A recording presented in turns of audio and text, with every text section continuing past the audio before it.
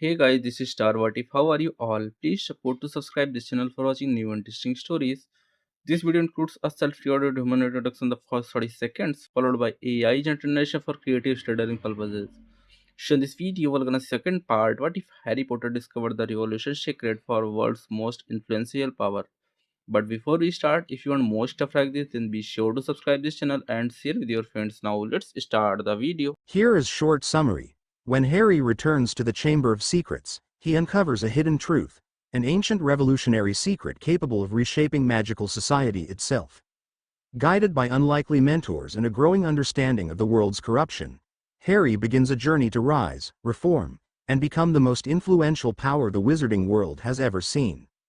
But before we start, if you want more stuffs like this, then please support to subscribe this channel and share with your friends. Let's start the video.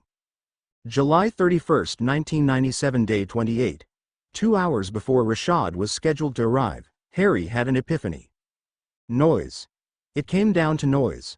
Once the pumps, the maze of pipes, and other meters were put in place, the job site would no longer be the peaceful, if hot, sanctuary that it had been. The pumps would be running 24/7.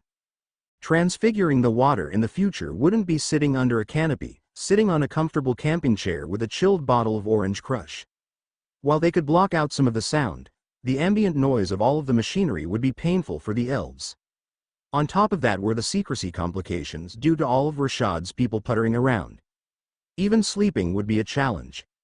If they absolutely had to, they could work 9 to 9 evenings and hopefully there would be fewer people bothering them. They didn't want to push the water to the treatment plant. They wanted the water pulled out of the lakes and have almost all of the pumps and machinery located at the treatment facility. The only equipment that they wanted located at the job site would be a pump that could push or pull water from to Lake 1 and the other lakes. That would allow them to handle partials when they arrived. Rashad didn't know the intimate details of magic.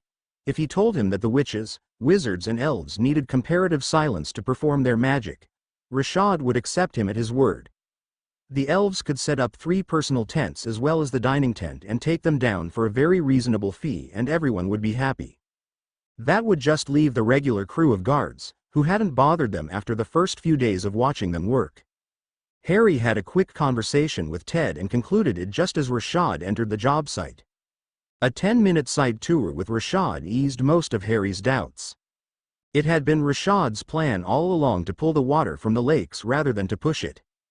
As such, his vision of a limited amount of on-site machinery was very much in line with Harry's. Rashad asked about the feasibility of making a 6th and 7th lake in the future to accommodate the water needs of the outlying areas. His planning horizon was about a year out. He was highly amenable with Harry's suggestion of every other week refills. He suggested that in the near term, it would be likely that 2 lakes will need refilling one time and 3 the next. He also said, "It would be our preference that your tents come down for the time that you're not on site. I hope that's not too much of an inconvenience." Harry replied, "That wouldn't be a problem at all." "Very good." Harry asked, "Can you telephone me a week before you would like the first refills?" Rashad replied, "That would be perfect. I look forward to seeing you again. Thank you again for your assistance. May fortune smile on you. And also with you. I'll have cars for you tomorrow morning at 9 to take you and your party to customs." "Thank you." After Rashad left, Ted commented, "It would be hard to envision the meeting going any better. Is there enough space for the other 2 lakes?" Harry replied, "At least 2.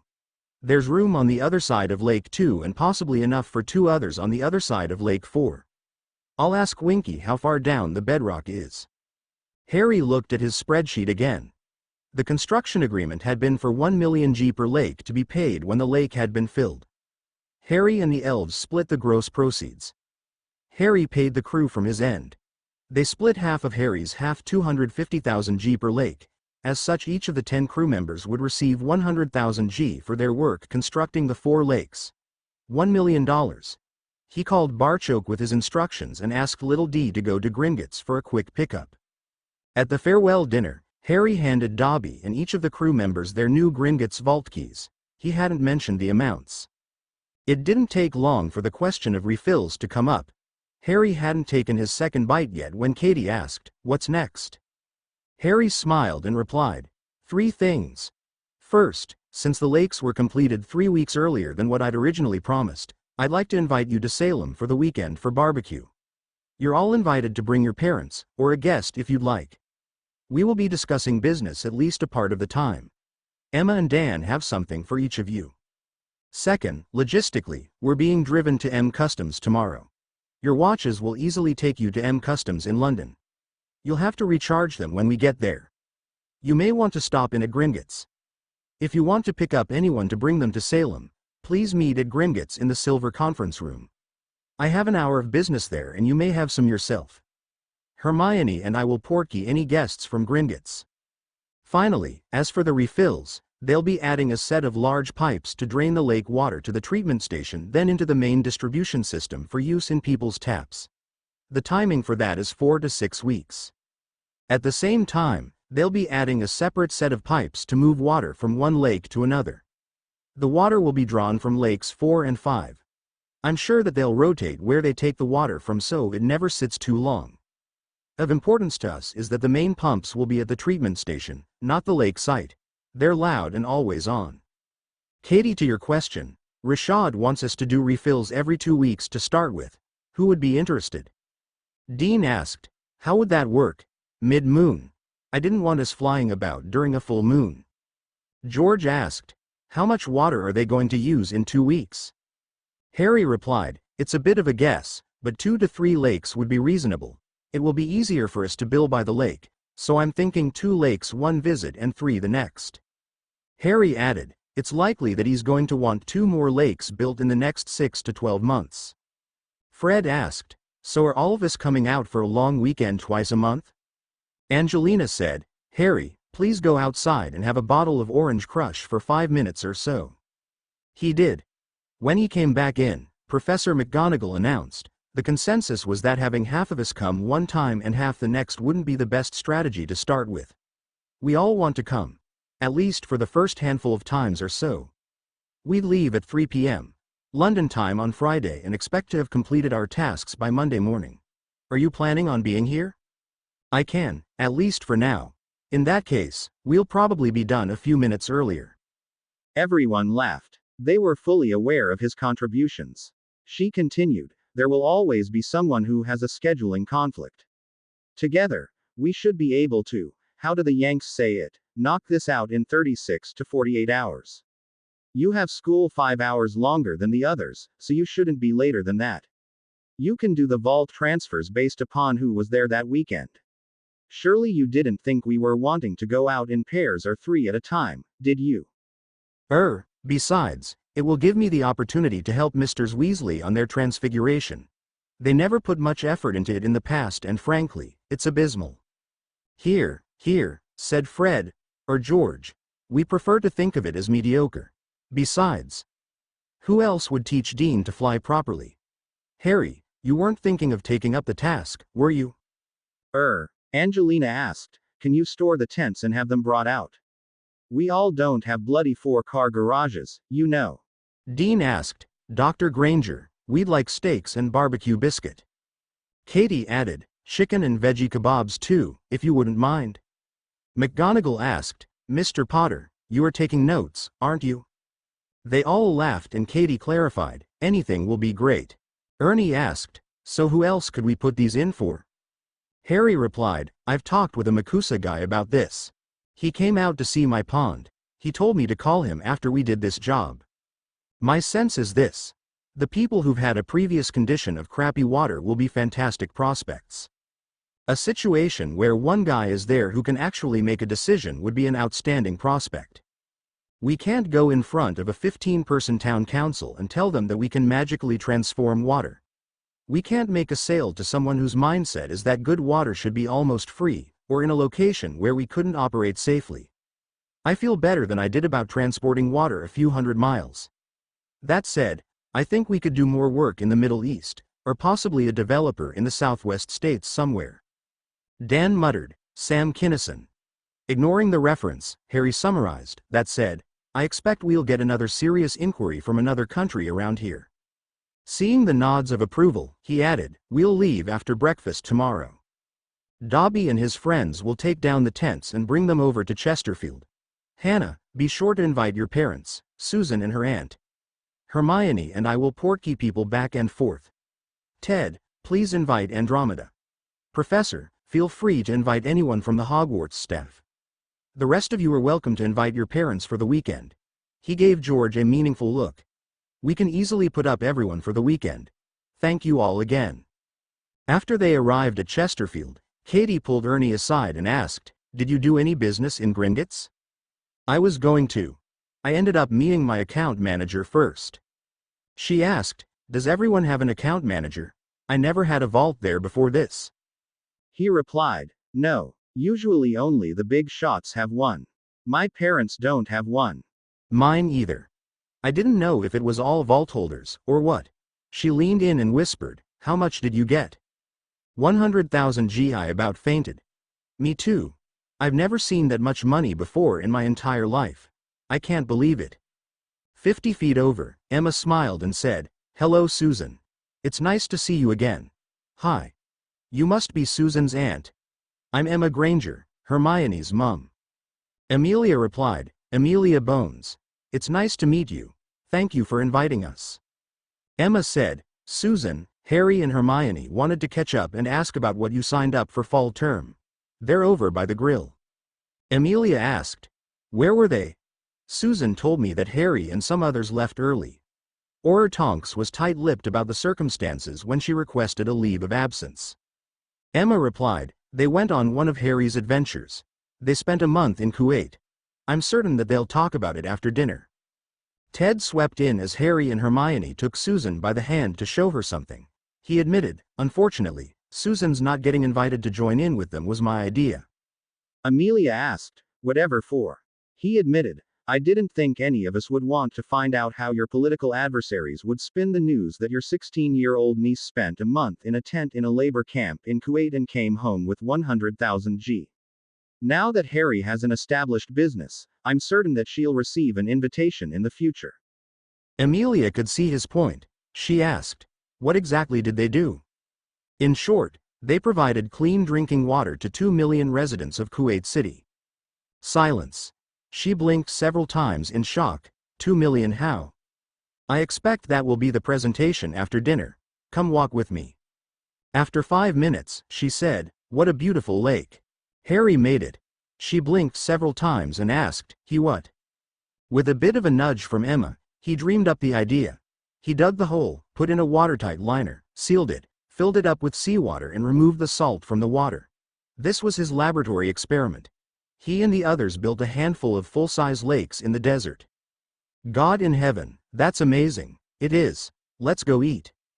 The crew hadn't eaten badly in Kuwait. The food was simple but filling and loaded with calories, but it wasn't Dan's barbecue. Harry and the lads demolished the strip steaks, then each went back for several barbecue brisket sandwiches, with their choice of sauces, along with several ears of sweet corn and a handful of potato chips. Later he slowed down and had one more brisket sandwich. He and the others had expended so much energy in Kuwait. While there, they'd never stopped eating, yet they were constantly hungry. Hermione would have said that they were burning 8,000 calories a day. Emma would have pegged it at 10,000. Finally Dan called everyone into the large entertainment room in the home.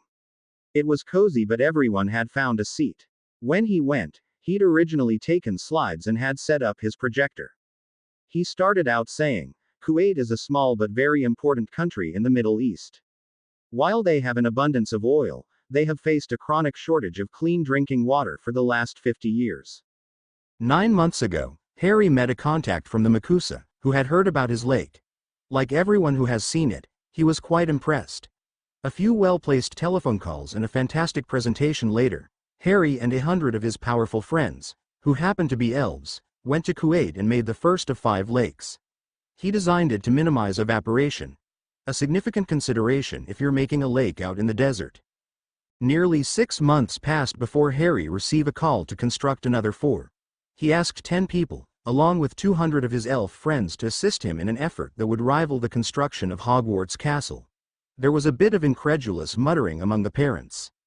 He continued, "Before we get into the details, perhaps a small demonstration would be appropriate. Dean, could you go out and make one section for us?" Okay, Dr. Granger. He walked outside and Dan turned up the lights and invited everyone to follow along. Outside was a pile of sand that Dobby had placed for the demonstration. Little D handed Dean his staff. Dean held it out and began his well-practiced work.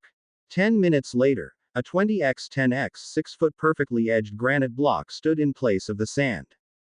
Everyone applauded. While they were all outside, Dan decided to take a group picture. With most of the elves standing in front of Emma and the crew members off to the other side, everyone gathered in a group. Dan invited all of the guests to stand by Emma and a handful of photos were taken. Dan had his camera on a tripod and used the timer function. After a second handful of attempts, he was satisfied that a few would be good. After everyone had examined the granite block for a few minutes, Dan led them all back inside. He began the slideshow, beginning with the elves marking off the spot for the hole. The crew immediately recognized it as Lake 5, but it didn't matter for his presentation. For the first dozen slides, it looked like an elven show. Then there was a slide of the crew flying down into the hole. Dan pointed out that it was 100 feet down to the now smooth bedrock that would serve as the bottom of the lake. The lines that you see will become the sides of the lake. Harry set the 4 cornerstones in perfect alignment. Then the crew got to work. There were slides of Dean, Cedric, Nim, Hannah and Ernie Macmillan making row after row of the blocks. For the most part, they were hovering on their broomsticks while wielding their staffs. Dan continued, then Professor McGonagall, or Harry went to each block and cast a permanent enchantment seal on them. The photos of Harry or Professor McGonagall holding onto their broomstick with one hand while casting was quite impressive. They all were. Poppy Pomfrey, who was sitting by Flitwick and Sprout whispered, I had no idea that she was so powerful. Flitwick asked, Dr. Granger, how many of those granite sections are there in this lake? There are 2,800 sections, identical to the one you saw outside in each of the 5 lakes. Dan continued, next, an extra thick sheet of roll vinyl was spread across the lake bottom and sides to eliminate seepage. It's held in place by a permanent sticking charm and sealed with a permanent seal. To protect the sheet vinyl, a 2-inch thick layer of cement was put on. There were photos of Fred, George, Katie and Angelina applying cement. Dan added, after the cement cured, the real fun began.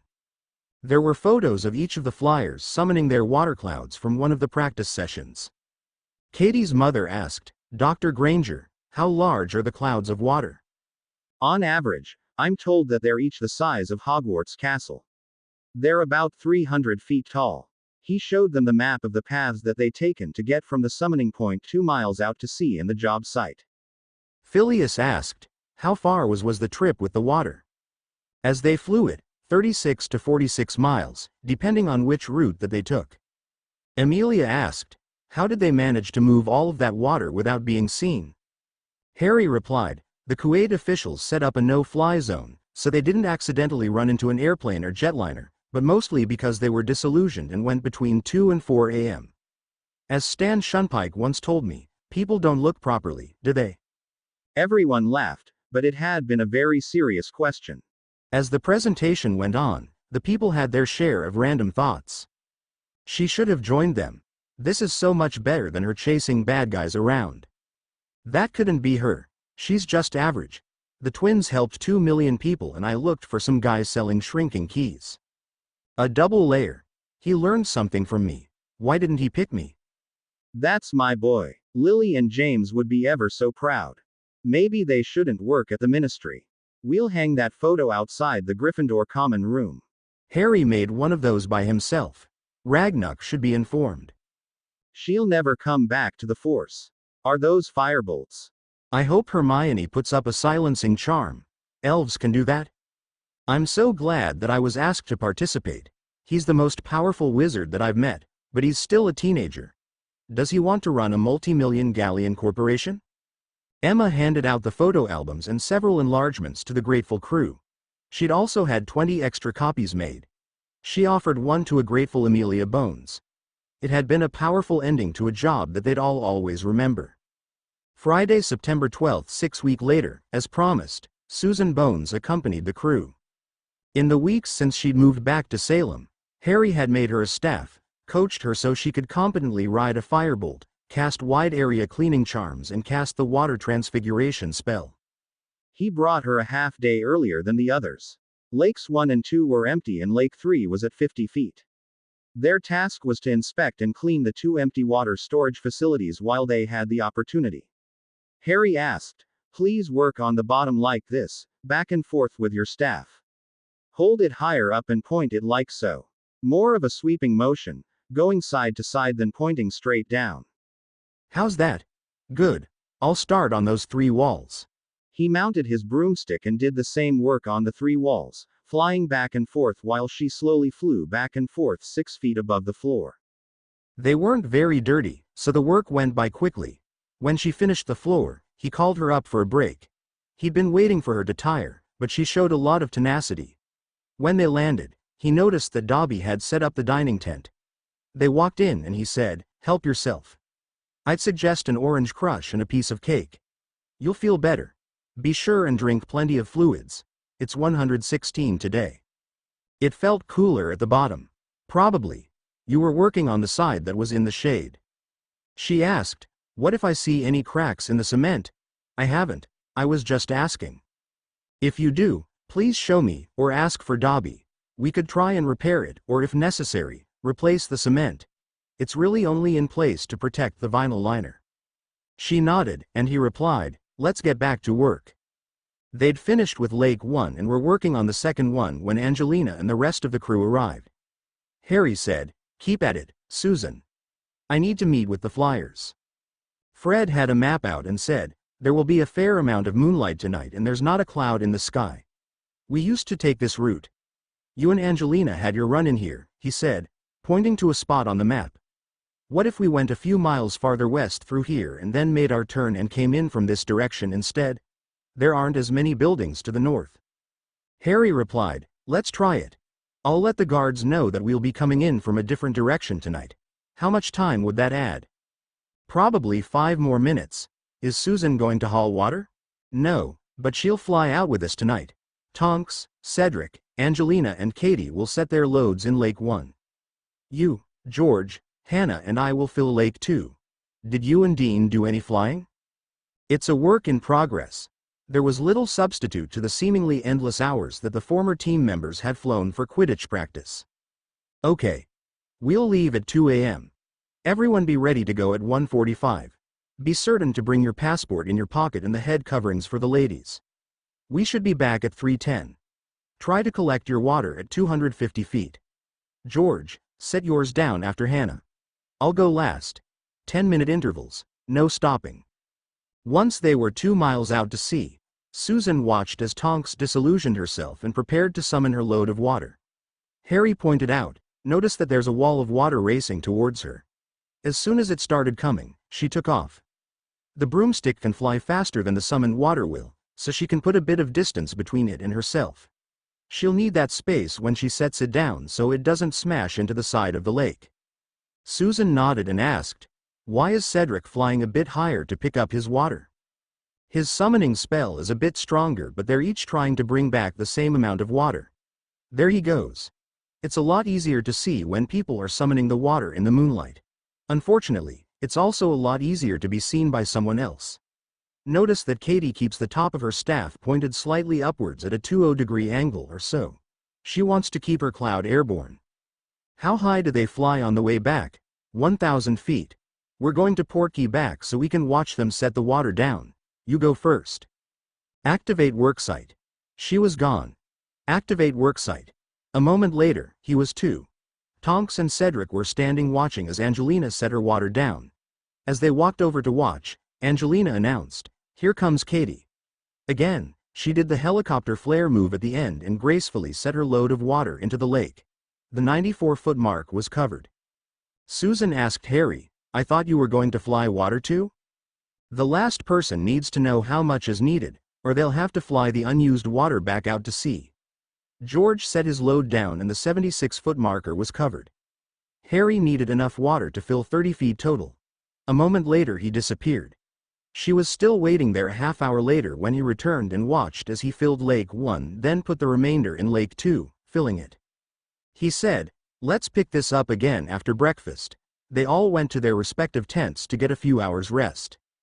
After breakfast, Harry showed her a salinity test kit and said, "This is how we measure the salt content of the water." As expected, Lake 1 read 3.5%, ordinary seawater. What you need to envision is clear drinking water. Hold your staff in a sweeping motion, pointing it at the water and transfigure the seawater into fresh water. Since they're so similar, the transfiguration will be permanent. Then hold your staff like this to circulate the water a bit and repeat.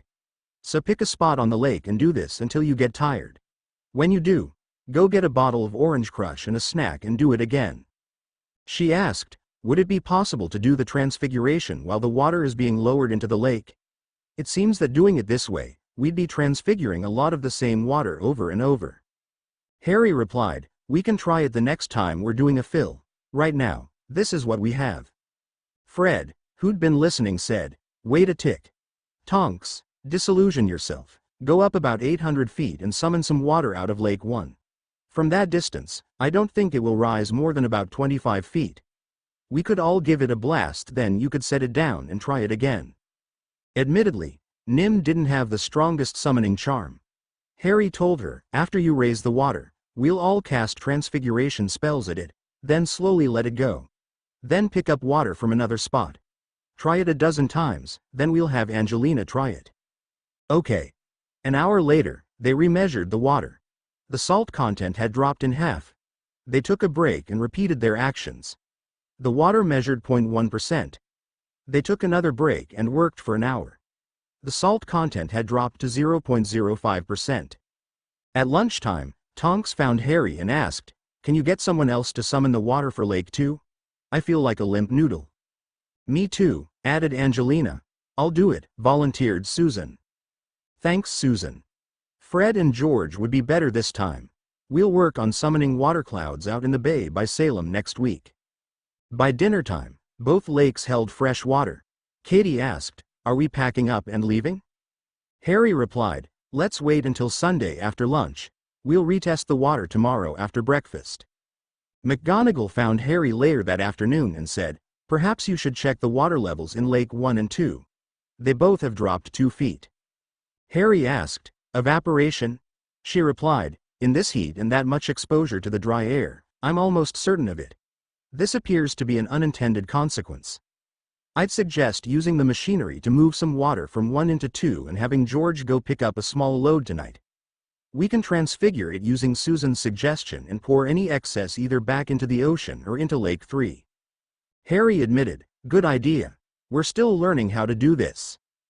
In a quieter voice she said, I discovered the issue with the twins and the water transfiguration. They were doing it properly, except that they forgot to stir the water in between transfigurations. They were transfiguring the same spot of water over and over. Good. That's easy to solve. George walked up and asked, did I hear my name mentioned? Harry asked, can you go out tonight and pick up a small load? We lost a bit using the new cleansing method and we're 4 feet low on Lake 1. Try and get 5 feet. No problem. What time? When Harry announced it to the group, he put the best face on the idea. We want to try Susan's idea in an actual drop. He'll go out at 4 and bring back a smaller load. We'll all be in a semicircle when he ever so gently tops off Lake 1. After that, we'll have a good breakfast and go to the customs at 6. Fred asked, what if the salt level changes? Katie said, given the little that we're adding, I doubt that the level would change more than 0.1% for the lake. At 4:30, George arrived. Everyone transfigured it while it was in the air. George set it down as carefully as he could and Minerva checked the salt level of the now full lake. As expected, it hadn't changed. It still read 0.05%. At breakfast, Harry asked, is everyone planning on being here 2 weeks from now? Everyone replied that they would. Harry said, brilliant. We'll plan on 3 lakes. Your payments have been deposited in your vaults. Susan, here's your key. Well done, everybody. Dobby and his friends will pick up the tents. Grab anything you need to bring home and we'll leave. I'll go tell the guards. An hour later, Susan was back at her home. Since it was very early in the morning, Amelia was there and had woken up with Susie's arrival. Amelia said, I didn't expect you until after lunch. Did something happen? She smiled and said, I suggested that they hold the seawater in the air while transfiguring it into fresh water. It sped up the process by about 3 hours per lake. We finished a few hours ago and left after breakfast. Good for you. Was it hot, Auntie? It was like working in an oven. I think that was part of the reason that they were so happy with my idea. For the most part, it had to be done at night. Amelia nodded and asked, "What else did you do?" When we first arrived, the others weren't there yet. Harry and I inspected the 2 empty lakes and cleaned the cement a bit. Riding the broomsticks and using my staff, it went pretty quick. We took a break every little while and had a snack, or a bottle of that orange crush that he likes. The others arrived. They all had their own jobs and they all accepted me. It's the best job ever. We're going back a week from Friday. Look at this. He gave me a vault key. Is it okay if I portkey over to Gringotts? Amelia replied. Certainly. If you don't mind, I'll go too. I have a bit of business of my own. I'll get dressed, if you wouldn't mind making us a cuppa? 13,636 galleons. I had no idea. No wonder Hannah was so tight-lipped. They must be paying a fortune for clean drinking water. Amelia observed, they are in the desert. So he also gave you your own firebolt, Gringotts portkey watch, a 2-bedroom tent and made you a staff. My goodness. She thought, if he ever goes headhunting in the Auror Corp, they'll all defect. Susan gushed, the staff is so cool, it feels so different than my wand. What's it made of? Oak, unicorn hair and basilisk venom. May I try it? Here. Nothing. He told me that only a few of the others could use that combination. He told me that they could transmit a fourth again more power than the unicorn ones. I think that's why we finished cleaning the lakes so quickly. Remarkable. When are you leaving for school? After lunch. I miss seeing you every day. Me too. They hugged and spent the morning enjoying the wonderful weather together. The welcome back conversation wasn't as polite at the Bell residence. Katie's mom, Lonnie, said, I see you're back early. Did they let you go from your fancy foreign job? No, we finished a few hours early and the lines at customs were short. I have my NUT exams later this week. You have your NUT exams and didn't think you'd need to be spending the week studying? You'd better get an O in herbology if you expect that we'd take you on in our business. Katie didn't want to get dragged into another fight. She said, I'll be over at Hermione's for a while. She grabbed her bottomless bag and left. Sunday, September 14, 1997. Emma was in the backyard reading the newspaper. Harry had come home 2 hours earlier. He and Hermione were upstairs resting for a while. She was about to turn a page when she saw one of the teenage girls, Katie Bell, appear looking highly distraught. She said, Good morning, Katie. Please sit down. I'll get you a cuppa. Thank you. Winky appeared, carrying a cup and saucer before Emma could have stood. Katie said, Thank you, Winky.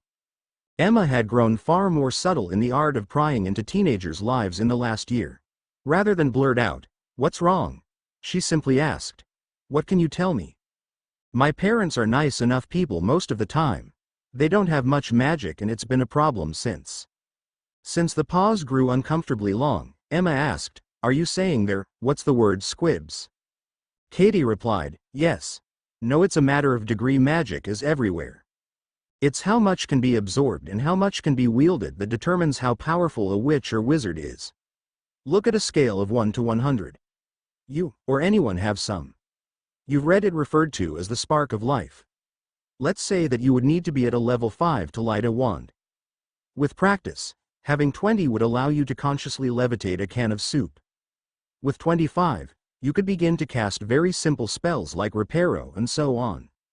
Emma nodded and asked, Are you saying that on a normal bell-shaped curve, most witches and wizards would fall into the 40 to 60 range? Exactly. Hermione's in the 65th percentile or so and Harry's in the 90s. Katie could see that the conversation could easily go off track, so she got down to her point. My mom and dad are at the low end. Low end 40s, or low end 20s. Mid 20s. They're like the one weakling in a physical education class full of boys, most of whom are destined to become rugby players. Emma whispered, Little Harry.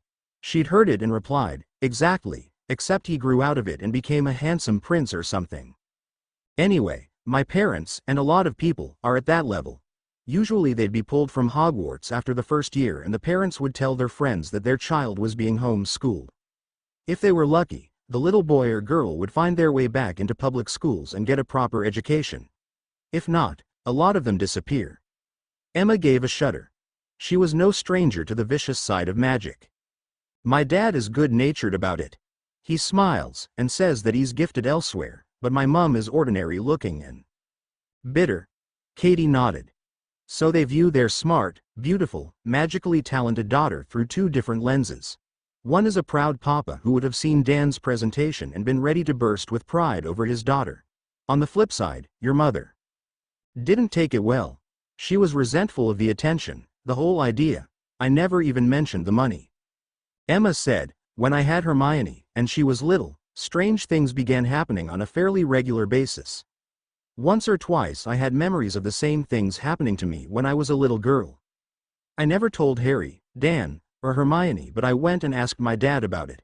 To make a long story short, his mother, Hermione's great-grandmother, was a talented witch. She worked at the original St. Mungo's as a healer and was killed in the Blitz. My dad's at the level that you'd call a squib.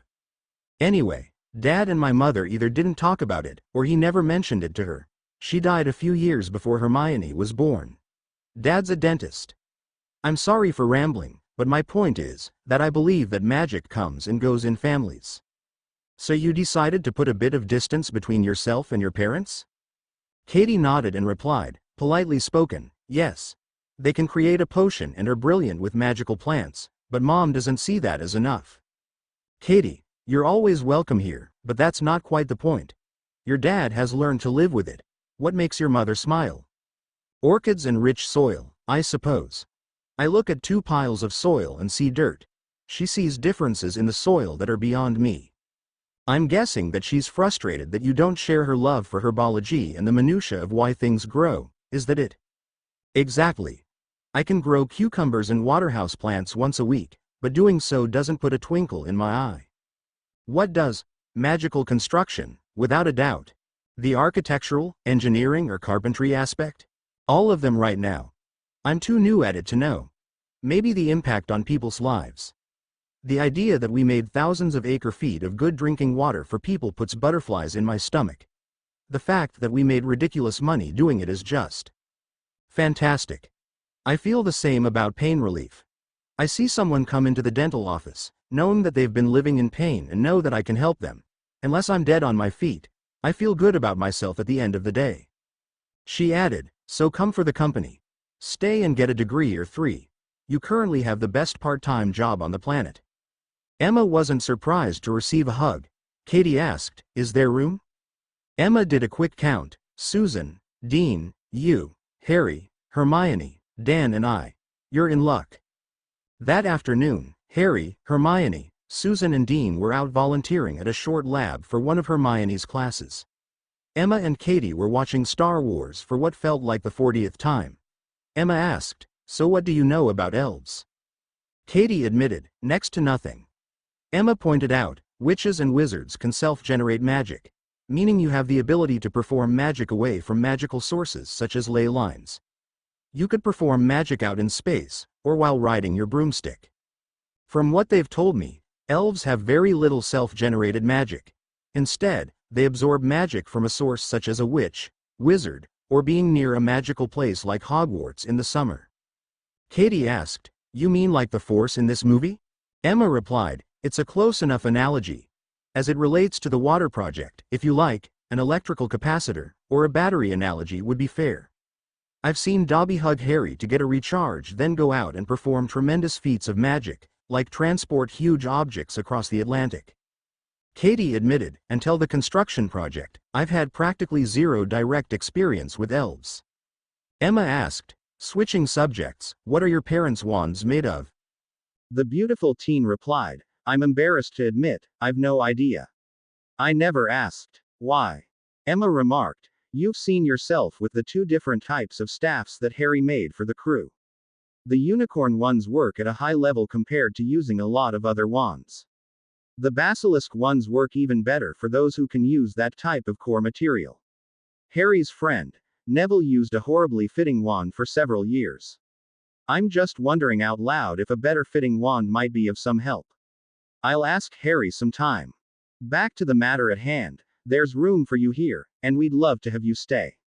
From everything that I've seen, Salem is a remarkable school. You can schedule your newts here anytime, they're not expensive. You should go speak with Mandy Taylor. She's the school advisor who helps transfer students get settled in.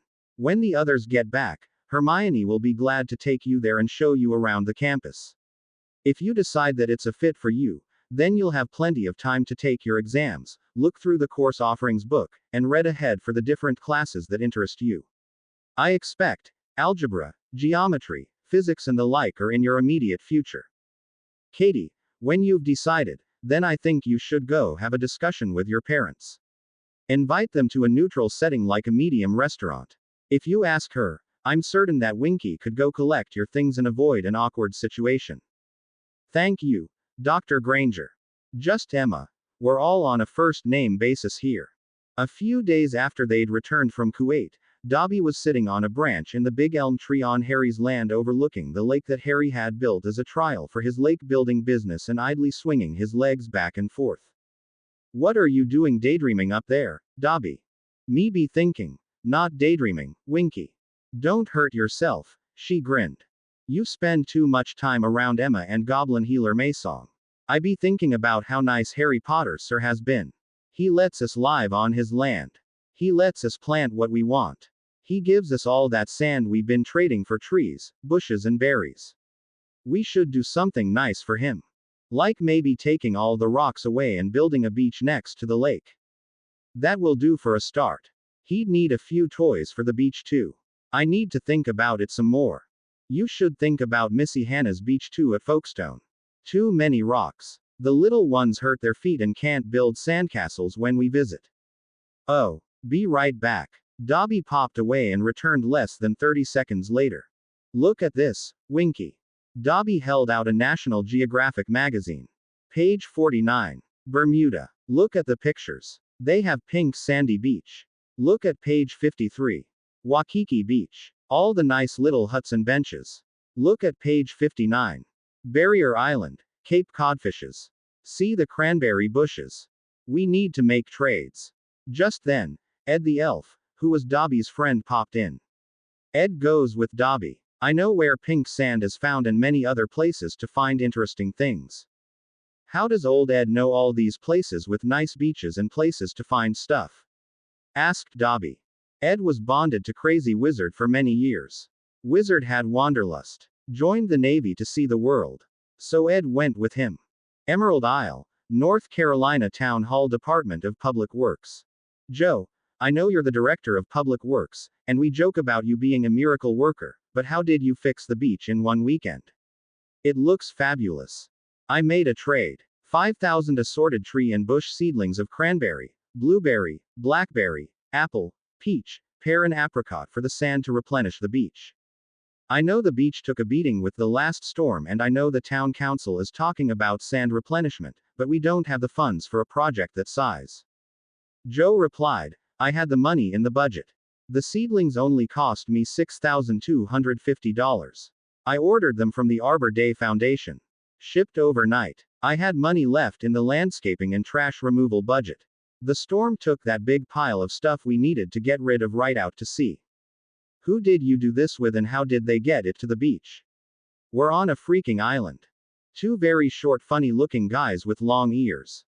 I swear they looked like some sort of Star Trek people, like a short Romulan or something. But they assured me that they could do the job and that it would be done last Saturday night between 1 a.m. and Sunday morning. Did you pay them already? Yes, they said they'd collect the day after they finished. You just missed them. I told them they could take all the old wooden beach loungers too if they could get it done when they said. 5-season hotel, Waikiki Beach, Hawaii. Robert, the beach looks nice. Where did you get the extra sand to top dress the beach and how much did it cost us? Asked the hotel manager. I did a trade with a couple of guys. They did it all in one night, answered the maintenance manager, who was blushing red. Just in one night. I didn't hear a thing. Quiet trucks and loaders. A trade. What did you trade? Well, yes, I traded the leftover 500 cases fresh pineapples from the sandcastle building contest for 500 tons white sand. Where did the tiki bar go? Robert replied, I was afraid you'd ask that. When we were dickering, one of them pointed to the bar and asked if I'd throw in the little paper umbrellas. I told them to take what they wanted. I really didn't mean for them to take the bar. They also took Rita, the animatronic hula dancer, he said, red-faced. The manger just walked away shaking his head. Cape Cod National Seashore. Two men with hard hats and rolled-up maps were standing among the dunes. We've had quite a bit of erosion, Bob. We lost that last crop of dune grass we planted last summer. We need sand and grass. I know, Johnny, but we don't have any money for a project that size this year. Just then, two very short, strange-looking men walked up, wearing brightly colored Hawaiian shirts. Ed asked, did we hear you say you need sand and dune grass and needs to be planting it? Yes, but we have no money to do the project, and we need to protect the barrier dunes from erosion. Do yous have anything you could trade? We can get much grass and plant it too. Enough to cover all the dunes from here to the bluff at end of beach. Bob was rubbing his chin. What are you looking for? Ed replied, we understand that cranberries grow in Cape Cod. Johnny piped up, we got a few thousand left in the miscellaneous account. We could buy maybe 10,000 pounds of them. Dobby asked, can you bees getting the cranberry juice cocktail too? I'm sure we can do that. Let's go back to the shop and we'll show you the maps and where you have to do the planting. 2 weeks later, Ed and Johnny were surveying the dunes. I can't believe those two strange fellows got this all done and planted in one night.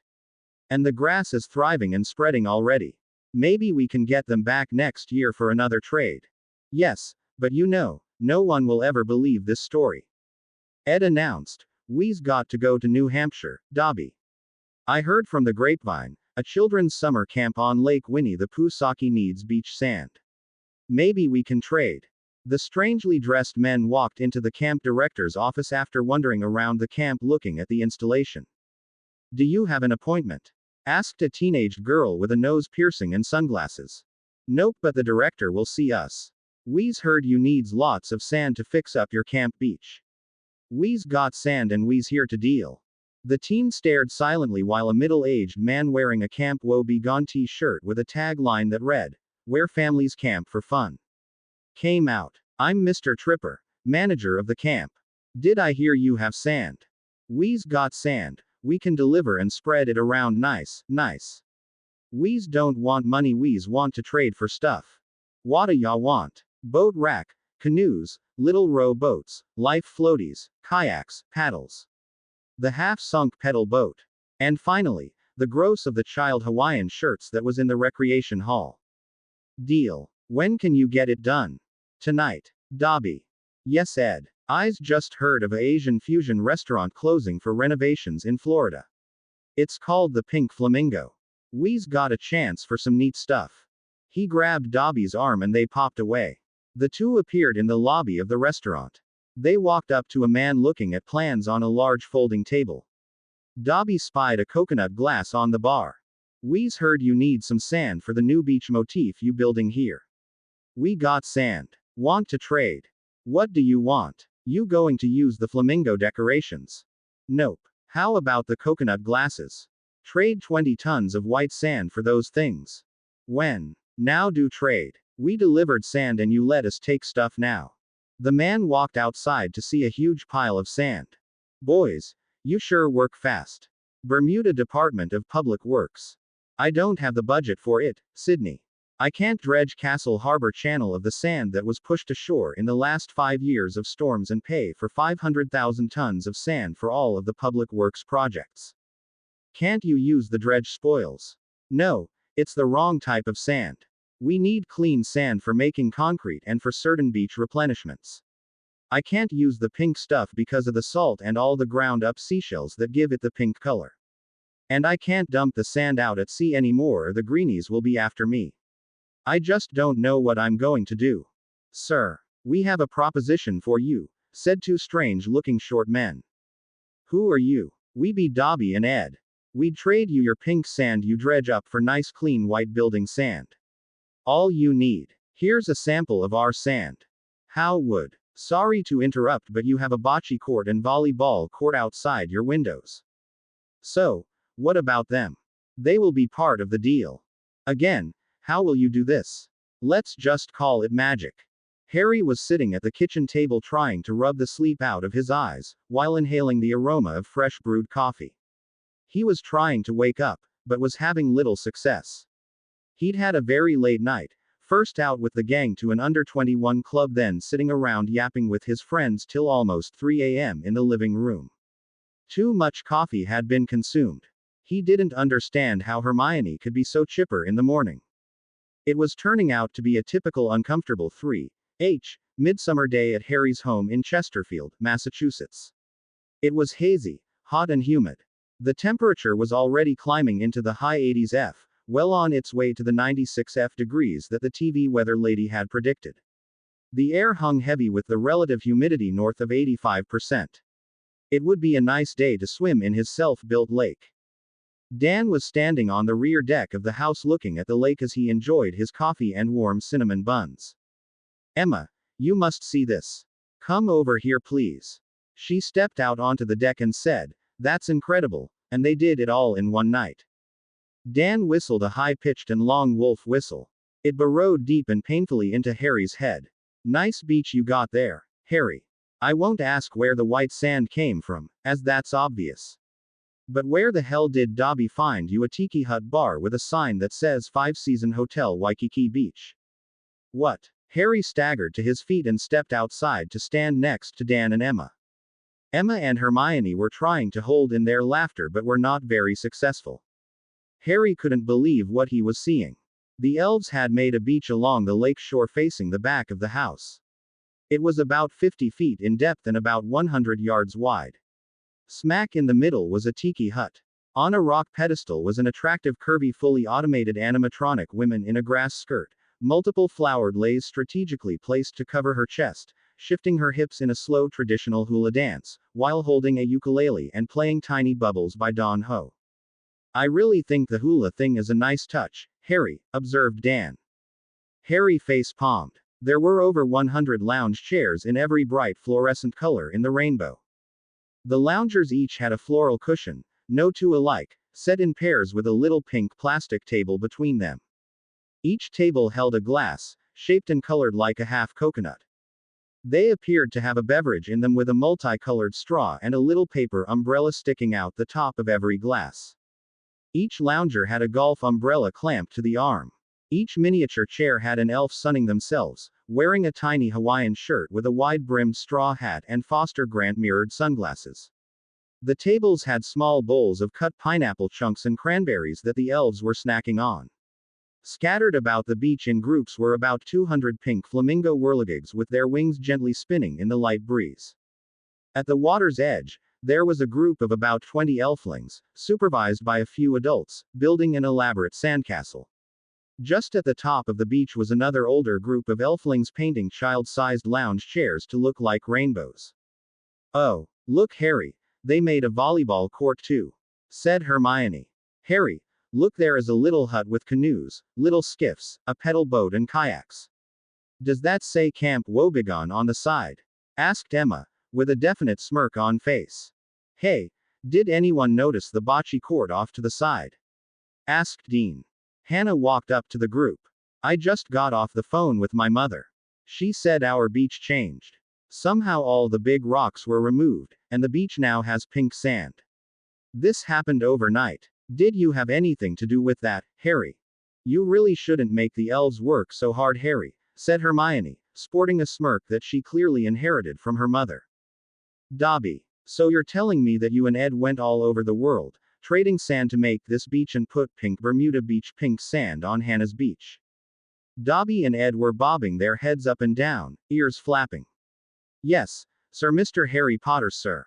Dobby, you didn't mention where you got the straw hats and sunglasses from. Ed looked at Dobby, whose face was getting very red. Ed must be going. I hear the unicorns calling. Dobby, you look very guilty. Come, fess up. Where did you get them? Dobby tilted his head to the side.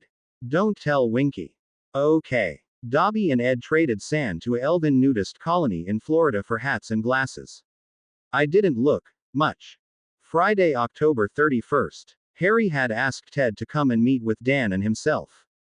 They decided to sit by Harry's lake, since it likely was one of the last nice weather days of the year. After they'd settled themselves into the exceedingly comfortable Adirondack chairs, Harry explained, Rashad from Kuwait called me this morning. He'd like us to double the water that we supply him. Dan clarified, the original expectation was that he'd draw the water from 5 lakes during a 28-day period. Ted asked, is he trying to double the municipal capacity, or use your water for industry? I see a risk with the latter. Harry clarified, no. The original estimate was 50 gallons per person per day for 2 million people. He wants 75 gallons a day for all 3 million people. Ted asked, are you thinking to use additional refills, additional lakes, or both? Some combination of both. Harry added, he's willing to pay for the construction of 2 additional lakes. Dan observed, you can't do refills more than 3 weeks in a 28-day time frame. The long-term solution is to pipe seawater to the lakes. Ted suggested, let's take that off the table for now. He can't run 30 miles of pipeline through the city anytime soon, nor can he run 40 miles of pipeline to follow the path that the Flyers are currently using in the next 6 months. How much space does he have at that site for additional holding lakes? You essentially have a 10-day block when you can't do refills. Could you fit 3 more lakes on the site? Harry said, here's an aerial picture of the site that I took last week. There's good room for 2. We shouldn't need more than 7. Your current business model is doing refills on Friday nights every other week. You have a 10-day blackout period that you're turning into 14 days. Your shortest term solution would be to park Fred, George and Cedric out there and have them do an extra fill a month for 2 months. Harry observed, Christmas break is 8 weeks away. They sat for a minute, considering other options. Ted asked, have you considered constructing your lakes on weekends? From what Nim tells me, the actual fills don't take as long as they originally did 12 hours for 3 lakes with your new method. Dobby and his pals could have the holes dug and marked. You want to seal the blocks within an hour or 2 of making them, I get that. One weekend, you could set the cornerstones for both lakes and probably transfigure the bottom course of blocks on Lake 7 while the others work on 6. As far as that goes, you could probably get 2 layers the next weekend and still help Minerva with the sealing. Dan observed, this weekend is your full moon. You wouldn't have competition from the water project. Ted can draft a new contract while you make your telephone calls. An hour later, Harry announced, everyone is in, except Professor McGonagall. She doesn't feel up to another construction project. Where's Dobby? Dan replied, he and 250 of his pals are at the site, digging holes, and plotting what to do with the sand. By the time you get there, they may be half done digging Lake 6. When are the others leaving? 4 hours from now, at 9 p.m., Salem time. Dean and Katie volunteered to teach Susan how to transfigure blocks. I need to tell Hermione. 2 hours later, Harry arrived at M Customs. Rashad was waiting for him and quickly signed the second contract. He'd committed to supplying the additional water starting the next morning and hoped that he wouldn't run out before next weekend. When they arrived at the job site, he thanked Rashad and told him that the others would be at M Customs in another 2 hours.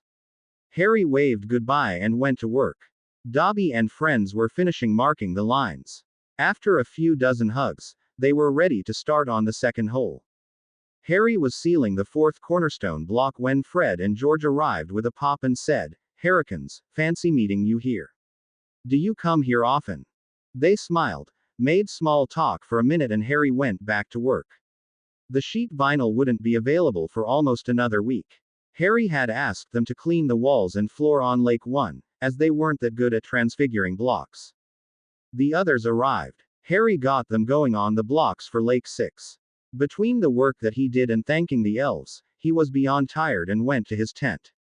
Saturday, November 1st. Harry got up a few hours later and noticed that the dining tent was vacant. He called, Winky. Winky is sorry, Harry Potter sir. We thought you would be sleeping for another hour. Elf friends are back at London buying foods to make and orange fizzy drinks. Breakfast will be ready in 1 hour. I'll go back to my tent for an hour then. 2 hours later, Harry woke up. Breakfast was ready. Dobby and 30 elves were in the dining tent waiting for Hugs. As he finished his breakfast, another 30 came up to him. Harry asked, "Where are the others?" Dobby replied, "They are down in Lake 6. Elves work all night and finished the hole for Lake 7. Dobby knows that Harry Potter sir likes to work alone. Thank you, Dobby. Thank you, all of the elves. I'll be ready for more Hugs in an hour." He picked up his broomstick and floated down into the hole for Lake 6. Fred and George were working the clipboards, keeping track of the progress on each section and numbering the blocks. George said, "The second level on the east side needs to be sealed." Fred added, "So does the first level on the north side." Dean and Katie showed Susan how to make the blocks. She's finished a few on her own. Harry nodded and replied, "Be certain that they're all 8 feet thick." He flew off. While applying the permanent seal for the transfigured blocks wasn't horribly complex, it was taxing, and he was the only one doing it. After an hour, he flew back to the dining tent and had a large piece of pie and 2 bottles of orange crush. When he'd finished, another 30 elves came up for a hug. Weary from the experience, Harry sat down again and had another piece of pie. During the day, Harry noticed that Lake 2 emptied. It had been a third full the night before when he arrived. Rashad must have started his expanded delivery area. When they stopped for dinner, Harry kept working another 30 minutes to finish the seals. The others were all there, chatting loudly when he walked into the tent. The beef and vegetable stew along with the French bread that they had was simple, but very filling. He had 2 very large slices of treacle tart and ice cream before he truly felt full. As he was finishing, Fred and George sat down on either side of him. Fred said, "We weren't able to help that much today. Don't worry about it. We were thinking." Harry didn't notice at first, but the tent just became almost silent. "Since it's so cloudy outside, we'd like to make a water run tonight." "Who is we?" "Angelina and the 2 of us. Katie was too busy today making blocks." "Let's step outside." Everyone got up. A sharp look from Harry had them back in their seats. "It looks to me that there's 75% cloud cover. You'd have to fly the long route out, or apparate, and stay at 1,000 feet on the way back, pop back out and do it again a third time, all without being seen.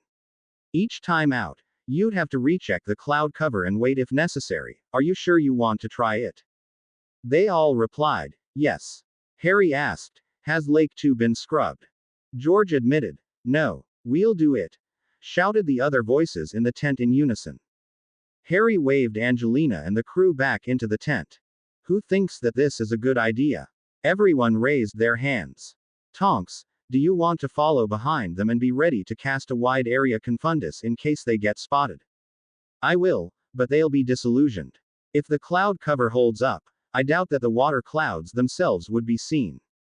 "Okay. Drop the water and go to bed when you're done. Dobby and Winky can keep the records tomorrow. You 3, work on the water when you get up. I'd like to leave after dinner tomorrow." He wasn't happy with the decision, rather resigned to the fact that it needed to be done and that he was doing Rashad a favor, at least if it didn't all fall apart. Fred and George weren't happy that they'd get no help desalinating the water but understood Harry's rationale. The construction of the other 2 lakes would get them out of feeling obligated to take those kind of risks over and over. Dr. Granger's previous statement that the water was only Rashad's priority made sense. He wanted the water badly enough that he was willing to pay for the extra storage lakes to allow Harry to use part-time employees. Harry went to bed at 7. Not out of disrespect for Fred and George's effort, he simply was exhausted. He'd helped recharge half of the elves during the day, and performing that task took as much out of him as his own efforts. Worse, he knew that he'd be asked to help the other half of the elf contingent tomorrow. Both holes had been dug. Lake 6 had 3.5 courses of section blocks transfigured and sealed. Lake 7 had 1 course completed. As he relaxed before going to sleep, Harry realized that aside from placing the cornerstones, his efforts would have been better utilized in Lake 6 than 7. He wanted Lake 6 operational before they left when they came back next weekend.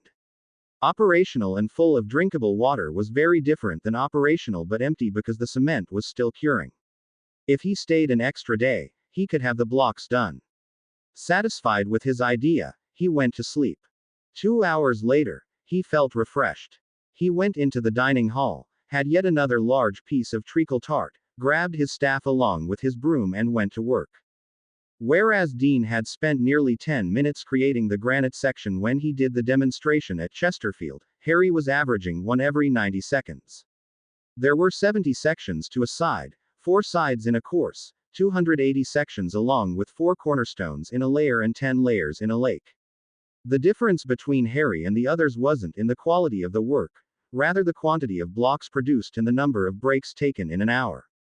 In production, the workers each averaged a section in 5 minutes. After every 2 sections, they took a 5-minute break.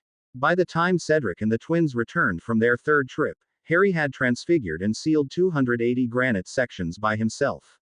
He had another large snack, along with 2 bottles of orange crush and went back to bed. Sunday, November 2nd. At 7 a.m., Harry and the fly crew met each other in the dining tent. Harry asked, "How did it go?" Cedric replied, "The first 2 trips were easy.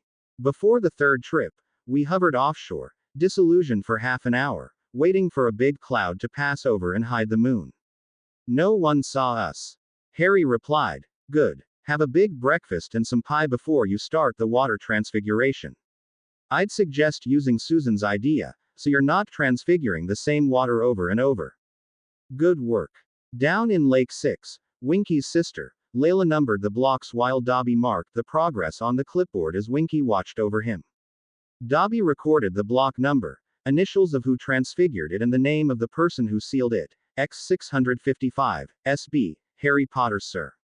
Winky had little sympathy for her mate when he developed hand cramps later in the day. By dinner time, 8 levels had been completed. Hannah had to leave to get back to Hogwarts and waved goodbye to everyone. After dinner, Harry said, "If we finish the last 2 sections tonight, the elves can install the liner Thursday morning.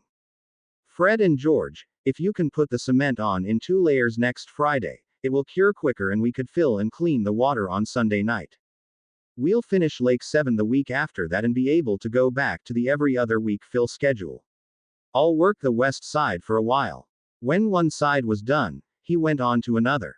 Essentially Katie, Susan, Dean and Nim just stayed out of his way. They finished at 6 a.m., had breakfast and left. By the time that they got back to Chesterfield, it was 11 p.m. on Sunday night, local time. Harry muttered, "Hello," along with, "Good night," and went to sleep. Monday, November 10th.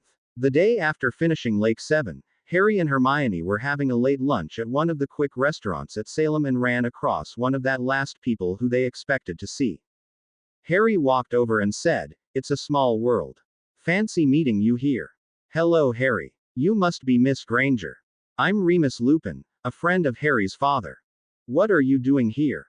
all 3 asked at the same time. "You go first," suggested Remus. "We transferred here after our 4th year. I'm taking up healing. Harry's into enchanting. How about you?" "I'm spending some of serious money. I'm working towards a master's in transfiguration." Harry replied, "Good on you. Could I interest you in a part-time job?" He replied, "I'm listening.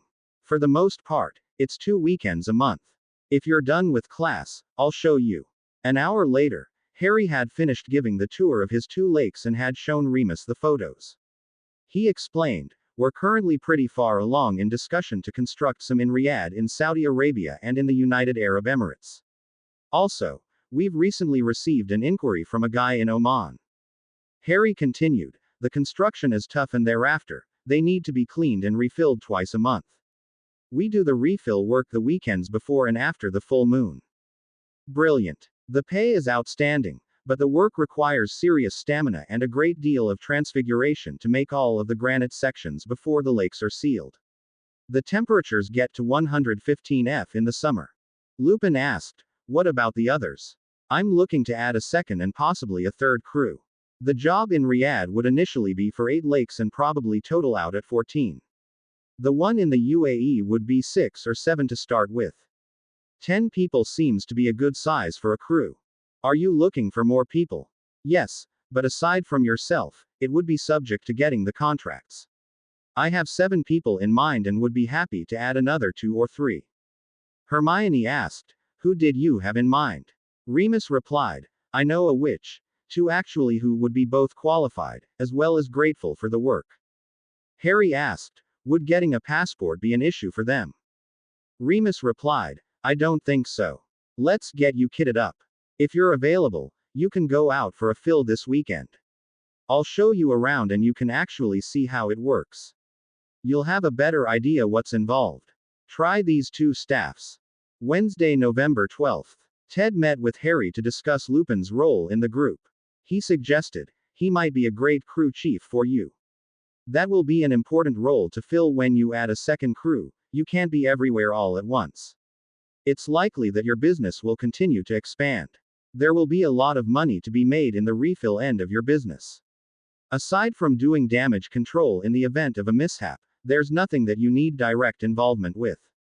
Harry replied, I get that. Hermione's mentioned the same thought. He has a quiet style and I can't be in 3 or 4 places at once. Thanks for bringing this up.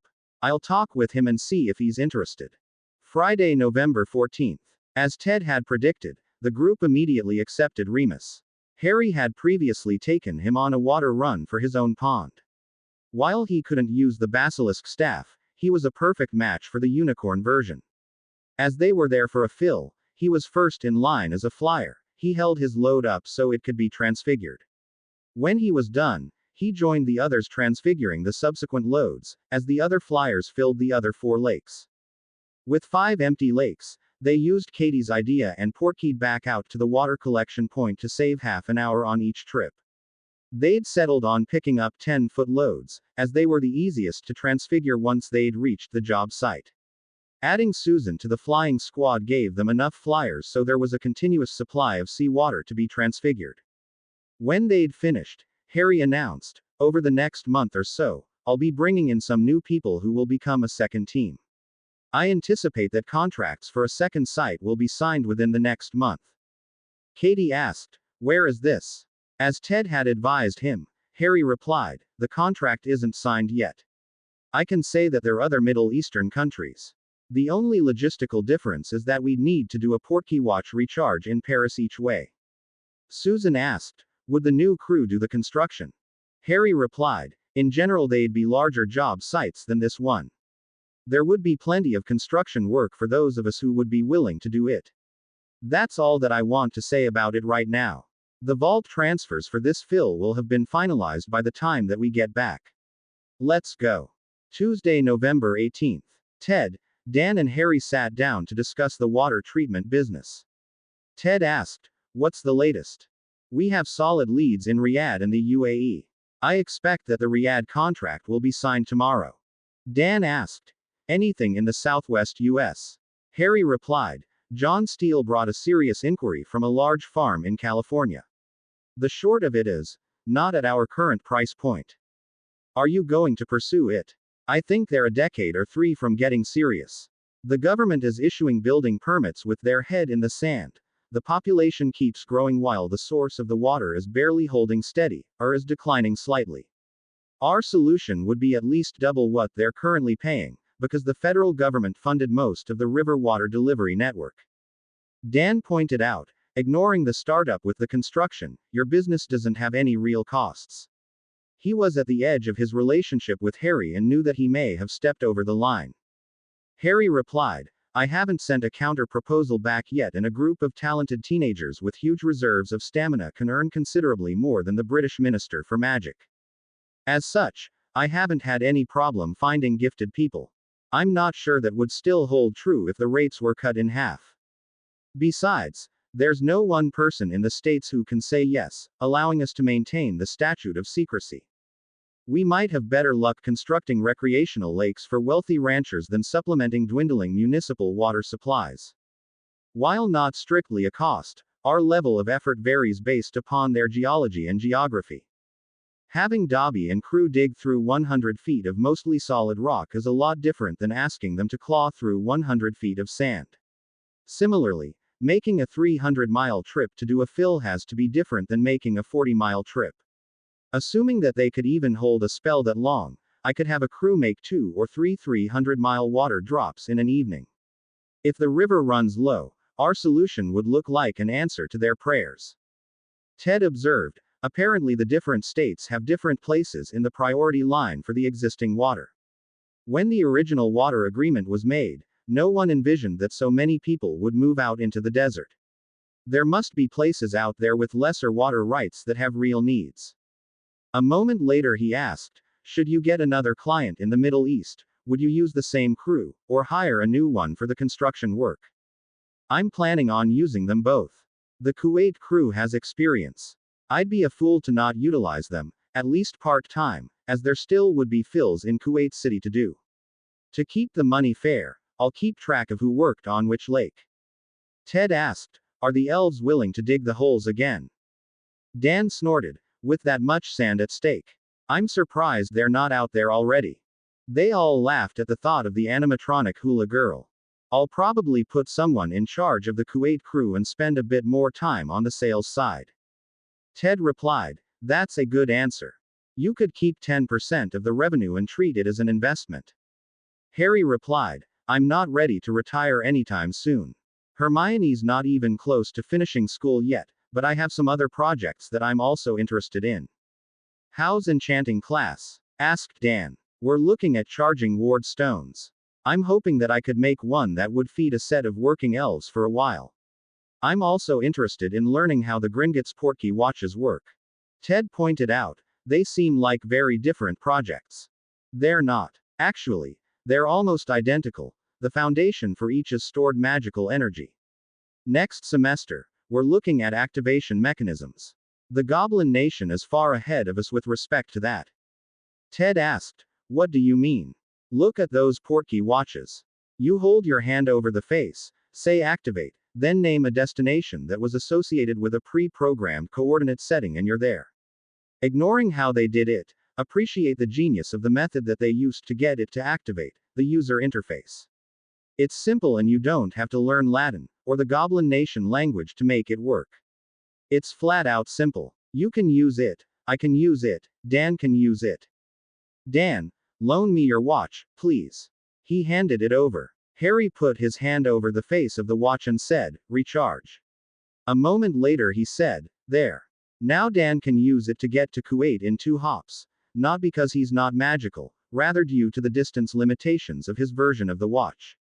I remember reading about the Auror who tried to wandlessly apparate too far, who ended up scattering himself into the ether. These have a built-in comparison of how much power is available compared to how far they're trying to go. If your geography isn't brilliant and you guess the distance wrong, you don't vanish, nothing happens. That's pretty ingenious, and honestly, counter to most people's perception of goblins. Switching subjects, Ted asked, what of the Wizengamot? Members of your generation are eligible to start taking their seats. Didn't you tell me that tradition dictated that people finished their schooling first? Yes, so that shields you and Susan for a few years. It doesn't change the fact that the Flint seat has been taken up and the Knot seat will eventually be filled. Harry asked, who sat as proxy? No one. Apparently Knot presumed that he'd live forever. The same holds true with a small handful of other seats. Nothing will happen without death certificates, but we have no control over that. Hopefully Madame Bones spent the last 18 months getting her agenda passed. Largely she did. She hasn't appointed anyone to the seats where the family line has ended. To my knowledge, there are 10 of those. Ted, I believe that our viewpoints are largely aligned. In short, I'll be living here for at least the next 2 years. Where we live beyond that is largely up to Hermione. You know how that goes. I may invent something clever and open a shop in one of the alleys in London. If so, I could commute there in about the time that it takes Dan and Emma to drive to their practice. I may spend the next decade constructing lakes, I just don't know yet. Fair enough. If anything interesting comes up, I'll call. One thing of note, Hogwarts is languishing. Have they raised tuition? On a per-class basis, and stripping off the value of room and board, Hogwarts charges about a third of what the Salem Institute charges. I believe that Professor McGonagall spent much of her career as assistant head pinching nuts, so I doubt that there are any large areas of wasteful spending to cut. If you're asking for a suggestion, I'd suggest pulling a handful of the successful schools that the board would like to emulate, see what they're offering and what they charge. Why is Dobby so excited over big pile of sand? Harry Potter is most generous to elves. Lake client no want sand. Harry gives to elves. Sand very valuable. Elves get rich. Winky tilted her head in confusion. She had never thought much about sand. I don't understand, Dobby. Sand makes big mess. Sand is useless. Gets everywhere. No, Muggle peoples use sand everywhere. They make rocks called concrete from it, bricks, glass we see through and use to drink from, make roads safe to drive on when it snows, uses it in water filters, even Hogwarts Express uses it to help wheels stop and clean smokestack.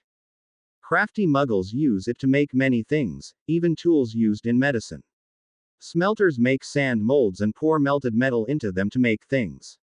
Dobby knows all about sand. Dobby read book that Mistress Hermione left on a table one night. All the elves were seated around the big tree that Dobby and Winky lived in on Harry Potter's land. Now you all know that we made loads of coins for helping make the lakes in Sand Country. We even have a vault in Gringotts now. We will save those until we need them. But you don't know that Harry's client did not want the sand we dug out. Told him to get rid of it. Harry gave it to us. This sand good for trading. Did he give all of it? Asked Twinkles, who had helped. That's a big mountain pile. Yes, I want you all to put the word out on the grapevines. Harry Potter elves have sand, we want to trade and will travel. Dobby strutted into the little barn that housed the unicorn herd and found Ed feeding a newborn colt. Ed, time to saddle up. We got a sales call to make. Where we trading this time, Dobby? We's going to the A.G. Hammerberger Brickworks in Terna, Italy.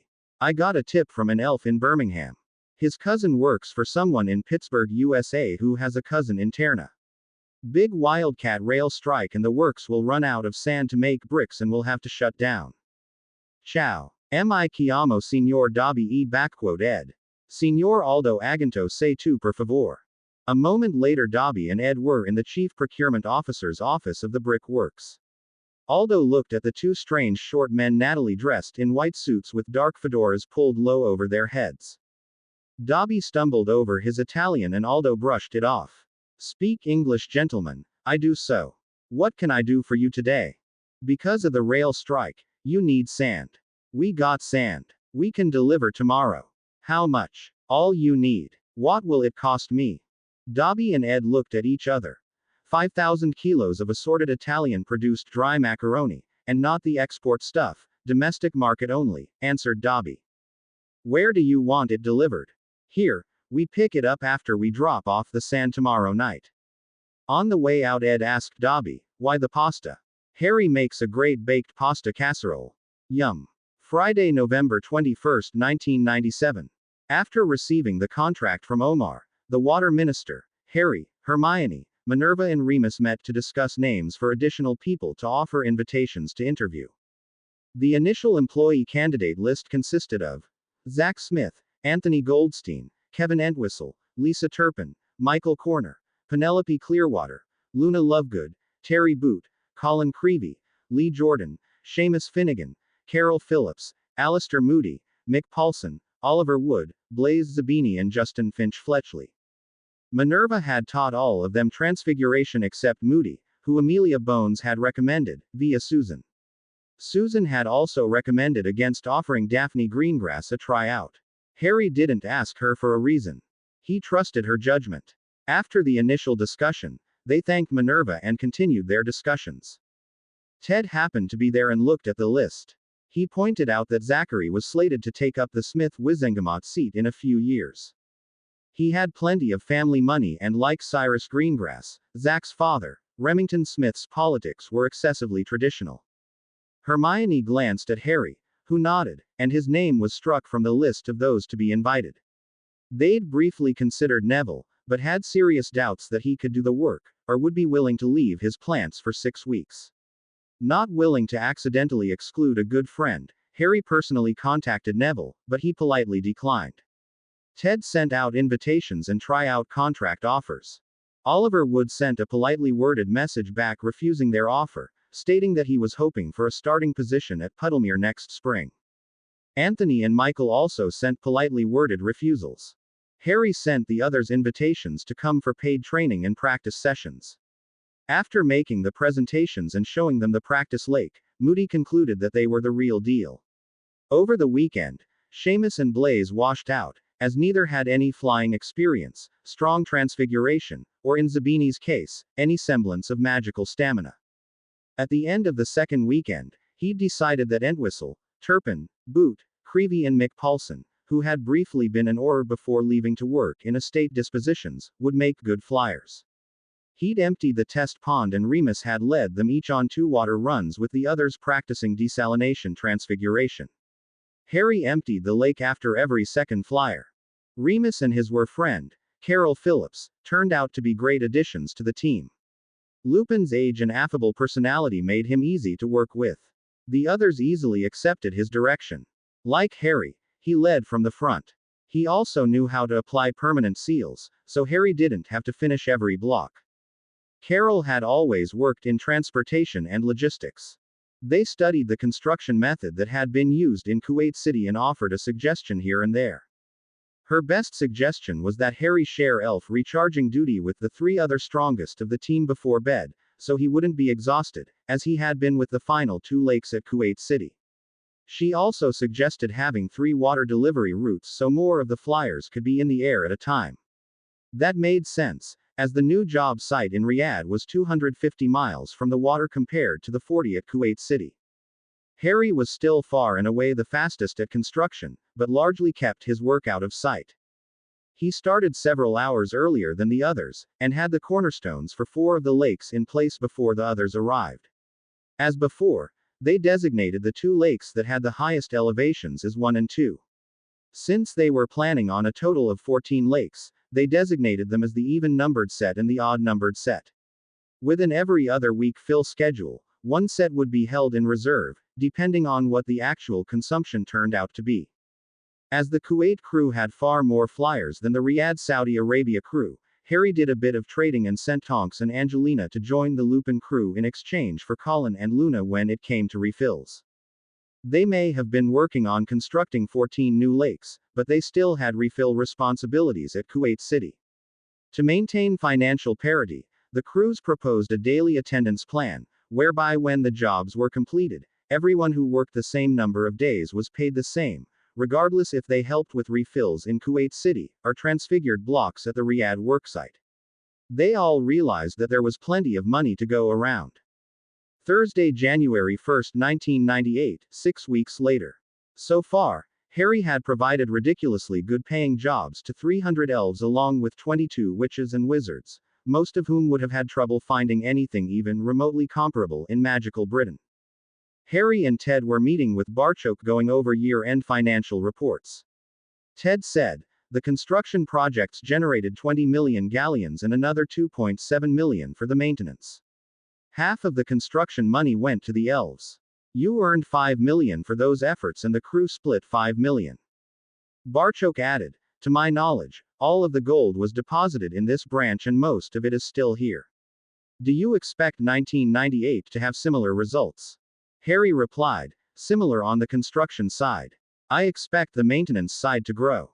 Barchok pointed out, the opportunity to repopulate your Wizengamot should not be ignored for too much longer. Harry was far less interested in the topic than his account manager, who was hoping that the nation would directly benefit again from Wizengamot decisions. Ted commented, many of the people who Harry recommended when I originally asked him are working with him now. While they may be young, their strong financial positions would add legitimacy to them, far more so if we waited another year. Barchok added, true, but do not wait longer, lest those who oppose your efforts have a real opportunity to regroup. Finally, Harry pushed back. Most likely, Susan Bones will be Minister of Magic someday. When she does, she won't be easy to bribe. First, because she has a strong moral rudder. Secondly, she'll have made millions of her own money. The other people who I recommended will be in the same position. They'll be millionaires from money that they earned themselves. They'll be people who, by their nature and their own life experience, are inclined to look ahead. What they won't be are a bunch who will have their hands out with every vote. If they walk in with as much, or more money in their vaults than the knots of the world, the knot won't seem wealthy, or powerful, by comparison. That's my goal here, but as with any good recipe, it will take some time to bake. If it takes another 5 years to change the balance of power on a permanent basis, so what? Barchok gave a polite half bow and stated, "We will continue maintaining the illusion that they are still alive. I simply don't want the effects of your amazing achievement and effort to be diminished." Harry took a deep breath and replied, "One night may change the names of some of the players on the board. It won't change hearts and minds, or social status. Leveling the playing field or even tilting it in the Newbloods' favor will. It will help them, as well as the other disadvantaged magicals. We may have different ideas as to the timing and methods, but we both have the same goal in mind." Barchok nodded and replied, "Your vision is true and your goals are worthy, Harry Potter. It is always mutually profitable to converse with you." After they were back at Ted's house, he suggested, "You would do well to keep your Potter Waterworks crew all British. There are different tax laws in the states that would be far less beneficial to your efforts. The same would apply should you roll out your other product." One point of concern for Harry was he'd essentially employed his entire list of school contacts. He decided to ask the existing crew for additional recommendations for the next project. As before, the elves volunteered to dispose of the extra sand. 14 full-sized lakes was a lot of sand. Meanwhile, Ed and Dobby had been busy. "Big football stadium, Texas. I don't know how you got up here, but y'all cannot see Mr. Jones without an appointment," stated the receptionist with a Texas drawl to the two men standing before her desk. "We don't need no stinking appointment. I'm Ed and this is Dobby. What's all the ruckus about out here? I'm talking to Mrs. Jones on the phone. See, there he is. Mr. Jones, I be Dobby and this is Ed." Mr. Jones looked them up and down, noting their Italian white silk suits, black silk neck scarves, and black fedoras. "Ah, you boys ain't in the mafia, are you?" Ed looked askance at him. "Come now, Mr. Jones, everybody knows there is no mafia. We's come to trade. You's having a big monster truck meet in 2 weeks and your sand guy can't deliver. We heard you was calling all over the state and thinking of canceling if and you got no sand by Friday. We got sand and we can deliver tomorrow. How much will it cost? Don't want money. How much Texas barbecue brisket, ribs and chicken you willing to trade? Oh, and 4 tickets to the truck jam. Waterford Glassworks, Ireland. Mr. Gloindias, Mr. Dobby and Mr. Ed are here for their appointment. Right in that door, gentlemen." Dobby and Ed walked into a homey-looking office paneled in rich-looking wood. "I'll cut to the chase, Mr. Gloindias," said Ed. "We heard you are having difficulty finding 99.9% pure silica sand for your crystal making. We heard you may have to put the workforce on holiday. We's got silica sand and can deliver tomorrow. How much you want?" Mr. Gloindias gulped as he looked at the two strange men dressed in white silk Italian suits. He admitted, "Well, it is true we have been having difficulties in getting the right materials." "How much?" "All you could use in a year." "I meant the cost. This is kinda off the books, you see. What you got to trade?" "No paper trail, huh? I can deal with that. How about a truckload of fine glassware? Let's see your catalog. How you gonna get it here by tomorrow? Let's just say we're miracle magic makers." "Hey Harry, they did it again." Harry stumbled out of the kitchen onto the deck. "I've not even had my coffee yet. What is it this time, Dan?" "He's got a giant blue fiberglass whale that has a giant slide on the lake. There's a sign. Route 66, Catoosa, Oklahoma, swimming and fishing hole. Blue whale slip and slide." Harry looked out at the blue fiberglass whale and had to smile as he watched the little elves climbing the ladders to get to the slides and giggling all the way down. "Dan, I can't yell at him. Look at the elves. What are you eating? It smells great." "Oh, ribs. Nice Texas-style barbecue. Dobby got it somewhere. It's outstanding." "Are you drinking juice from a Crystal Rocks glass?" "Yes, all the glasses disappeared. We only have crystal in the cupboards."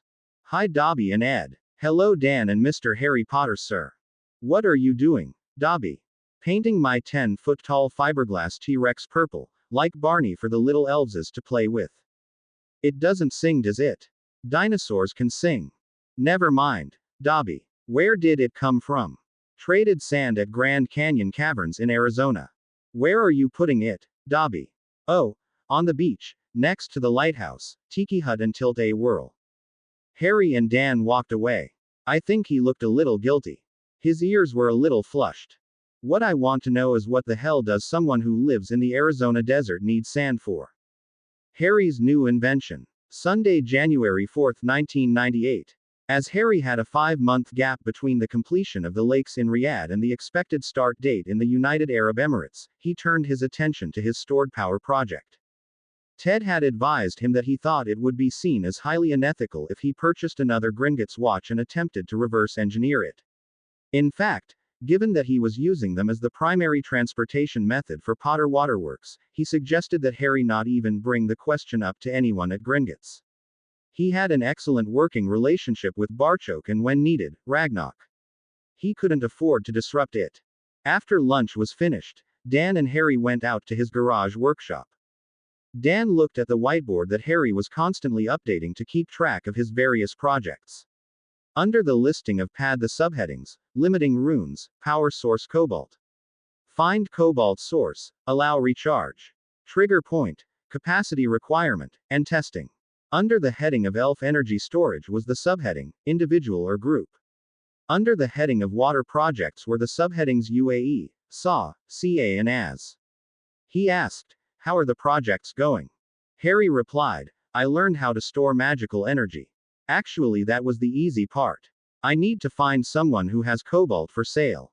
Of the metals that we've talked about in enchanting class, it sounded like the best fit for my projects. It can be used to store large amounts of magical energy.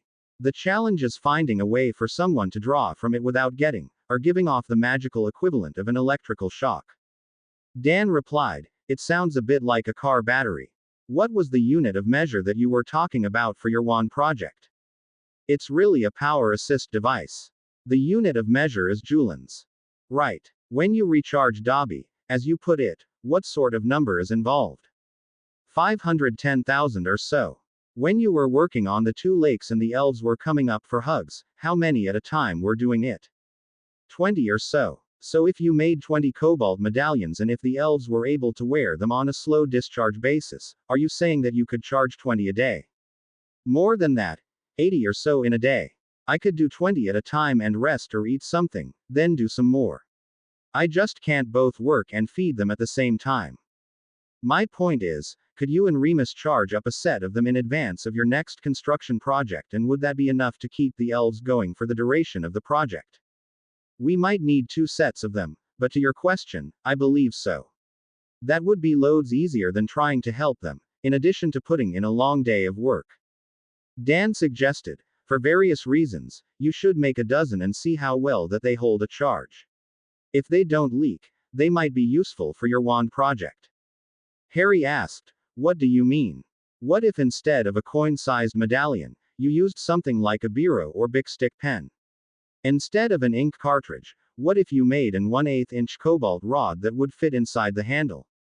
Harry added, so if it were a bit thicker, say with a 1/2 or 5/8 inch handle, it could be like those pens that Emma uses that have more than one color of ink in them. Brilliant. Dan replied, I don't follow that part. Different size, or strength models. Dan replied, sorry for being dense. I still don't follow. Harry explained, when Hermione and I were just starting at Hogwarts, we didn't actually do that many spells. Part of being there for first and second year was learning the techniques and theory of magic. The other part was developing your magical strength. They call it your magical core. Apparently Katie's parents probably topped out growing their magical cores at about second year level. You've seen those nice flashlights in the stores here. They call them maglights. They come in sizes that hold 1, 2, 3 or even 4 batteries depending on what someone needs it for. I could do the same with the cobalt pieces. Think of the dimensions of the ink tube in a stick pen: 1/8 inch thick and 3 or 4 inches long. I could carve or drill out areas and insert several in the handle area of the wand. The wands could be sold as magic sticks, or fire sticks. The stored magical energy in the cobalt would power the firestick, so a low-powered Witcher wizard could perform spells like a normal Witcher wizard. Instead of drawing magic from the witch, the spell would be powered by the stored magic in the handle. Dan asked, why the goofy brand names? The ICW has dozens of regulations regarding wands, who can buy one, make them, use them and the like. If I was making and selling self-powered wands, I'd probably get a visit from some bloke from the ICW wearing a plastic pocket protector who was carrying a clipboard, handing out traffic tickets. Back to your question, they could be made with different capabilities for different users, smaller output ones for younger students, a bit higher output for older students, high capacity ones for construction people, an ore model and so on. Hermione, who had been listening, asked, what would make them different? Harry replied, the rune sets carved inside the core when the wand is split would have different limiters, specifically how powerful a spell could be cast. We could have cast AK spells at Quirrell when we were 11. Nothing would have happened. Our magical cores weren't developed enough at the time to cast a spell anywhere near that powerful.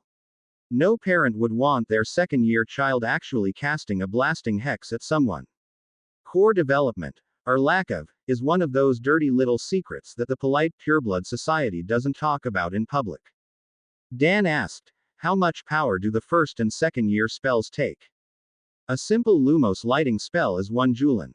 A hand-warming charm is 5. Levitating a ping-pong ball, or a very simple transfiguration is 10 to 20. A simple repairing charm is 20. A household cleaning charm is 25. Moving up, a small cutting charm is 25 to 50. Simple shield spells range from 30 to 100. A blasting hex is 250. Moody could help me measure the larger and more powerful charms. Hermione jumped in, I could do that. True, but neither of us are going to want to spend the day casting fighting charms at a target, let alone unforgivables. Besides, he's already volunteered.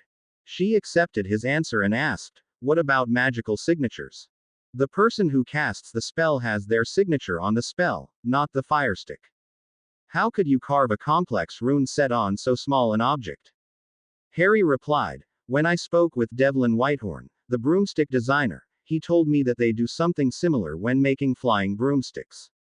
They'd split the shaft, create the canal to hold the core, then cast an enlargement charm on each piece. In his case, on one of the halves, he carves the flight characteristic limiting runes and on the other the activation runes and the like. I'll have to work out the spell limitations and activation requirements to put on my firesticks. It will take a while, but I think it would be worth it. Ed was busy currying a unicorn. He was listening intently at a conversation between Mr. Harry's gal pal Hermione and her mother, Emma, while they petted the docile animal. He's decided to try making the stored energy wands. He's going to call them firesticks to avoid any issues with officious Percy Weasley type bureaucrats who might show up from the ICW. Talk about another dimension of stupidity, laughed Emma. I met him once at King's Cross. Both women burst out laughing. But he needs to source 99.9% pure ground cobalt powder. He needs 1,000 pounds to make the amount of firesticks he thinks he can sell to begin with. It's a metal and semi-restricted. He has to be a manufacturer to buy it. I'm sure Ted will work something out. Ed was thinking hard. The elves had lots and lots of sand and more was coming in every day. They had a half-restored 1969 Mustang Fastback, several barrels of new Granddad bourbon that was only 1 year old and an old Las Vegas fire truck with the glitter paint job. Dobby was very busy with planning his luau. Ed could do trades for Mr. Harry Potter, sir. He had loads of stuff. The next morning, Ed walked into the custom bike and hot rod shop in Las Vegas. The proprietor didn't look twice at the short guy dressed in the white Italian three-piece suit with the black silk scarf and fedora. All kinds of characters walked into his showroom. Hi Mr. Custom Man, I be looking for a dude named Michael Horn. He liked to put big horns on stuff. He's in the back. Ed saluted him as he walked into the back. Hello Mr. Horn. I prefer Mike. Okay. I'm Ed. I do trades. I heard you had a green tricked out bus with big horns all over it. I wasn't looking to trade it, Ed. Well, you haven't seen my tanker apartment fire engine. Come outside. After a quick look, Mike exclaimed. Holy crap, Ed. I like the giant bull horns on the front. Boy, the other painter, Randy would love this metal flake paint job. Wow, I think this has more horns than my bus. How the hell did you make an apartment on the inside of the tanker? Well, Mike, you know professional secrets. We make good use of space, you know. Too bad it's red. I'm partial to green. Ed snapped his fingers as they exited the small apartment in the inside of the fire truck. I think you're mistaken, Mike. The fire truck is green, same color as your bus. Mike shook his head. He had been sure that it was red. Straight up trade, my fire truck for your bus. Sure, let's do it. Mike walked away. I can live in the fire truck. No more rent, he thought. Joe's Hot Rod Bar and Grill across the street from Daytona Speedway. Joe, why did you trade that weird little guy the food truck and 1,000 ears of corn for this tricked out bus? I'm going to make it into a bar to sell at the Speedway on race days. Better than using the food truck. Maine Department of Public Works Highway Division. How does Ed do it, Christopher? I don't know, Rob. The storage bays are empty when we go home at night and they're full when we come back. 10,000 tons of sand. In one night. It's like magic, Ralph. This like the third time. What did you trade this time? I traded him 1,000 lobsters, and 500 pounds of steamer clams, half the value of the sand. He was very happy. The Blue Metal Company. The president of the company looked at the strange little man who had shown up without an appointment, talked his way past the security at the plant parking lot entrance, past the receptionist in the lobby and past his administrative assistant who liked no one, but somehow she was making espresso for them both now. You seem to be a very resourceful man, Ed, to get by the multiple layers of security to see me. I'm intrigued by how you managed to get this far. Have a biscuit, Mr. Blue. Well, some folks would say it's magic. But I'm a man on a mission. I have a friend whose factory has ground to a halt because of a lack of cobalt powder. He's got a big order and needs 1,000 pounds of cobalt, preferably 20 50-pound canisters. So, I'm here to trade. Trade. I sell for cash on the barrel. Speaking of barrel, do you like bourbon? I've got 3 42-gallon barrels of bourbon. Only 1 year old but aging well. 2 more years, you could crack open one and let the others sit and age. Intriguing, but I prefer cash. I can sweeten the pot, so we shall say, with 1,000 pounds of live and kicking Maine lobsters, 250 pounds of steamer clams and 1,000 ears of corn. Be kinda nice to do a clam bake for your workers, you know those people who help you make money. Just like you was in Maine. When can you have that stuff here? This afternoon. Deal. Deal. Tuesday, January 6th. Salem. Hey Ted. Thanks for arranging the cobalt. I saw the garage packed with the tins. We need to find a place that can work with it. Do you know what happened to the old Mustang the elves were fixing up? Harry, you sound like Hermione. Give a guy a chance to answer. And please don't tell her I said that. I had nothing to do with it. Talk to Ed. He did some trades. He traded sand, a fire truck, a beat-up Mustang, lobsters, clams, ears of corn, and he came home with your metal powder and a food truck that's now painted like a giant chocolate chip cookie and converted to bake cookies for the lakeside honky tonk. Ooh, that sounds great. I'm going to get some cookies. I hope I see Ed. Sunday, January 18th. In between water run weekends, Moody and Harry had spent several days working out the amount of magic to perform various charms, as well as classes of transfigurations. As Harry reviewed the list, he noted that many of the charms and transfigurations had wide ranges, depending on the object that was being charmed or transfigured. Examples included the summoning charm, Accio, which required 50 julens for a simple item, up to 15,000 julens for a water cloud. A simple conjuration such as creating enough water, aguamenti, to fill a cup took 100. The duplicating charm, Gemino, could duplicate a sheet of parchment for 100 julens, but it was all but impossible to duplicate one of the huge lake section blocks. The freezing charm was easy with a pail of water at 50 julens, yet Harry doubted that one person with a wand could freeze his practice pond solid in July. A pan could be scoured with 25, whereas cleaning the lake sections with the use of a staff required 1,000 julens. Transfigurations also had a wide range. Simple class transfigurations ranged from 10 to 50. Medium transfigurations fell into the 50 to 250 range, while larger ones like changing a tree into a wooden desk fell into the 250 to 500 joulens range. The lake section blocks took 4,000 joulens while the cornerstones took 8,000 each. Ceiling blocks with a staff took 2,000 each. Magical consumption for apparition was based on distance. Single apparition up to 50 miles took 2,000 joulens, while 50 to 100 miles took 4,000. Harry thought to himself that the Gringotts Portkeys were far more efficient, as he guessed that a complete recharge of his gold watch would take 100,000 joulens and could easily take him 10,000 miles and back. Moody being Moody decided to measure the unforgivables. Harry concluded that they took 10,000 each to cast. He didn't say it, but Harry was again glad that the Horcruxes had largely been found before he faced Riddle. Harry inwardly marveled that the wizard in his prime must have been monstrously powerful to hurl them at an opponent one after another. When they were done, Moody asked, "How much magic are you thinking of putting in these firestick things that you're planning?" Harry replied, "On the short side, I'd like a first through third year student to be able to easily get through a school year before the device would need a recharge. I'll have to talk with Professor McGonagall again to get a better estimate of how many spells are involved. My hope is that if a kid goes to Hogwarts using one of the firesticks, the other kids would just think that he or she had a regular wand, and hopefully the low-powered witch or wizard would get a better magical education, fit in with everyone else, and have made some friends." Hermione's dad was there watching, reading about some of the electric car prototypes that were scheduled to come out in the future.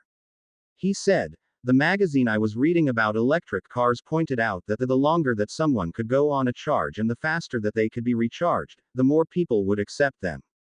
Harry replied, "I think the firesticks are about the same. I could recharge my Gringotts Portkey watch pretty quickly, but doing so really tired me out. There are a lot of facets to think through. Moody, I really appreciate you helping me on this. Are you sure I can't pay you?" "You already did, son, you already did. Call me anytime." As they were having dinner that night, Dan announced, "I found a place that can work with Cobalt.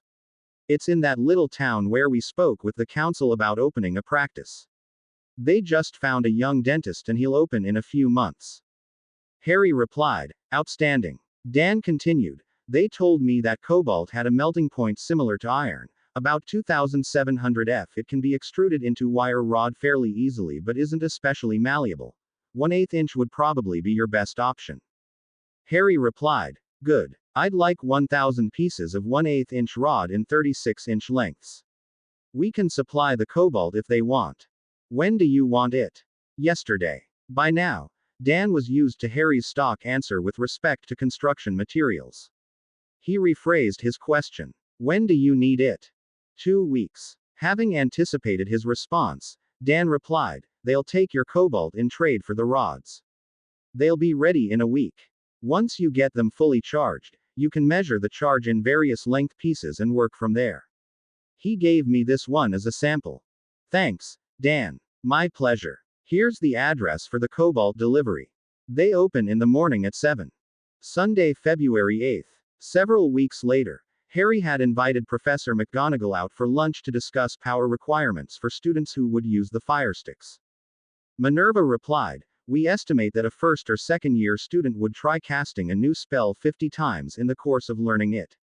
Based on the Joulens chart that you gave me, they would have an average magical requirement under 25. The 3 wanded classes would have no more than 50 spells in total for the year."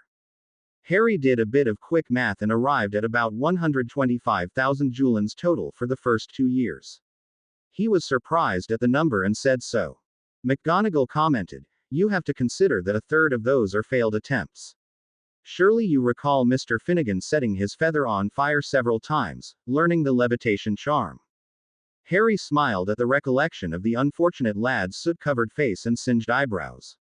McGonagall pointed out, "Young people are simultaneously trying to learn the theory, gain control of their magic and develop their magical core. A student coming in with one of your devices will, at least initially, have an advantage as the core development aspect is largely taken out of the equation. If, as I believe, One of your primary goals with this project is to better integrate lower-powered witches and wizards into magical society. Their parents will do well to coach them to be average students. Harry thought about her words for a moment. While he saw the results of Hermione's childhood insecurities coming off as being a swot in class, raising her hand wildly and the problems that it caused her, he personally never held any resentment towards the other students who continually were successful. That said, he decided to say nothing and nodded. She added, "May I see one of the devices? Here's the prototype. It doesn't have any limiters." Inwardly she was shocked. It looked like any other wand. Somehow she had the mental impression that Harry's devices would look like Star Trek phasers, or something that she saw on television when on holiday. She commented, "It's just a bit heavier than an ordinary wand. Can you make them with enough battery to last a year?" Harry replied, "My adventures aside, I expect that this one would easily take a student from first through second year without charging, if absolutely necessary. We will recommend that their parents bring it in every summer for an inspection and recharge service. At the end of third year, the student would get a different one which would see them through their owls. After that, they could either keep that one, or trade it in on an adult model. If Amelia asks for them, I could also make an Auror model. What if the Board of School Governors or the Wizarding Examination Board decides to ban the devices from school, or use in the exams? Professor, as you pointed out, the Power Assist device resembles an ordinary wand. The students would have the option of ignoring the ban, attending a more progressive school, or have their parents systematically replace the objecting agency. As you pointed out, hiding in plain sight would be the very best option. I believe the American president phrased it, 'Don't ask, don't tell.'" He thought for a moment and added, "Besides, the statistics point to the reality that a disproportionate percentage of the so-called squibs, or low magical children, are born to the set of people whom historically, are most likely to be on the board." She admitted, "Though there was a shift in the board members in the last few years." Harry pointed out, "I'm not planning on taking out full-page adverts in the Daily Prophet proclaiming, 'Squib wands for sale.' Rather, I intend to open a shop in Hogsmeade that offers enchanted devices, on referral." Why Hogsmeade? Lots of reasons. It's not Diagon. It's a bit farther away from the Ministry and the Percy Weasley types. It would only be open occasionally and it's closer to the castle. Potter Waterworks needs a storefront. Having a sideline or two wouldn't be a bother. She replied, "You might be busier than you think." Perhaps. What remains to be seen is whether the people with the lowest third of raw magical power, RMP, will decide to get a Power Assist device pad, or not, and whether those who have been shunted out of British magical society as a child will have any interest in interacting with those who snubbed them. Those people doubtless were the butt of every joke and prank for decades. I saw it firsthand with Neville Longbottom, because his witch of a gran was unwilling to get him a properly fitting wand. I believe that he did far better in his 6th year with one that I made for him than with his dad's old one." She admitted, "I see your point." He did. She asked, "How much do you plan on selling these for?" He replied, "I'm of several minds on that. One idea that I've had is to loan them out to school kids, at least for a while. The wands might have a higher failure rate than what I've envisioned. I'd want to replace any that failed. I might accept trades for teens who want to switch to the adult models. I'll have to talk with my friend Ed. He was able to procure the rare core material for me. I'm not certain what it's actually worth yet." "I understand. Thank you for doing this. It's what good enchanters do, solve problems." She thought, "No, it's what the legendary enchanters do, actually help people by changing lives." Tuesday, February 10th. After he'd completed his class homework for the night, Harry wrote on his whiteboard. School Model Years 1-3, 100 Julens Max Spell 120,000 Julens Storage, 2 rods. School Model Years 4-5, 250 Julens Max Spell 120,000 Julens Storage, 2 rods. Adult Model 5000 Julens Max Spell 240,000 Julens Storage, 4 rods. Auror Model No Limits 240,000 Julens Storage, 4 rods. Tuesday, February 10th. For several weeks, Harry and Hermione thought through and debated the option of allowing the user to recharge their wand. Hermione pointed out, one of the nice features of our watches is the fast charge option. She paused for a moment, as they both recalled the first time that it was used. She asked, "Were you going to have something similar with the wands?" Harry corrected, "Firesticks. To your question, I'm undecided if it would be a good idea, or quite a bad idea. If a low magical second year, or one of their mates tried to do a 100,000 Julian recharge on an empty student wand, they'd probably end up in a coma from magical exhaustion. We'd be blamed." She pointed out, "You mentioned loaning them out, which by the way is worth a lifetime of hugs, keys, and more. That said, either we recover our costs somehow, or it's going to become a bother, especially as crafting a handful of them turns into dozens, which turns into thousands. Say you charge 25G for a refill like Katie suggested, or a trade, if Ed is in charge of refills or exchanges. Since they're all oak and unicorn tail hair, the process is pretty straightforward. He takes a charged one out of one basket and places the drained one in another basket, depending on if it were the beginner model, or one of the others. At the end of the day, he drops them off to recharge." Harry said, "That's an idea. To your original question, I decided to leave the fast recharge feature out, so we have a bit more control on the firesticks on a long-term basis." She replied, "That makes sense. You should also keep a record of who you give one to, so when they come back for a recharge, you can verify that they're the right person." As Harry tinkered with, or as he told Hermione, refined his rune set for the pad, he concluded that he only needed 2 parameters carved into the wand. The amount of power, Julians, required to activate the device. The maximum size, Julians, spell that could be generated. Originally, he was tempted to set the activation device floor fairly low, 2 or 3 Julians, thinking that he wanted to make it easy for a new first year to operate. At the same time, he didn't want to hear from some Percy type that he was making wands for muggles. He thought of Emma and her dad, Ben, and wondered if either could cast a simple spell with a regular wand. On the maximum spell side, he didn't want to create a device that could cast a dozen unforgivables in a row either. He decided to check with Mandy and ask if there were actual definitions of a non-magical, squib, low-powered magical and an average witch or wizard. Friday, February 13th. Friday after class, Harry met with Mandy and Daryl. When he left, he brought notes home with him. Mandy was especially interested in his idea, as there was some sort of sub-school within Salem, specifically for the low magicals. Harry promised to keep her informed. Non-magical 1 to 5 they could perform accidental magic with a maximum Julians of 5. Low magical 6 to 30 they could cast a spell with a max Julians rating of 10 to 250.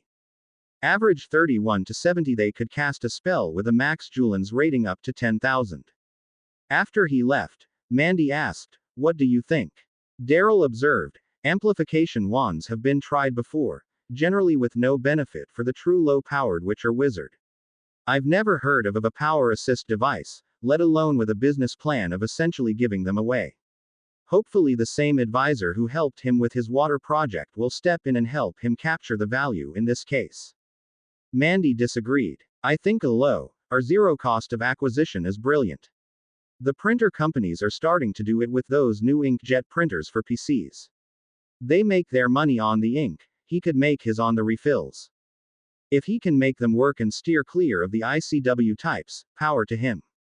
As for the money, I'd like to think if we had 100 million in the bank, or whatever he's accumulated with his lakes, and had the same idea, that we'd look at it as a way of helping people."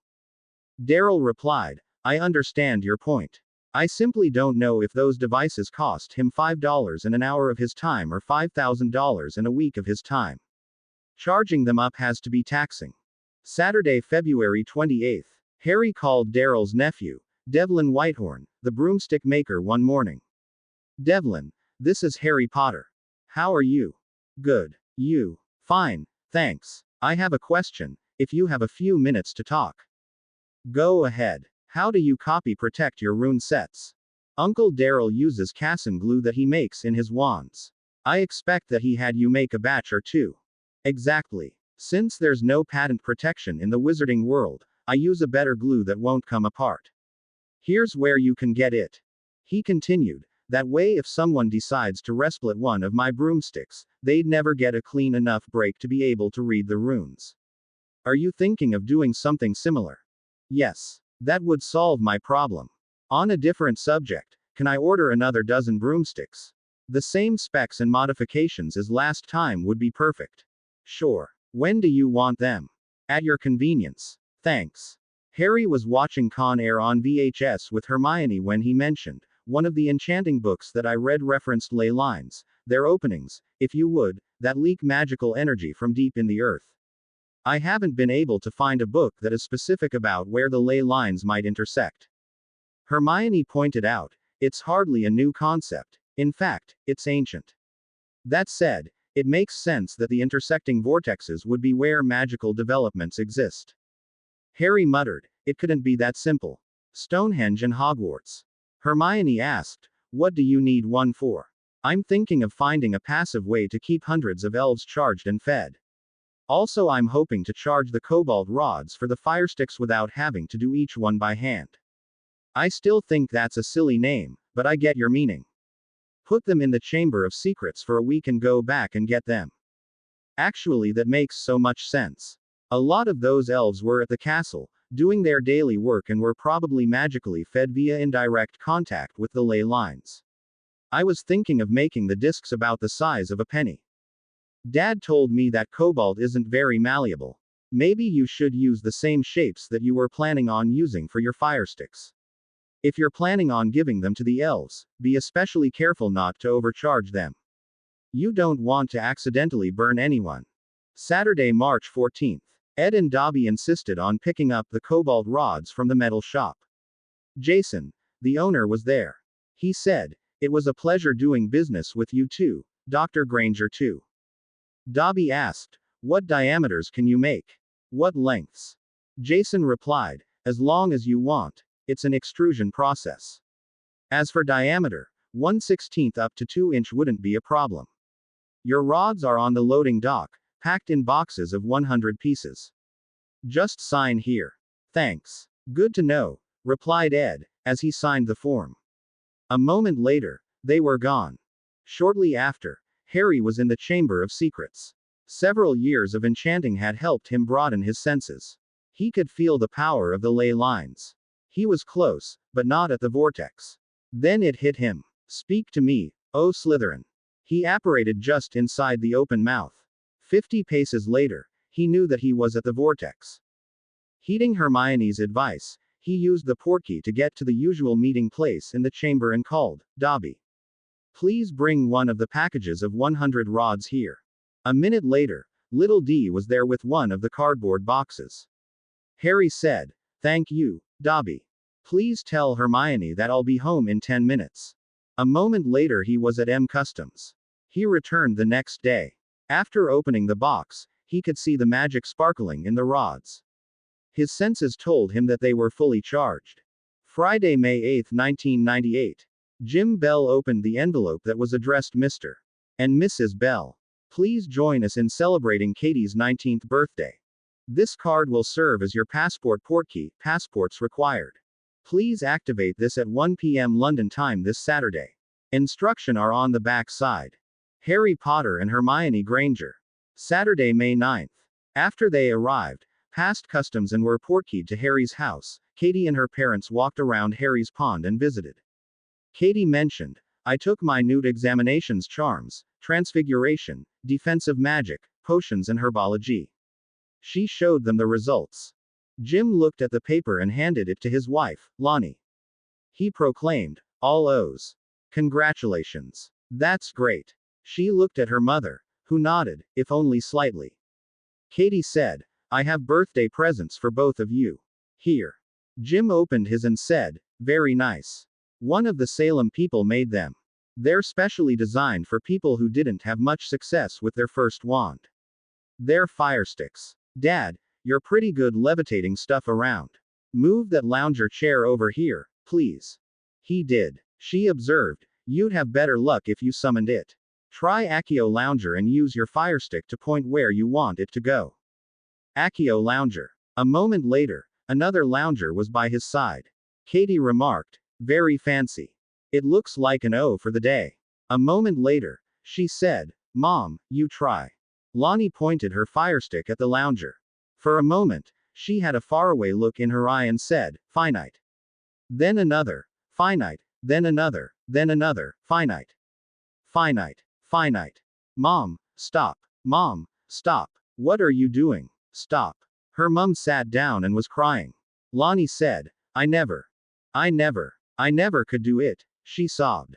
5 minutes later, she was telling her story. "Bellatrix Lestrange was an older student when I was in second year. Towards the end of the year, I was out by the lake with my friend Sarah. Bellatrix walked up to me. She cast some horrid curse and I was hanging upside down. Everyone ran off. I was hanging there, screaming for over an hour. Eventually Headmaster Dumbledore found me. He handed me my wand. It had fallen to the ground. He told me to cast Finite Incantatem to let myself down. I couldn't get it to work. He stood and let me hang there another 10 minutes. Finally, he cast the spell and suggested that I'd be better off at a different school in September. I'll never forgive him. He can rot in hell for all I care. I was doing good in potions, herbology, history, astronomy, and good enough in charms. I just couldn't always make my wand work. After that, my mum kept me home that next September and homeschooled me. I earned owls in everything except defense and transfiguration. I earned good owls in herbology, potions, and astronomy. 2 years later, I met your dad at the herbology NEWT exam. I had a little family money and we opened a business together. Looking around at the mess that she'd created, she said, I'm sorry. Hermione, who'd heard most of her story, said, please don't worry about it. Winky will make it all right again. We're glad that you're here. Your new wand will work perfectly for you. Let's go get cleaned up. It turned out that there were many stories similar to Lonnie's. She related how older students would pick on the weaker, younger students and Dumbledore would coach them into leaving Hogwarts. Katie pointed out that in Harry's year, it had been Sally Ann Perks. Over lunch, Jim explained how scores of witches and wizards in their age group had been homeschooled. Others were dumped back into the public schools. A few, like Hermione's grandfather, Ben Olafson, went on to make a good life in the non-magical world as a dentist. After an hour of telling their stories, Jim asked, in general, how do these work? Harry explained, a lot like a torch. Flashlight. There are rods of a rare element embedded in the shaft on the handle near the wand core which store some magical energy. When you cast a spell, you're the one doing it. The rods act like a power boost and your spell works correctly. Jim remarked, brilliant. I've never seen these before. Harry replied, I just started making them. Amazed at the resourceful teen, he asked, how many spells do they hold? Harry explained, they don't hold spells, they hold magical energy. What you do with it is largely up to you. They'll help you perform many spells, charms, transfiguration and the like. If you know how to apparate, they'll allow you to apparate up to 100 miles at a time. If you use it mostly to move stuff at your business, I'd guess somewhere between 500 and 2,000 uses, depending on how heavy the material is. He continued, the charge should last a while, 6 months to over a year, depending on how often you use it. Call me and I'll get it recharged for you when it runs low. If you study up, you can take your NEWTs at Salem, where we all go to school. Lonnie asked, what are they called? Harry replied, I refer to them as a power assist device pad rather than a wand, as there are so many regulations specifically regarding wands. My brand name is Firestick. If you want to quietly refer specific friends who might appreciate them, here's my telephone number. He gave them each a few of his business cards. Thank you, thank you, thank you, said Jim. I'll leave making lakes to you folks, but I've lifted my last 50-pound sack of manure. Harry nodded in agreement and said, let's eat. While they were eating, Emma asked, how typical would you say your experience was? Lonnie answered, common, at least for those who lived. I've heard of too many boating accidents, or disappearances among 8 to 10-year-old children. I'm not saying that they were all murdered. I'm sure that some were confounded, had their magic bound, or were obliviated and sent to an orphanage, along with a £10,000 donation. Emma asked, why 8 to 10 years old? Most magical children have expressed magic before age 8, in some cases well before. Katie was summoning the cookies when she was 3 or 4. Some parents don't want to face the social stigma that their student wouldn't get their school letter, or flunk out. Hermione was doing the same, except it was with books. Besides, you didn't flunk out. You were bullied by a sociopath, and Headmaster Dumbledore failed yet again in doing his job. The two mothers had found some common ground. Sunday, May 10th. Harry opened the door to the Tonks' home and said, "Hi. Anyone home?" "We're in the kitchen," said Andromeda. "How are you? You look good." He smiled at her and replied, "Fine, thanks. There's a new crew training in my backyard today and I wanted to visit with you both. I wanted to finalize some details regarding the power assist devices and I wanted both of your opinions." Ted asked, "Did you decide how you want to sell them?" "I want to give them away. Because I don't want any kid who could use one to not be able to get one." "That's admirable. Let's back up. Am I right in saying that any witch or wizard could use it, charged or not?" Harry thought about it for a minute. He hated when Ted was right and in teaching mode. He replied, "Yes." "Then tell me how you're not giving away wands." Silence. Finally, Harry said, "Because a wand can only effectively be used by a witch or wizard with a normal level of magical power.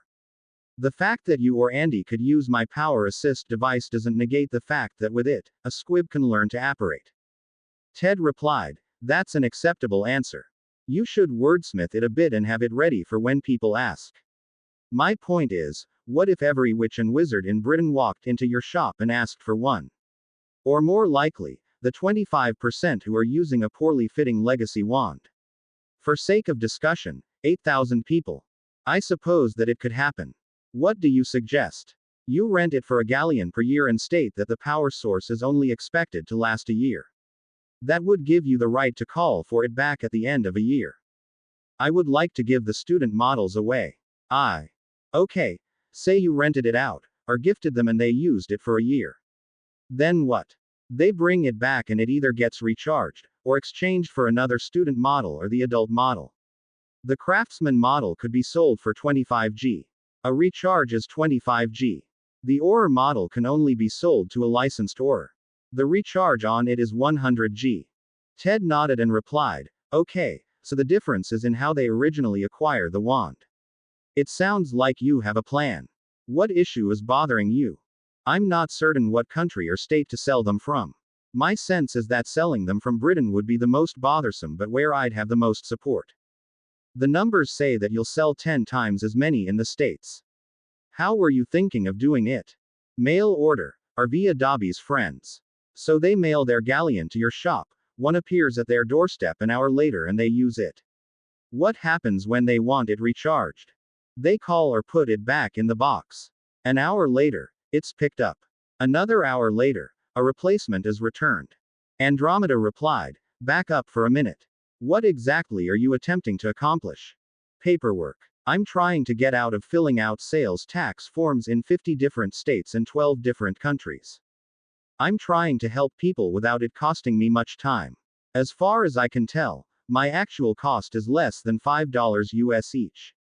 That's for the glue and the cobalt. It's too early to create a business out of it yet.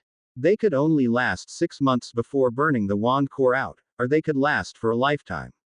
I want to make a couple thousand, give them away and see how well they perform." Ted replied, "I get that, but there are 6 to 8,000 in Britain who could actually have their life improved and 80,000 in the States. What about them? They'll still be there next year. I'd help any kid trying to get into Salem or Hogwarts, but I deserve to have a product evaluation period. Besides, I'm still going to school and I'm trying to grow the waterworks." "I see your point. Who are you looking to give them to?" 600 low-mage students at Salem, and later, 400 Hogwarts students from my shop in Hogsmeade." "What shop?" "The one that I'd like to buy or build. Specifically Potter Waterworks. I'd like it to be 3,000 square feet total on 2 floors, made of brick. I want it large enough to do presentations and have a bit of a sales area." "When do you want that?" "Mid-July. What else?" Harry asked. "Could we hold off a vote on the firesticks, if it came up?" "Yes, but you'd be far better off showing one to Minister Bones before you open your shop. Susan has a cousin who could make use of one." "I'll do that." Ted asked, "Are you going to bring up your proposed Auror model?" No. I'll let her ask about one. Good idea. Do yourself a favor. Keep Croaker out of the discussion. He'll want to take one apart. He saw eye to eye with Dumbledore too many times to get involved this early in the project. Okay. Who is he? Head of the Unspeakables. Actually, the more I think about it, the more I like your idea about gifting them to people, especially in the States. You don't want your waterworks business to find its way to their version of inland revenue. Good point. Thanks. Sunday, May 24th. A few weeks after her birthday, Harry and Katie returned from a water run in Kuwait. An hour later, he, Hermione, and Katie were out by the lake, sitting on the floaty chairs. He asked, "How do your parents like their firesticks?" She smiled indulgently and replied, "Harry, you realize that you're the only person on the planet who refers to them that way, don't you?" "Yes, but they love them. Dad's learning some new charms and Mum's going to take her apparition test in a week." "What exactly did you want to know about?" "I'm still not sure whether to sell them, loan them, or give them away. I can afford." Katie looked at him and said, "Stop."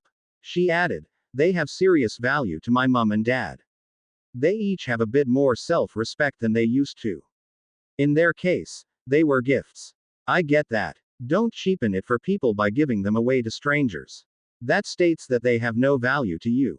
How about 25G? Katie, I understand your point and I mean no disrespect to your parents, but our other business is hardly a kid's limo. Aid stand. I can gift these to people with no tax consequences. I don't want to open a business outside of Britain and I don't want to make a wand for every person in the Western Hemisphere either. I'm not trying to put Ollivanders out of business. For now, I'm happy to make them for people who can't make use of his wands on a hobby basis on my part." She didn't totally agree with his answer, but could see his point of view. If he were penniless, he'd probably want to sell 1 million of them. Harry asked, "Do they feel funny to you?" Katie asked, "Funny how?" "The shape." "Not really." She handed him her wand. They were almost the same shape. He asked, "What if I made the handle thicker? Either a little thicker, or like a screwdriver?" She looked at him questioningly and he added, "Either." "Both." She thought for a second and replied, "If I were using it over and over in my work and it was shaped like a screwdriver, I'd think of it like any other tool. If I was mostly using it to dry my hair in the morning, I'd prefer one shaped like my wand." "Why?" Harry replied, "For sake of discussion, the batteries are sized and shaped like stick pen ink cartridges, 4 inches long and 1/8 inch thick. If the handle was thicker like a screwdriver, I could fit more inside. So if you made the school kid model, how many would there be?" 2. "How many in the ones that you made for mum and dad?" 4. "Their hands are bigger than a first year's." She asked, "Lake construction aside, what spell takes the most energy?" "Apparating." "Makes sense. So are you saying they really shouldn't do that too much?" "Kind of. They're easy enough to recharge. If they wanted to do that a lot, you should get them Portkey watches. Since it's essentially a single-purpose device, it's far more efficient than apparating." The live teen witch pointed out, "Harry, you don't just buy Portkey watches at the grocery store. How did you even manage to get them all?" "I asked my account manager for them. I'm not sure that he charged me." "Same difference. They give them to friends." "Okay. Put it this way. People who haven't killed giant monster snakes and let them display it in their lobby would pay thousands of galleons for them. Would your parents like them? Seriously. They'd love a set, but not yet. You've already changed their lives for the month. Back to topic. If you made 1,000 of these, you could sell them, or find homes for them in a blink. Have you spoken with Mandy at the school about them?" "No. I was planning on doing it after the construction job. I wanted to see how your parents do with them. If they want to collect names and telephone numbers, that would be okay, but I haven't made many yet." She asked, "So there's no getting fitted like with creepy old Ollivander?" "Correct. So essentially you're designing cars and are trying to decide how large to make the fuel tank." "Exactly. Hermione, please conjure a screwdriver. Could you cast with it?" "Not with enough precision to do healing, but for moving crates, sure." "Harry, how many energy rods could you fit into one this size?" 8 or 10. So there's your answer. The little one will do, Say 500 household spells on a charge. The regular one would do 1000. The industrial model would do 2000. When it runs empty, they flow back to your shop and get a refill.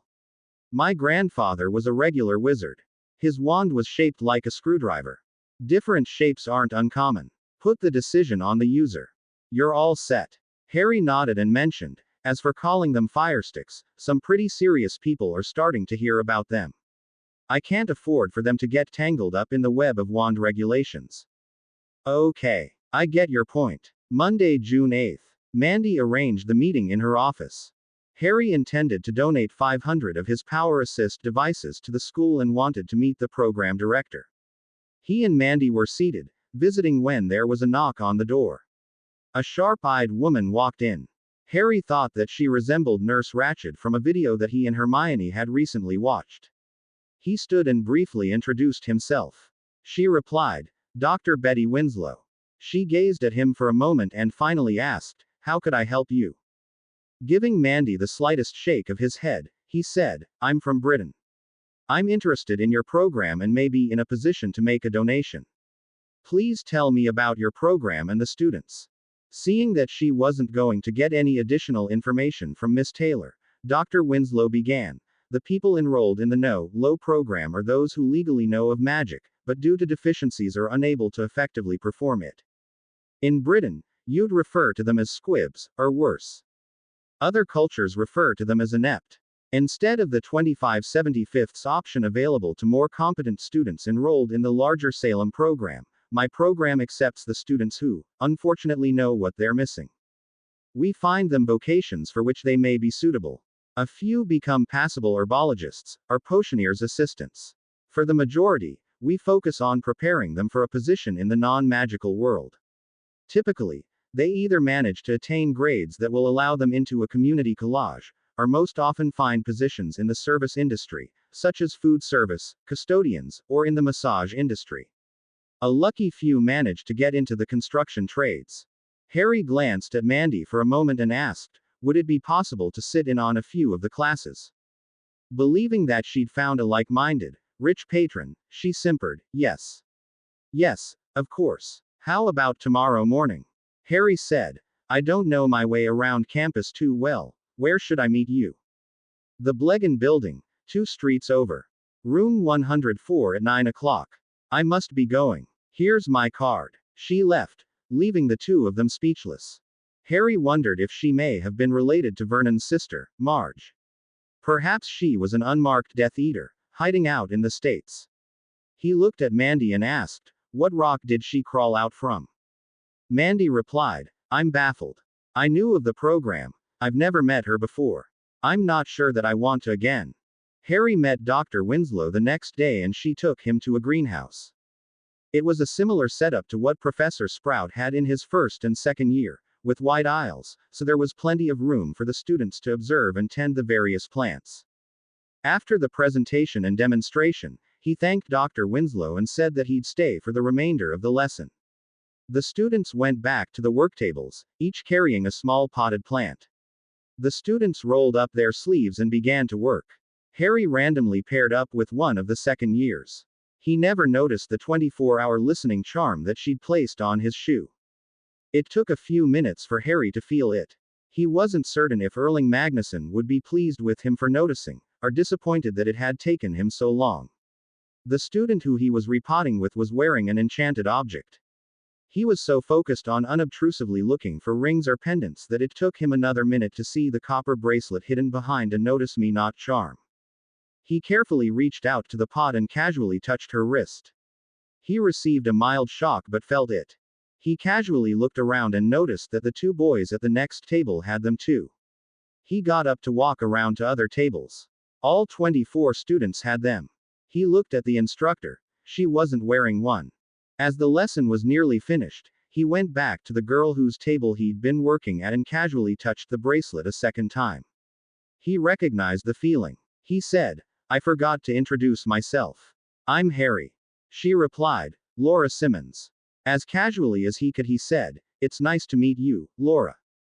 Thank you for allowing me to work with you today. What is your wand made of? I don't have one. Dr. Betty told me that I don't need one. None of us do. I can grow magical plants. That's pretty cool. In all sincerity, he replied, yes, it is. What other classes do you take? Math, English, science, social studies, and American history. Niece. How about last term? Herbology, math, science, English, social studies, and world history. Niece. Thanks for letting me sit with you today. I hope I see you around soon. Bye, Harry. That afternoon, Harry showed the two memories to the Grangers. He explained that they were copper magic suppressing bracelets. Emma observed, your comparison of her with Nurse Ratched is spot on, disgusting but apt. Dan added, first, I agree with you. Now, in the absence of Ted, allow me to play devil's advocate for 2 minutes. They looked at him like he'd grown an extra head, but waved him on. He said, just hear me out. First, aside from choosing to donate or not, Harry has no standing in the program. He's neither a student in the program, nor a parent sending their child there. When Hermione looked ready to go into a rant, Emma put her hand on hers and said, you'll get your turn, hear him out. Dan continued, second, in absence of using Harry's device, Hermione, do you see this young girl becoming a healer? Could she do the magical version of radiology or MRIs with third-year spells? But, Emma pointed out, Hermione, it's a yes or no question. There was silence for a good 2 minutes until she admitted, no, but as God is my witness, I'll see that girl in the healer program if that's what she wants to do. Dan spoke one more word, how? She said, Winky, how much do I have in my vault in London? A minute later, the remarkable elf reappeared and stated, 5 million galleons, Miss Hermione. If I need to, I'll make a $10 million donation to the program with the absolute proviso that that monster is removed from the school and a nurturing person is put in her place. Dan thought for a moment and said, let's go out to the tiki bar and continue our discussion. Harry and Hermione were first to leave. Dan held Emma back. Her righteous anger streak, which had been dormant for a few years, was back in full strength. She snapped, what in heaven's name are you doing, agreeing with that monster? I'm not. Hear me out. Like it or not, our two kids are killers, serial killers, soldiers, whatever noun you'd care to use. Harry wasn't some RAF flyer shot down behind enemy lines, fighting to get home. They purposefully went back to the graveyard that night with the intent of killing those people. Do you want to wind either of them up enough so Dr. Winslow's reported dead tomorrow morning? No, but, neither one of us knows how far they'd need to be pushed to act. We've had our minute, let's go. He'd let out information that he'd told himself that he'd never speak of, but like toothpaste, it was out of the tube and couldn't be taken back. When they'd each been handed a beverage and were sitting in the exceedingly comfortable, high-backed wooden Adirondack chairs, Dan asked, Hermione, can you take notes? He was hoping that she'd focus on taking notes. Okay. A moment later, Winky had handed Hermione her favorite 7-subject notepad and a Bic pen. Dan asked, what would need to happen in order to get a firestick into each of the 500 students' hands? Harry said, first, I'd have to make them. When Hermione gave him the death glare, he rationalized, hey, I've been busy. Dan said, I'll help you. What else? Emma observed, assuming that we wouldn't get any direct cooperation from Dr. Winslow, we'd need to obtain the names and contact information for each of the 500 students. After a moment, she asked, why not just show her one and see where it goes? Dan added, just for once, let's give her the benefit of a reasonable doubt and consider the possibility that she's not actually evil. Maybe she's merely a bit selfish and would ban them out of fear that her program would be shut down, causing her to lose her position. Maybe she's simply blunt and crude. They're not admirable traits, but that's not illegal. Emma pointed out, it might be easier to move her than getting her sacked.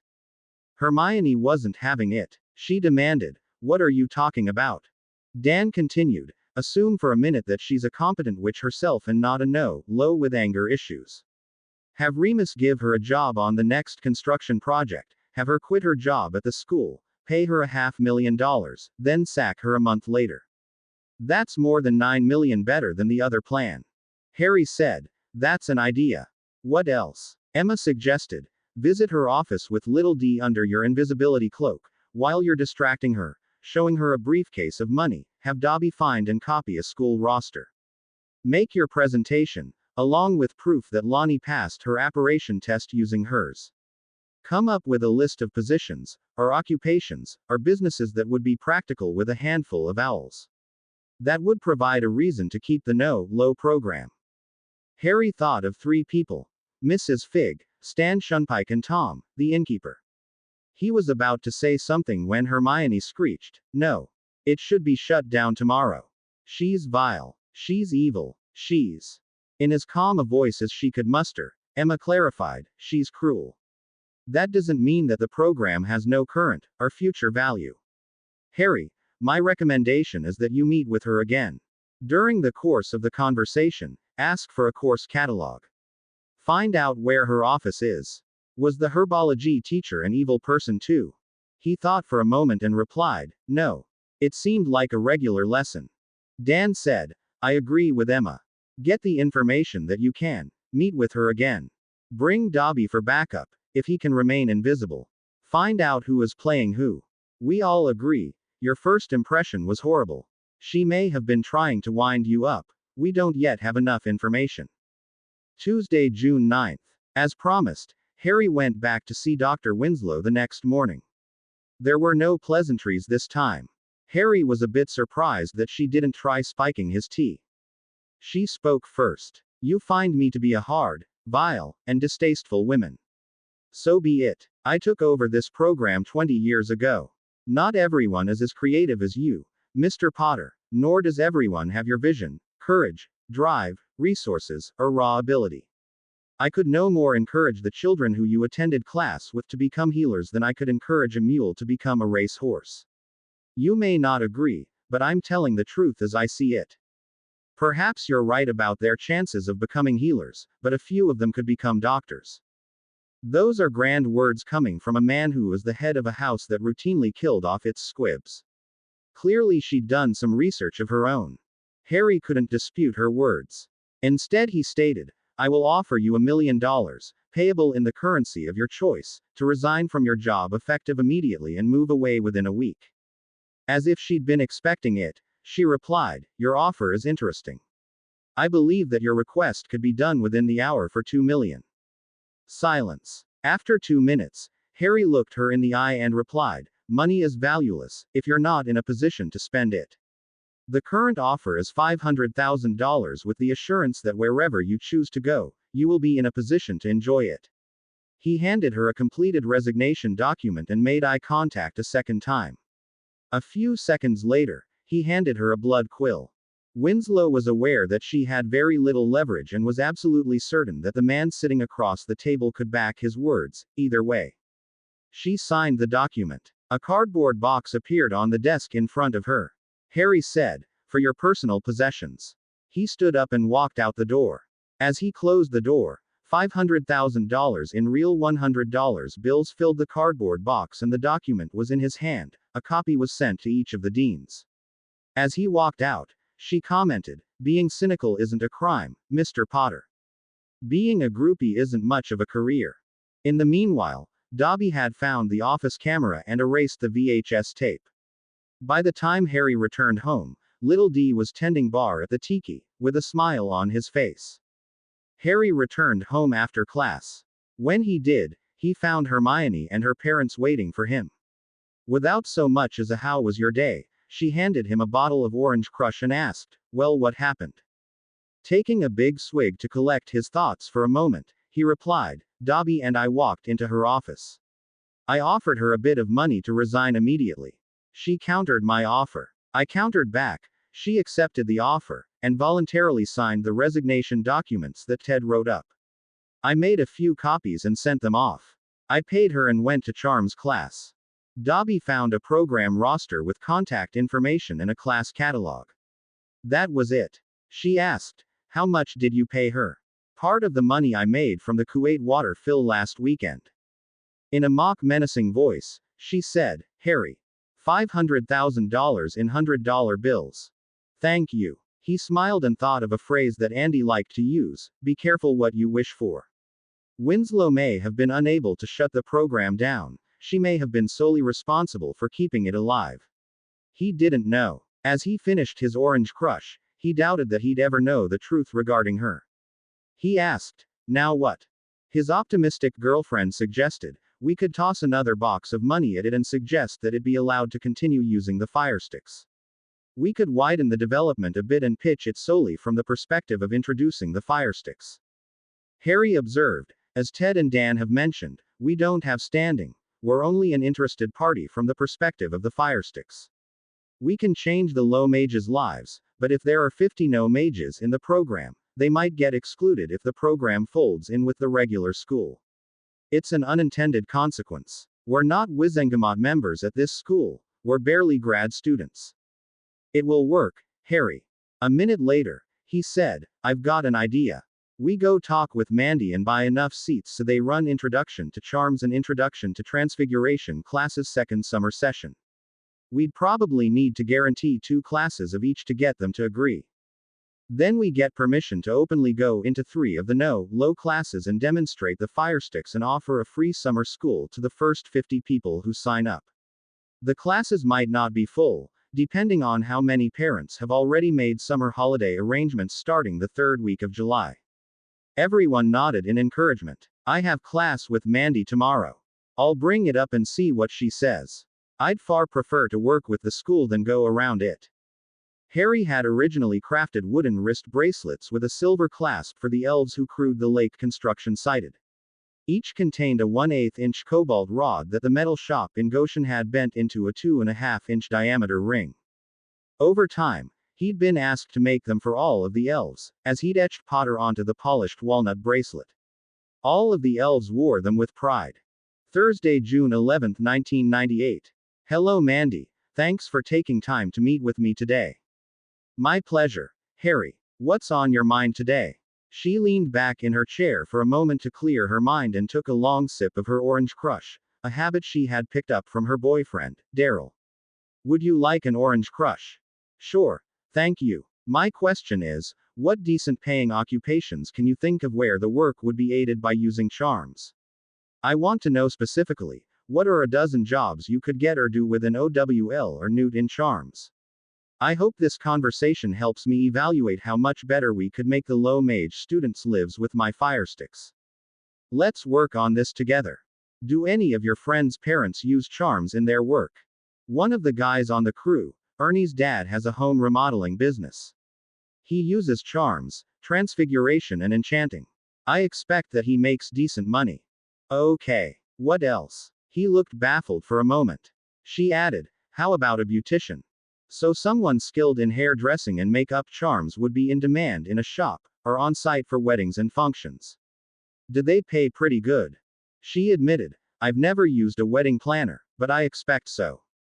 He commented, "I suppose you could have a tree service, trimming branches, cutting them down, vanishing them. They pay pretty good." "Good. What else?" "My friend Katie's parents have a garden shop and sell magical plants. He uses his firestick to levitate heavy bags of stuff rather than lifting them. He's pretty pleased." She smiled and remarked, "I would be too. What else can you do with levitation? Landscaping or roofing? Especially if you cast a Notice Me Not charm. Both of those are within owl level. How about indoors? Home cleaning, or repairing things? Michael Winter's dad has an auto crash repair business. I bet he uses repairing and transfiguration charms a bunch." She nodded and asked, "How about painting charms?" "Easy. Ernie's dad uses those too." She suggested, "Interior designer. Calivaria the color changing charm. Muris Pinger. The paint the wall charm. A lot of those positions need a good eye for color and detail, but the charms themselves are easy enough. How about small package delivery? Maybe. They'd run down the wand's power pretty quick." "Harry, the instructors have thought this question through, as they've been asked 100 times. Someone looking for one of your devices has already thought the issue through 1,000 times." "Good point. So when's your next construction project?" "We start on the 19th of June. You think you have enough job ideas for your purposes, Harry?" "Yes. Thank you. This was fun. It made me think of magic in a different way. I appreciate the time." My pleasure, Harry. My pleasure. She'd come to know that he didn't ask seemingly random questions like that without a good reason, and wondered what he'd come up with next. He was the most interesting wizard that she'd ever met. She added, "Can we change the subject?" With only the slightest hesitation, he replied, "Sure. Did you have anything to do with Dr. Winslow's sudden resignation?" "Yes. I offered her a surprisingly small amount of money to leave immediately and she freely accepted on the spot. Then you purchased a total of 96 seats, split among 2 summer session courses." He nodded. As diplomatically as she could, she asked, "Harry, what happens if your plan doesn't work?" "You've jeopardized the education of several hundred students." With absolute resolution, he replied, "It will work, and I'll personally find them better jobs than they would have otherwise had." She whispered, "I hope you're right." She only hoped that the amazing team could back his words. Monday, June 15th. It was time for Harry to make his first presentation to the prospective Firestick users. Given the opportunity that he was offering them, he was surprisingly nervous. Mandy's momentary flash of disappointment stuck with him. He felt a bit like a trial lawyer pleading his client's case. He had witnesses and an expert witness lined up. He looked out at the faces, took yet another deep breath and began his presentation. The only difference was in this case, the jurors were 12 years old and a handful of parents. "Thank you for having me here today. Many of you are here because you enjoy growing magical plants. It's a useful skill for a witch or wizard to know, whether you grow your own herbs for home potion making, or later in your lives, do so on a larger scale as a business. I'm here today to let you know about a new option in the wanded side of magic." He looked around and was pleased that he still had their attention. Every witch or wizard is unique. Some people master charm work, others transfiguration. Some go into law enforcement. Others go into healing, or construction, or work with charms. Others grow plants or make potions for people. Witches and wizards help people. That's what we do best. I help a group of people and elves make drinking water for people who live where there isn't enough fresh water. He had the parents' attention and didn't want to lose the students. "I've made a device that can help you successfully cast spells, be they charms, transfiguration, or to help protect yourself. By using this, and if you study hard, most of you will be able to successfully thrive in charms, transfiguration, or both. You'll still need to learn the theory, wand movements, and practice, but you'll be able to do well at wanded magic, just like you're currently doing well in herbology." He had everyone's attention, including the handful of teachers that had joined the group. "My Power Assist device will help provide the magical power to assist you in successfully completing the spell that you sparked. The Power Assist device that I call a Firestick doesn't originate the charm, you will. As such, if you want to, you'll be able to learn the different charms and transfigurations, just like the other witches or wizards at Salem. If you successfully say the incantation, use the correct wand movement, and focus on the results that you want, the Firestick will help you cast the spell. Your Firestick will become a focus and extension of your magic." He still had everyone's attention and no one had blurted out a question yet. He asked, "How about a demonstration? Professor Taylor, could you come up here for a minute?" He'd called his expert witness. She walked up and casually whispered, "You're doing great."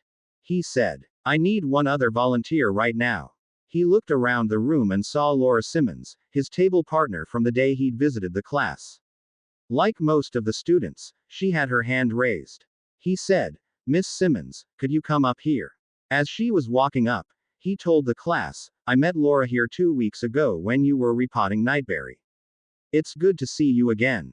Laura, would you let Professor Taylor take off the copper bracelet that you're wearing?" "Okay." Mandy looked and saw it through the Notice Me Not charm.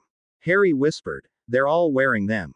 When she touched it to remove it, she immediately realized what it was. She put it in the plastic bag that Harry had provided. Harry said, "Laura, you probably had that bracelet on a while. You should rub your wrist for a minute." He turned to Mandy and said, "Professor Taylor, this is an ordinary wand that I made in Professor Whitehorn's wandcrafting class. It has a unicorn tail hair for a core and has an oak casing, so almost anyone could use it. Would you try it please?" She used the levitation charm to float the chair that she'd been sitting on a moment ago.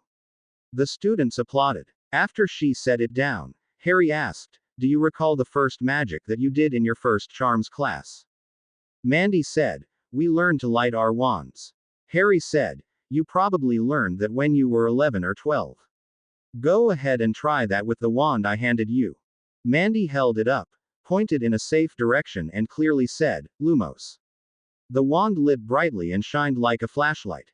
The class applauded and Mandy smiled. Harry said, "Please shut of the spell now." Mandy said, "Nox," and ended the charm. Harry said, "Laura, I think you could do this. Hold the wand like this. Think to yourself that you want the wand to light up and shine a light like Professor Taylor did. When you're ready, say, Lumos, and watch the wand light up." Lumos. A smaller light shined, but the smile of Laura's face would have lit up any room. The students applauded enthusiastically. "Shut it off by saying Nox." She did. He handed her a bottle of Orange Crush, opened it for her and said, "Well done. Professor Taylor, could you try the wand lighting charm with my firestick please?" She did with the same results. He asked, "Would you levitate the chair please?" She did with the same results. She stated, "It works like a regular wand for me." Harry agreed. "It does for you. Laura, would you light this one up please?" He handed it to her and said, "Could you make it just as bright as Professor Taylor did, please?" This was it. He'd played his hand and hoped that his star witness would do the right thing. She said, "Lumos." It lit up as brightly as a maglite with a fresh set of batteries. The class applauded loudly. Harry asked, "Laura, can you make your light a little less bright? Think what you want your magic to do and make it happen." It did. A bit less. Good. Now bright again. It was. Excellent. Now shut it off please. Nox. Well done, Laura. Her classmates applauded her accomplishment. He let her rest for a few minutes while he described how the firestick worked, then showed her the levitation charm. 10 minutes later, she'd levitated a ping-pong ball. The class cheered for their friend. For the next 5 minutes, Katie's parents, Jim and Lonnie Bell, told their story. The class especially related to them because they were in the herbology business. Lonnie demonstrated that she could apparate. She told them, "I didn't have as much magic as most of the other kids in my class and had to leave my school when I was 12. With my firestick, I'm catching up." While Randy, the herbology teacher, was impressed with Lonnie's story, the students had all but lost interest. The class hour was nearly over. Mandy selected one of the boys and asked him to pass out the information packets. Mandy said, "If you would like, we'll be putting on an Introduction to Charms and an Introduction to Transfiguration class second summer session beginning July 20th. It's free and the information is also in the packet." Harry asked, "Who else would like to try?" He had everyone take off their bracelets. He knew that there was one no mage in the classroom. He asked the boy to be his helper as he and Mandy quickly moved the class through the line. The levitation spell took 10 julans. Aaron's levitation spell didn't work with the firestick. Before the boy, who was a mirror image of an 11-year-old Colin Creevy, could become heartbroken, Harry handed him one that would activate with 5 julans of effort and said, "Try again." Aaron did, and the ping-pong ball immediately rose. He said, "I did it." Harry handed him a bottle of Orange Crush and told him, "Good job. Here's a packet for you." After class, Mandy asked, "How did you know about the magic suppressing bracelets?" "I was partnered with Laura when I visited the class. I could sense it." Mandy replied, "I can do that in a quiet room. How you managed it in a class where half of the boys were flinging bugs at each other is beyond me." "It wasn't just the boys," protested Harry with a smile. "Thanks for arranging this today." She smiled back and joked, "I always wanted to be the pretty girl in a magician's magic show." They laughed and Harry quipped, "Presto. I pulled a rabbit out of my hat, except in my case, it was a sword and the audience was a big snake." She shook her head and remarked, "Only you, Harry. I need to get back to work. Same time tomorrow with the next class." "Thanks, Mandy." On the way back, he thought about Aaron. The lad wasn't a no mage, rather a very low mage. He could cast somewhere between 6 and 9 julans. Harry wished that he'd had more time to visit several more classrooms, with the intent of rolling out his firesticks faster, but he had a solid commitment in Saudi Arabia on Friday. He hoped that a large percentage of the students that they'd presented to would take up their offer. After Harry left, Mandy examined the bracelet that Laura had worn. The runes indicated that it was a 50% magical block. It seemed beyond cruel to take away what little magic that the low kids had. She asked one of the other advisors about it. He pointed out, "You certainly have a point, but it keeps the kids from having accidents, I suppose." "What do you mean?" "Since they weren't learning wanded magic, they'd never learn to control their magic and might have accidents into their 20s. It's too bad that they couldn't learn a few spells, so they'd stop having accidents." Mandy replied, "Now they can. I need to go. I'll talk with you later. Thanks." Friday, June 19th. The three crews were assigned 4 lakes each at the new project in Medina, Saudi Arabia. Harry had been surprised that the recent project proposal closed as quickly as it had. There were larger cities that were closer to the sea. Remus speculated that in the case of Medina, there was no existing desalination plant nearby and there was a real need for the water in the surrounding areas. Like the project at Riyadh, the lakes would be piped together in 2 sets for filling or drawing water from one lake to another. Harry thought it was a good setup. Dobby and crew went out a week earlier than Harry, who went out a week earlier than the others. They were at Harry's property being trained by Remus, who would work with them at the construction site. The 800 elves had each brought 2 sets of charged cobalt bracelets to keep them in top shape, though Dobby was adamant that they didn't feel as good as a real hug from Harry. Finally, Harry and the elves had done enough preparation work. He called Remus and said, "Send everyone out." The next morning, Medina time, everyone arrived. They crowded into the dining tent. Harry said, "Welcome to the Medina work site. We'll be making a total of 12 lakes here. Flyers, the water will be picked up 3 miles off the coast in the Red Sea to the west of the work site. You'll be carrying the water 80 miles. That's farther than Kuwait City but considerably closer than Riyadh. As I said, there are 12 lakes. Currently they're in various states of completion, so everyone can begin their respective tasks. As you can see from the sand piles, 8 of the holes have already been dug. Dobby, you should mention to Ed that the sand is yours to keep, or dispose of. One of the holes is ready for the cement over the vinyl sheeting. At least the cornerstones of the other 7 have been placed. Everyone's tents have been delivered. Please put them up after the meeting. Remus, please introduce everyone." He began, "We have 7 new team members this time. Sylvia Clearwater is Penny's mother. When she's not here having fun with us, she teaches Transfiguration at Hogwarts. Andrew Sprout was recommended to us by Pomona Sprout at Hogwarts. Like Sylvia, he'll be on the block team. Jeff McMillan and his wife Anna came to us through the recommendation of his younger brother, Ernie. They'll also be on the block team. Roger Davis and Oliver Wood are known to most of us. They finally concluded that working with us will be a far better situation than playing in the pro teams. Like the other Flyers, they'll also be working on the cement team. Finally, at the recommendation of Colin, is his brother Dennis Creevy. He'll also be on the fly team." Lupin continued, "Katie Bell will be joining Team 3 and switching places with Dennis, who will be on Team 1. She's highly experienced at all phases of the waterworks. Are there any questions so far?" No one said anything, so he continued. "All of the cement people will be working together on Lake 1. As before, you'll want to apply 2 1-inch coats. Professor Clearwater will be sealing the blocks on Team 3's lakes. I'll be sealing for Team 2. Harry and Dean will be sealing for Team 1. Now would be a good time to put your tents up. Ladies, remember to wear your headwear. We'll meet back here in an hour to do a quick site tour before getting to work." When the others had begun their tasks, Harry asked, "Why 7 rather than 10 for this crew?" Remus replied, "I'll add the other 3 before the first fill. They weren't available quite yet. We'll be fine. You and the elves did a lot of the work before we even arrived at M Customs." Sunday, July 5th. 2 weeks into the project, Harry went home for the morning. He asked, "Have you heard from Mandy?"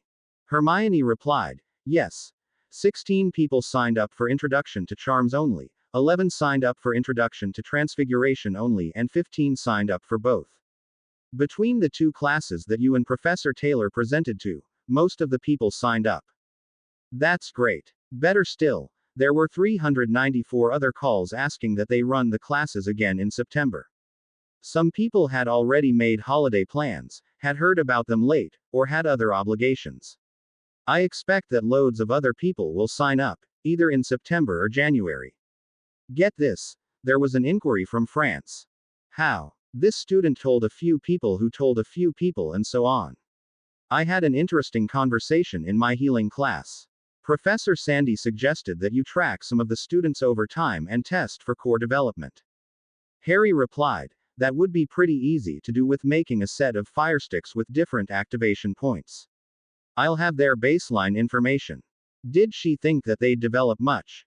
Her idea was that with continued use that they would, probably not to a 50th percentile level but some. That's an interesting idea. How's the lake construction work? Hectic. Besides the new project in Medina, there were fills to do in Riyadh and Kuwait City.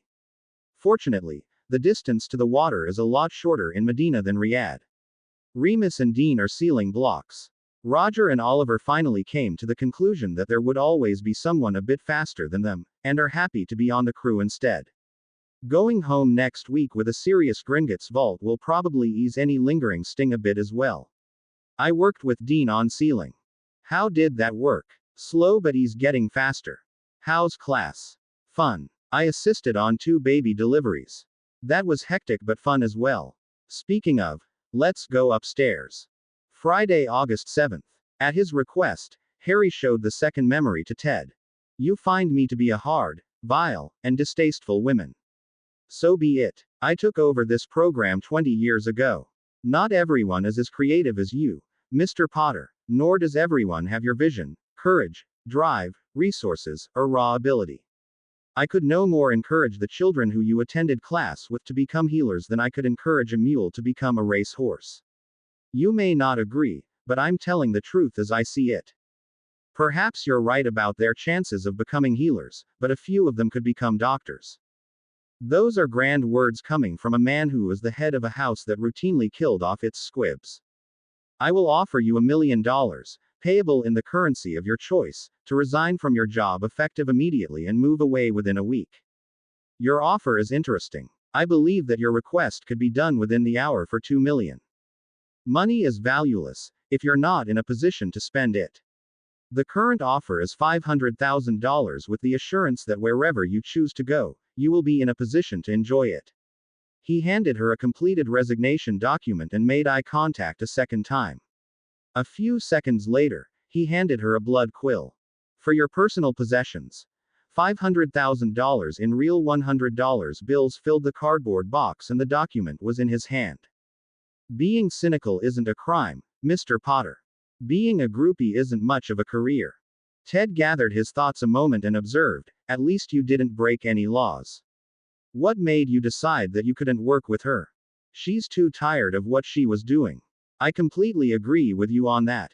There was a senior administrator like that at the ministry years back. Aside from a few poorly chosen words, and based on what she knew, I expect that she was right in everything that she said. Your potential donation of $50 or $100,000 wouldn't have changed that. Ted added, there are 3 points worth mentioning. You're going to run into people throughout your life who you don't like. You can't take all of them off of your game board. Sooner or later, you'll have to find a way to work with them. Second, you made a promise to those kids. I'm certain that you will deliver, both now and in the future. Third, your coworkers, colleagues, mentors, and attorneys seldom like surprises. In this case, I'm guessing that you brought up the first meeting to Hermione, who saw it as a cause and launched a verbal crusade. Harry nodded. In reverse order, your business is your business. This wasn't Hermione's call to make any more than it will be yours to direct what she does when she begins her healing practice. You threw a surprise into Professor Taylor's lap. She may have been polite when she asked you about it, but I doubt that she was happy about not being told up front. As for the firesticks, I'm certain that you can get them made. Hopefully momentum will continue to grow. Keep an eye open for long-term business opportunities for them. That gives them success long-term. Last but not least, there will be people in your life who annoy you. You can't be like the guy in the Lambs movie and get rid of the mediocre flute player in the orchestra. If you're going to anyway, you find them a different job. You don't never mind, you did fine. Harry replied, I get it. Ignore them or buy them out. I was never going to change her mind and she was never going to be a true advocate for those kids. You told me to go around the roadblocks. I did. In this case, buying her out was the painless, better solution. I wasn't going to pay double, but I would have gone back to my original offer. I like your idea about finding a business that would work for the kids. On to a different subject. How are the investments doing? Good. Andy has lunch ready. Let's eat. Saturday, August 16th. Harry and Mandy concluded that the definition that Dr. Winslow had used for no mage was the inability to perform a simple levitation charm, with a Julian rating of 10 to 12 depending on the specific object that she was having them lift. In contrast, a true non-magical could not light a wand, requiring a Julian rating of 1, leaving the very low mage category a gray area. Harry suggested, currently Aaron, the so-called no mage who was in the first class that we presented to, actually might have a core that could generate a 6 to 9 Julians spell. He's below Dr. Winslow's threshold of 10 Julians, but he clearly has some magic that can be directed. He's not a no mage. He might be able to use a regular wand to create a breeze or blow out a candle, or use a wand to throw red sparks. She pointed out, if you can find a spell that required 6 Julians, you can definitely identify a magical and beyond safe ground giving or selling them a firestick. There are enough people who claim that non-magicals can sometimes light a wand. I thought about that. I made 2 sets of firesticks to test low-level raw magical power, LLRMP, to gift to the 2 new advisors. They can use them to test from a range of 1 to 40. What's the future of the program?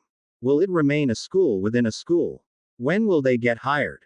Heavens no, Harry. Officially, it never was, though Dr. Winslow may have taken her mandate way too far and treated it as such.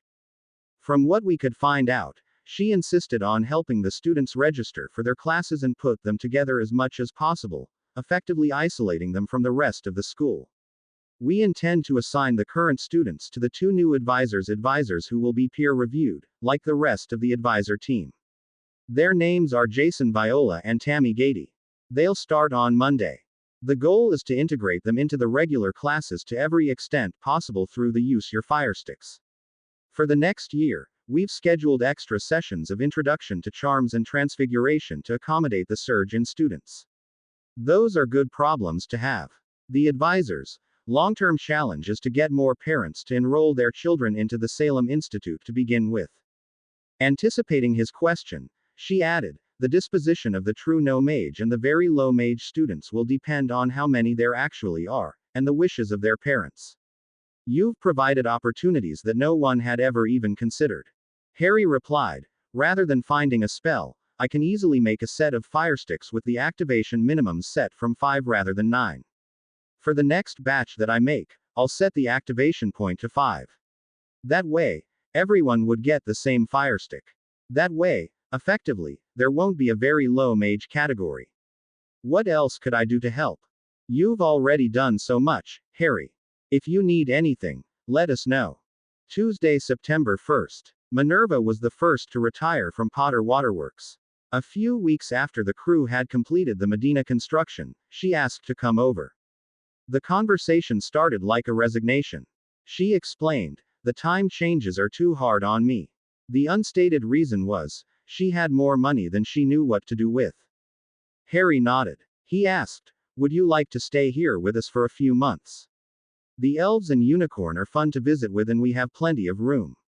Besides, I need some help with a project. Delighted by the offer to be useful, she replied, yes. I'd love to. Thank you. Do you remember Jim and Lonnie Bell from Hogwarts? I expect that they're about 45. Lonnie Phillips. Yes. Albus forced her out of the castle, rather than confront Bellatrix Black. She earned her apparition license a few months back. With your device. Yes. So, they're ready to sell. Yes. 2 classes of low magicals used them at Salem for charms and transfiguration in the second summer session. There will be just over 500 in use this semester. That's a remarkable achievement. Congratulations. He nodded. Professor, my question is, where and when have the British low mage kids been getting filtered out? She considered his question for a moment and replied, I believe there are 3 roadblocks in their path. Intentionally or not, they've been sent to Garrick Ollivander. If he is unable, or unwilling to match them with a wand that will produce what he deems an acceptable result for the child, he doesn't sell them one. Harry thought that would be easy enough to fix. He nodded encouragingly. McGonagall continued, the second gate are the child's parents. Naturally, I'm referring to a child with magical parents. If they choose not to send their child and state that he or she will be homeschooled, the school is powerless to change their mind. Harry asked, if reprints of the Salem newspaper articles were reprinted in the Prophet, would that get them to take action? Doubtless it would for some, especially if the child hasn't already been sent to an orphanage somewhere. Harry gently asked, what about the third barrier? Whoever the head of the school happens to be would have much to say regarding children using your device or not. Albus allowed a student or 2 a year fail, or be bullied out of the school. It was the easy, rather than the right thing to do. Harry asked, how difficult would it be for me to be included in the list of Hogwarts school suppliers that the first years get? I would expect that Pomona would be happy to help you. I'll speak with her about it. Harry felt as if he were making some progress. He pressed on. What about on a look-back basis? How could I reach people who left or never went? How could I get a list? Harry, you can't find everyone. If the parents have sent the child away to an orphanage, or to another country, you essentially have a lost trail. At his incredulous look, she explained, I'm not defending the practice, simply observing that it occurred. Changing the subject, where and will the devices be sold? At my shop in Hogsmeade, as soon as it's completed. That should be another 2 weeks. I'm not selling them, I'm gifting them to children who need them. And I was planning on having the shop open on every other Saturday from 9 until 3. I'd love to have someone there with me, if you had a bit of free time. Naturally, lunch would be provided. I see. Well, since I was fortunate enough to earn more in the last 2 years than in my entire career at Hogwarts, I suppose I would be in a position to assist you. They laughed together. Wednesday, September 2nd. Amelia was reading the Daily Prophet when a quarter-page article caught her eye. Salem Master's Project accepted. Has widespread possibilities. An enchanting master degree was presented to British student Harry J. Potter last Tuesday. Potter's thesis on low mage core strengthening was accepted and peer-reviewed favorably. Grand Master Erling Magnusson remarked, Harry Potter's innovative thinking allows him to go around obstacles that would stop other enchanters. His power assist device is an inspired, innovative leap forward in assisting witches and wizards with modest means in mastering the use of transfiguration and charms on an everyday basis. Potter has gifted over 500 of these devices to the students enrolled in the Salem Low Mage program who were previously having difficulty with wanded classwork. The instructors who led the second summer Transfiguration and Charms courses reported that the enrolled students were highly successful in their classes. Bones read the article a second time. She wondered exactly what he was up to. Potter owned the Daily Prophet. That said, she'd never seen any trace of bias in Cuff's editorials or the news pieces since the acquisition. She asked her assistant to get a copy of his thesis. Her younger sister, Janet's granddaughter, Greta Wilkinson, didn't go to Hogwarts last year because Ollivander couldn't fit a wand for her. Now she had options. An hour later, Randy handed her the copy. She looked at the cover sheet. Part 1 Elements of a Magical Core. Maximum Single Discharge, Capacity, Speed of Recharge. Part 2. The Low Magical Core Increasing the Magical Core. She turned the page and was amazed by what she was reading. Thursday, September 3rd. At breakfast the next day, Susan announced, Auntie has invited everyone over for the weekend. Emma replied, that sounds lovely. Is there enough room? She said, maybe we could bring a few of the tents. Harry asked, how many are a few? Dean's, Katie's and maybe yours. It's a 4-bedroom house. It's on top of a hill with a lovely view of the ocean. We could go see the beach at Hannah's parents' home. Please. It would be Friday through Sunday. Emma replied, we'd love to. Minerva is visiting her sister this weekend. Friday, September 4th. After an excellent lunch, Harry wasn't surprised to receive Smidgen's request that he follow her to go see Minister Bones. He wasn't expecting it to be in her study with the door closed. He was glad that he'd volunteered to bring the Orange Crush, so he was certain of what he was drinking. The discussion started out easily enough. In spite of that, he kept thinking that this was the British Minister of Magic sitting across from him, not Susan's aunt. He kept on his toes. How's the waterworks project going? Generally good. Employing 32 people has its challenges. Professor McGonagall recently retired from the crew. I'm hoping to sell another construction project in the Middle East soon. I've concluded that I need a different solution if I want to sell water in the States. Bones asked, do you see this in an ongoing business? Yes, but the method of acquiring the seawater may change. There's more control over the airspace there than in the States. That said, I'd like this set of crew members to retire in 5 or 6 years. Why's that? They'll have made generational money. I'd like to give a second set of people the same opportunity. That said, other projects will likely come up, so there will also be other things to do. If I may ask, I believe the crew members will each make 1.5 million this year. Dollars. Galleons. There was silence for a moment, then Amelia admitted, I had no idea. We've collectively agreed to not mention it to anyone unless it was necessary. That said, it's not my plan to poach the entire Auror force, though Alistair has done amazing work. And Susan. One of the best. My turn. Why have the remaining elves at Hogwarts not been encouraged to have children? They should, if they choose. Harry was certain that they'd been listening and replied, good. Your turn. Now that you've finished at Salem, what did you think of it?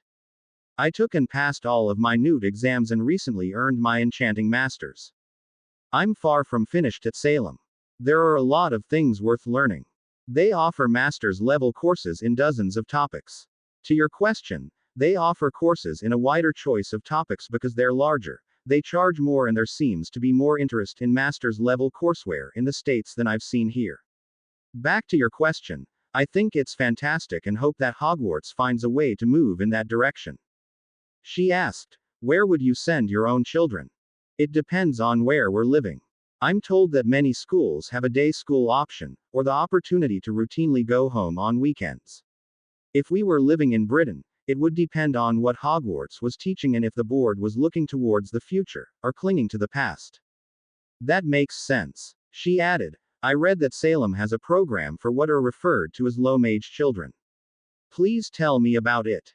If you were to take 1,000 magicals and rank them based upon raw power, you'd have people in the top fourth, the upper middle fourth, lower middle fourth and the bottom fourth. First and foremost, the people in the bottom fourth are not the village idiots. Either their core is late, or paused in its development, or for some reason, they're having trouble casting more powerful spells, as measured by Julian's output. The number low program was originally designed to provide an appropriate education to people in the bottom fourth of the curve. Keep in mind that the raw magical power range of that fourth is vast. Most spells range from 1 to about 2,000 Julians in terms of what's required to cast them. Everyday magic tends to be in the 10 to 300 range. What exactly were you asking, Minister? I read a report from the Salem newspaper about a new development. Are you asking in general terms, or in relation to Greta? The latter. She wasn't surprised that he'd guessed. As I've been told, Ollivander performs some sort of check, or test to see if the prospective student can cast a 20 Julian spell, or similar. In effect, he's acting as some sort of self-appointed gatekeeper and won't sell them a wand if they're unable to cast such a spell. I have no idea how precise his test is, or which long-bearded headmaster originally encouraged him to take on that responsibility.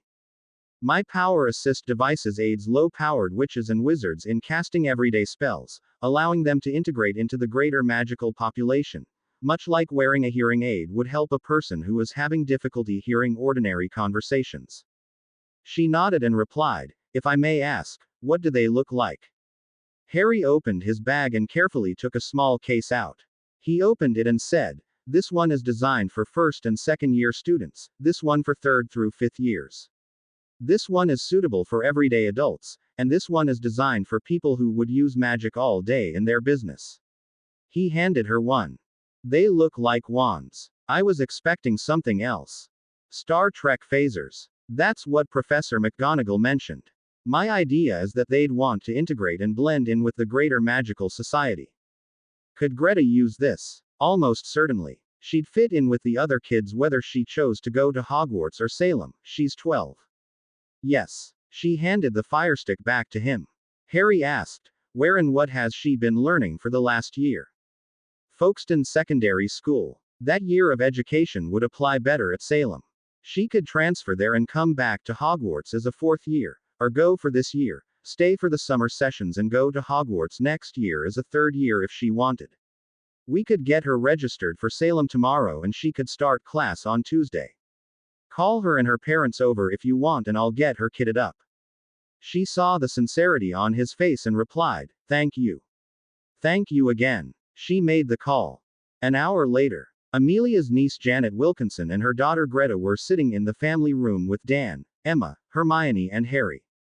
Amelia made the introductions and said, Harry Potter would like to talk with the two of you about an opportunity to attend the Salem Institute. She nodded at Harry. He said, Hermione and I attended Hogwarts through the end of our fourth year. We decided that we'd be happier going to the Salem school. There we've learned both magical subjects like herbology, transfiguration, charms, magical healing, and enchanting, as well as non-magical classes such as math, history, or science.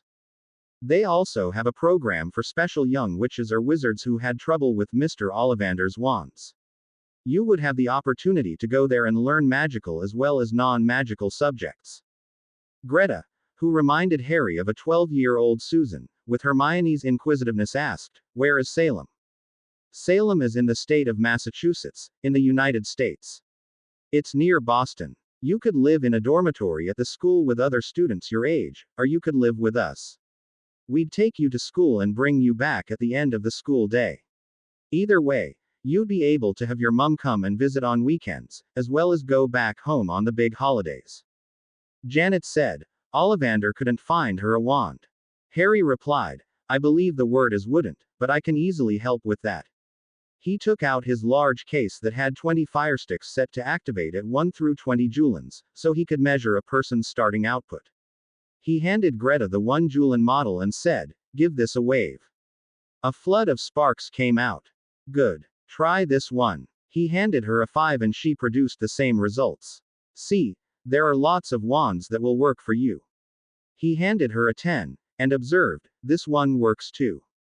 He handed her a 12, and saw the same results, then handed her a 14. After seeing results with the 16 joulons activation point model, he handed her the 18 joulons model, which produced 1 spark. Emma was relieved when he put that one back into the case and closed it. The little girl didn't need to fail.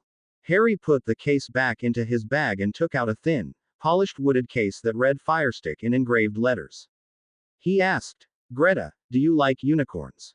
Surprising no one, the little girl gave a solemn nod. The others went outside, leaving Harry, Greta and Janet in the room to talk. Harry said, we have 22 of them where we live. They're quite friendly, but the little ones need lots of chin rubs.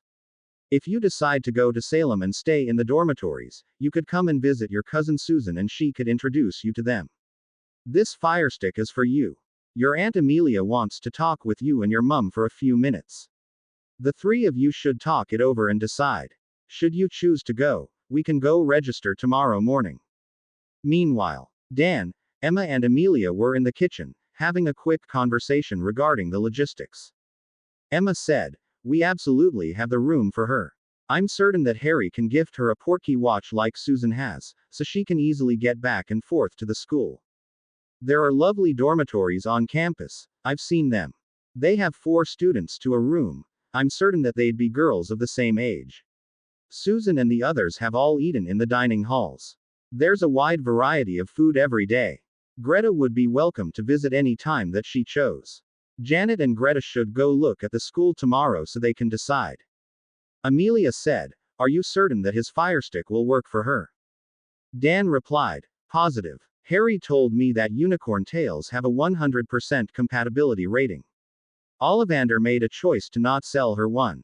By now, I expect that Harry's taught her how to levitate a ping-pong ball, or something. She has options. Good ones. Does she have a passport? Amelia replied, I'm not certain, but that can be obtained easily enough. After Harry went outside, Greta and her mum had the opportunity to talk it over. Greta asked, What do you think? I like the idea of a blend of magical and non-magical subjects. Your cousin Susan seems to have done very well there. The course catalog is huge. Greta agreed, I want to go there. Janet asked, Would you rather start in the dormitory with the other girls your age, or with Susan and the Grangers? Surprising her, Greta replied, I'd like to start in the dormitory. It would be nice to meet a bunch of other kids my age. Harry told me that I'd be allowed to visit on some weekends. What about the summer sessions? That's a long time away. Maybe one. Are you sure about this? I'm sure that mean old Ollivander is a turd. Almost all of the wands that Harry showed me worked for me just fine. Turd told me none of his would. Bemused at the emotion in her daughter's language, Janet replied, Clearly he was wrong. Let's go tell Amelia and the others what you decided. Thanks, Mum. Love you. 2 phone calls, along with a quick Dobby pop back and forth to Salem, and Greta was filing out her papers. She signed up for potions, herbology, transfiguration, charms, composition, and American history. Saturday, September 5th. The next morning, they were at the Blegan Administration Building at Salem. Harry made the introductions. This is Greta Wilkinson, her mum Janet, and her aunt Amelia. Greta, Professor Tammy Gady will be your advisor here. She's very nice and super helpful. Here's Greta's paperwork and a check. Are there any vacancies in Pioneer Hall? Tammy had a big genuine smile on her face and said, I'll look. First the tour. Welcome. I'm Tammy Gady. I'm happy that you're here. Greta and family, welcome. Harry, are you going to tag along? I need to go see Professor Whitehorn for a bit. I'll collect this lot and take them to the bookstore when you're done. 2 hours later, Tammy handed the 3 visitors back to Harry and said, Greta will be in room 1041 in Pioneer Hall with 3 other girls. One of them has the identical circumstances as Greta. The classes will even out by the end of the 2nd semester, or with 1 summer session. She'll need her books, electronics, and maybe a few local outfits to fit in better. Greta can move in tomorrow, anytime after noon. She has her maps, ID badge, and her room key. Harry nodded. Thank you, Professor. I'll take her to the bookstore and her cousin can help with the other. Thank you again, Professor. She winked. They were on a first-name basis. As Harry was helping Greta get her books, Amelia looked at the book list. An illustrated guide to safe potion making. An illustrated guide to basic charms. An illustrated guide to introductory transfiguration. Herbology basics and safe practices.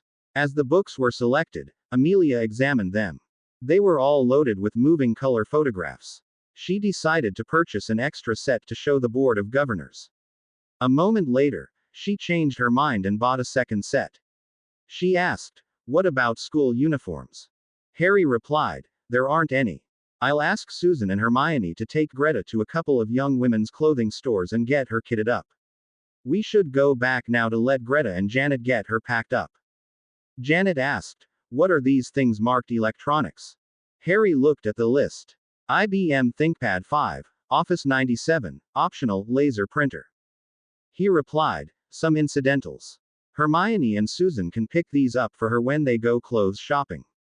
Amelia commented, No cauldrons, or apothecary supplies. The classrooms have all of the equipment and supplies. The dormitories also have proper potions labs. It's a lot safer than having someone trying to concoct something in their room or a bathroom. In a soft voice, Amelia asked, Will she ever go back to Hogwarts? Harry deflected her question and asked, What are the goals of sending your child to school? To educate them. For the purpose of. You have something in mind. Just say it. To prepare them to be productive and successful for the next 50 years. I never saw one instance of looking ahead at Hogwarts, only clinging to the past. Quills and ink bottles. Even Moody uses a bureau. Salem is teaching students to use computer equipment. Hogwarts doesn't allow electricity. You've seen the textbooks. A set for either school costs about the same. There are 65 million Brits. Divide that number by 2,000, you get a bit over 32,000 magicals. 1 in 8 or 10 at the very least should be in school. Where are they? She admitted. Sadly, you're right. There were easily 3 times the students at Hogwarts when Alistair, Connie and I were students. Harry asked, how many kids has Ollivander turned away over the years? Where did they go? The staff at Hogwarts agreed to change the invitation letters for next year. I wasn't in time for this term. Based on where Greta measured, he's intentionally excluding 25% of the potential students. I'd bet you a cookie that Dumbledore hatched that scheme. Katie Bell's dad is studying for his charms newt. Her mum recently passed her apparition test. They're both low mage. That's using your device, observed Amelia. 1,200 years ago, Helga Hufflepuff's great-grandfather may have had the same conversation with one of his mates about using wands, rather than runes for everything. That's cheating, it doesn't count. If I handed in my potions essay and it was typed to be easy to read, would Snape have accepted it, or burned it up and handed me a 0 for the assignment? To your question, if I were Greta's parent, I'd never force her to go to Hogwarts. The single advantage would be to meet the other Brit students her own age. I gave Ted a list of recommendations for the vacant Wizengamot seats. My plan is to take up the Potter seat and leave Ted as the Black Steward for the foreseeable future. Amelia conceded, it appears that both of us had agendas for the weekend. It seems that we were both successful. I thank you again for your help. As I thank you for yours. Hermione, Susan and I will help Greta get settled in tomorrow. Cheers. While Hermione and Susan were taking Greta shopping, Katie was at the electronics store getting the inquisitive 12-year-old a laptop, Office 97, a printer and several reams of paper, along with a box of diskettes. As she was quite familiar with them from her own classes, setting it up for Greta would be no real challenge. By dinner time, Salem's newest student had met half of the students on her floor and looked to be off to an excellent start. Saturday, January 1, 1999, 3.5 years since the third task. Harry and Ted went over the financial report that Ted had prepared for the previous year. Revenue. Lakes 12 million G. Fills 49 million G. Sources. Kuwait 5x24 fills. Riyadh 12x24 fills. Medina 10x8 fills. Paid to. Elves Construction 6 million. Harry Construction 3 million refills 12 million. Crew 30 Construction 100,000 each refills 1,225,000 G, average PP. Harry put the report down and remarked, that's pretty good. Ted pointed out, some of the crew members made more than others, depending on how many fills they participated on. Aside from Team 3, the numbers were all similar. You changed lives, Harry. We quietly changed lives. To my knowledge, everyone's kept pretty low-key about it. My phone hasn't been ringing off the hook from people wanting to apply for jobs. How vocal has Barchoke been about filling the Wizengamot seats? More so, with every meeting. Minister Bones even brought it up recently. Harry cursed under his breath. He replied, I'd like you to add Katie Bell to the list of recommended candidates. Actually, I'd like McGonagall, Flitwick and Bill Weasley removed. My list of top recommendations in order are George Weasley, Katie Bell, Dean Thomas, Lee Jordan and Ernie Macmillan. They would all meet any financial test. Not Hermione. She's still 2 years from making her own mark on the world. I understand. That afternoon, Harry was invited to make a presentation to the Hogwarts Board of School Governors. As the prerequisite to serve a 4-year term was that the board member would have, or had a child, sibling, or family member at Hogwarts for at least part of the term. Some of the names and faces were familiar to Harry. He began his presentation. Traditionally, the bottom 25% of any incoming class at Hogwarts is discouraged, or outright blocked from attending 25%. There was significant grumbling and evidence of outright disbelief in his statement until Augusta Longbottom and Greta Macmillan both stated, I've witnessed it with my own eyes. Harry continued, the low-mage students deserve the opportunity to enroll at Hogwarts, attend classes, then test for and earn their owls or newts like any students of any ability. How? I've created a device, called the Power Assist device, which can aid a witch or wizard in casting their own wanded spells, be they charms or transfigurations. Newly appointed member, Marcus Flint gave a derisive snort and said, Those people don't deserve to go to Hogwarts. Harry had been prepared for that sort of comment and replied, everyone has their strengths and weaknesses. I expect that Vince and Greg would have done better in their classes if they'd been using one. Everyone has a starting point with respect to magic. If someone's starting point is lower than most others, they're going to struggle, fall behind, and have a difficult time catching up. Magic is a bit like a muscle. If you exercise regularly, it will grow. This device gives them a boost. If they catch up, that's fantastic. If not, I have adult models of my device available. In my own case, I was shorter and skinnier than anyone else in my class. Fortunately, I caught up. If your magic starts shorter and skinnier, someone weeds you out and you don't even receive a chance to succeed, or you fall behind, then a lot of kids give up, get booted, or their parents keep them home. They've had no way of catching up, until now. In reality, it sounded as if Harry had been describing Marcus's younger sister. Flint asked, where can kids get these? How much are they? I have a shop, 2 doors down from the 3 broomsticks. It's open the Saturdays of the full and new moons from 9 to 3. Kendra is welcome to stop in sometime if she wishes. Mrs. Greengrass politely asked, Mr. Potter, how much are these devices? Harry replied, I gift them to students who need them. They will stay charged for a year, then they should come back next summer to get them recharged for the next school year. He took one out of his sleeve pocket and said, they resemble wands, so the other kids wouldn't have any knowledge of their use, or reason to tease them. Kids can unintentionally be pretty cruel sometimes. Augusta remarked, they sound like an excellent device, Mr. Potter. How can we help you with them? Thank you. I just wanted to let the board that they're available. There are almost 600 kids from different countries using them now, some adults too. The first couple that I made them for were adults. After a bit of practice, she took and passed her apparition test. He studied up and finally passed his charms newt. The witch or wizard still has to learn the incantations and wand movements, they're the one casting the spell. The device just gives them a little nudge if needed. Greta Macmillan spoke for the group and said, thank you for updating us on these, Mr. Potter. I know someone who is using one. They're wonderful devices. We'll be certain to inform the staff to recommend them to any student who is struggling with one of Mr. Ollivander's wands. They should include that information in the Hogwarts invitation letter on the supplies page, so young children don't get discouraged if their visit to Mr. Ollivander isn't fruitful. Thank you.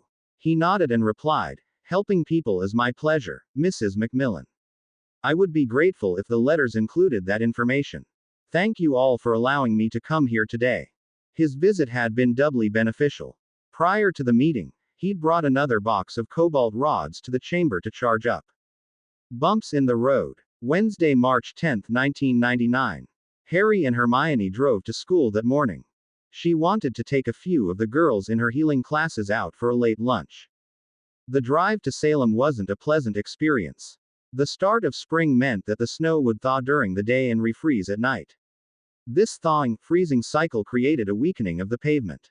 Throw in cars constantly driving over the weakened areas, and the cracks in the road deepened then widened everywhere, forming holes and ruts.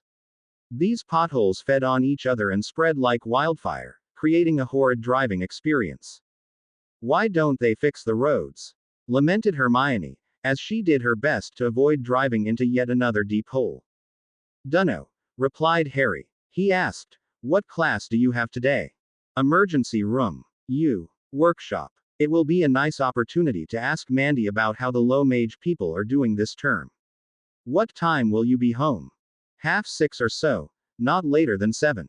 Okay. I'm done at 3. Have a good day. Love you. I love you too, goof. After Harry's class, he visited with Mandy a bit. He asked, how are the low mage students doing? Fantastic. I met with Jason and Tammy, the low advisors yesterday. The second-term students are well into the third semester material.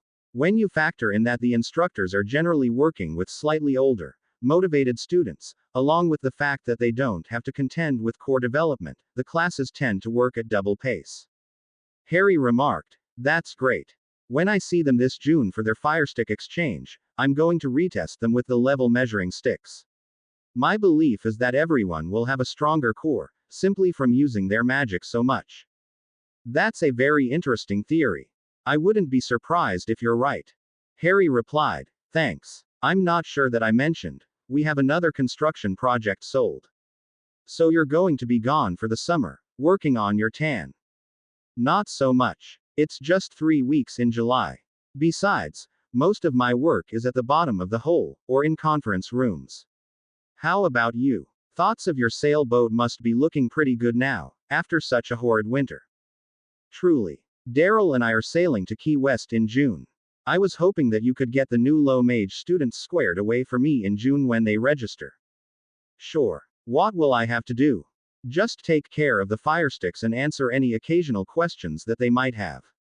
I'll let Jason and Tammy know that you'll be available in the first half of June and during August. Harry asked, how long will you be gone? About 4 weeks. I'll be certain that they have my cell phone number. They can call anytime. Harry remarked, I can stop by one of the weekends, if they get a late registration. Thanks, Harry. She appreciated how very accommodating he was to those students. Thursday, March 11th. As Hermione's parents had reported the same issue with the road that they took to get to their practice in Chesterfield, Harry decided to do something about it. Enlisting the aid of Katie, Susan and Dean, along with 200 elves was the easy part. Deciding exactly what to do was a bit of a challenge, as Harry had never really looked into road construction, or repair. The witches, wizards, along with Dobby and Ed met to decide how they could help Dan and Emma. Dean said, asphalt is made of a mix of sand and gravel along with a thick oil, almost a tar paste. It's heated, mixed and applied on the roadbed, usually 4 to 8 inches thick. After it's put down, it's compressed by driving on it with a machine that has a giant-sized roller. You can drive on it once it's cooled down. In our case, there's already a good layer on the road, except it's cracked, crumbled and lost most of the oil. Better still, the road base is still in good condition. Rather than try a reparo spell, I think we'd be best remaking the asphalt. Susan asked, what would we need? We'd need a big batch of the asphalt oil, a means of heating it and applying it to the existing roadbed. We'd have to completely dry the existing asphalt first, put on the hot oil, transfigure it, compress it, and apply a seal. Katie said, we'd have to get some way of keeping cars off the road while we were working. If we had a bunch of detour and road closed signs, we could do it. We could just work at night, like a water run. While they were talking, Ed and Dobby were looking at each other in delight. Dobby asked, when do you need oils and signs? They knew just where to get the heavy, sticky tar oil. When Dean mentioned needing a bunch of sand and gravel to fill in the holes, the two scroungers looked to be in ecstasy. Harry replied, Saturday. You can put them behind that garages. Okay. What does our process need to be? We're about 7 miles from Chesterfield.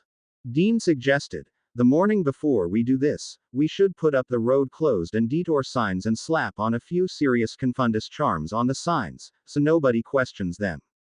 Starting about 8 p.m., we heat the road up to completely dry it out. We should be able to fly about 2 miles an hour, so if we all took a section, we'd have that part done in an hour. Then Dobby and crew put down the sand and heavy oil. Then we form a line. The first person reheats the roadbed. The second person does the transfiguration. The third person applies a compression charm. The last person applies an impervious charm, so the new road lasts a long time. After that, Harry and I go back and apply seals while Susan and Katie restripe the road. You'd need the center markings and the side lines painted. Harry asked, how long do you expect this would take? Dean replied, an hour for setup, an hour to dry the roadbed, an hour for Dobby and crew and 2 hours for the transfiguration. The compression could take place right after the transfiguration, so there's no extra time with that step. We'd need a break before starting the sealing and an hour and a half for that part. It would be at least an hour for the stripes and dashes to be painted and an hour for cleanup. I'd guess 10 hours total. We don't have that long. Katie suggested, once the signs are up, we can be flying disillusioned while the elves are doing setup.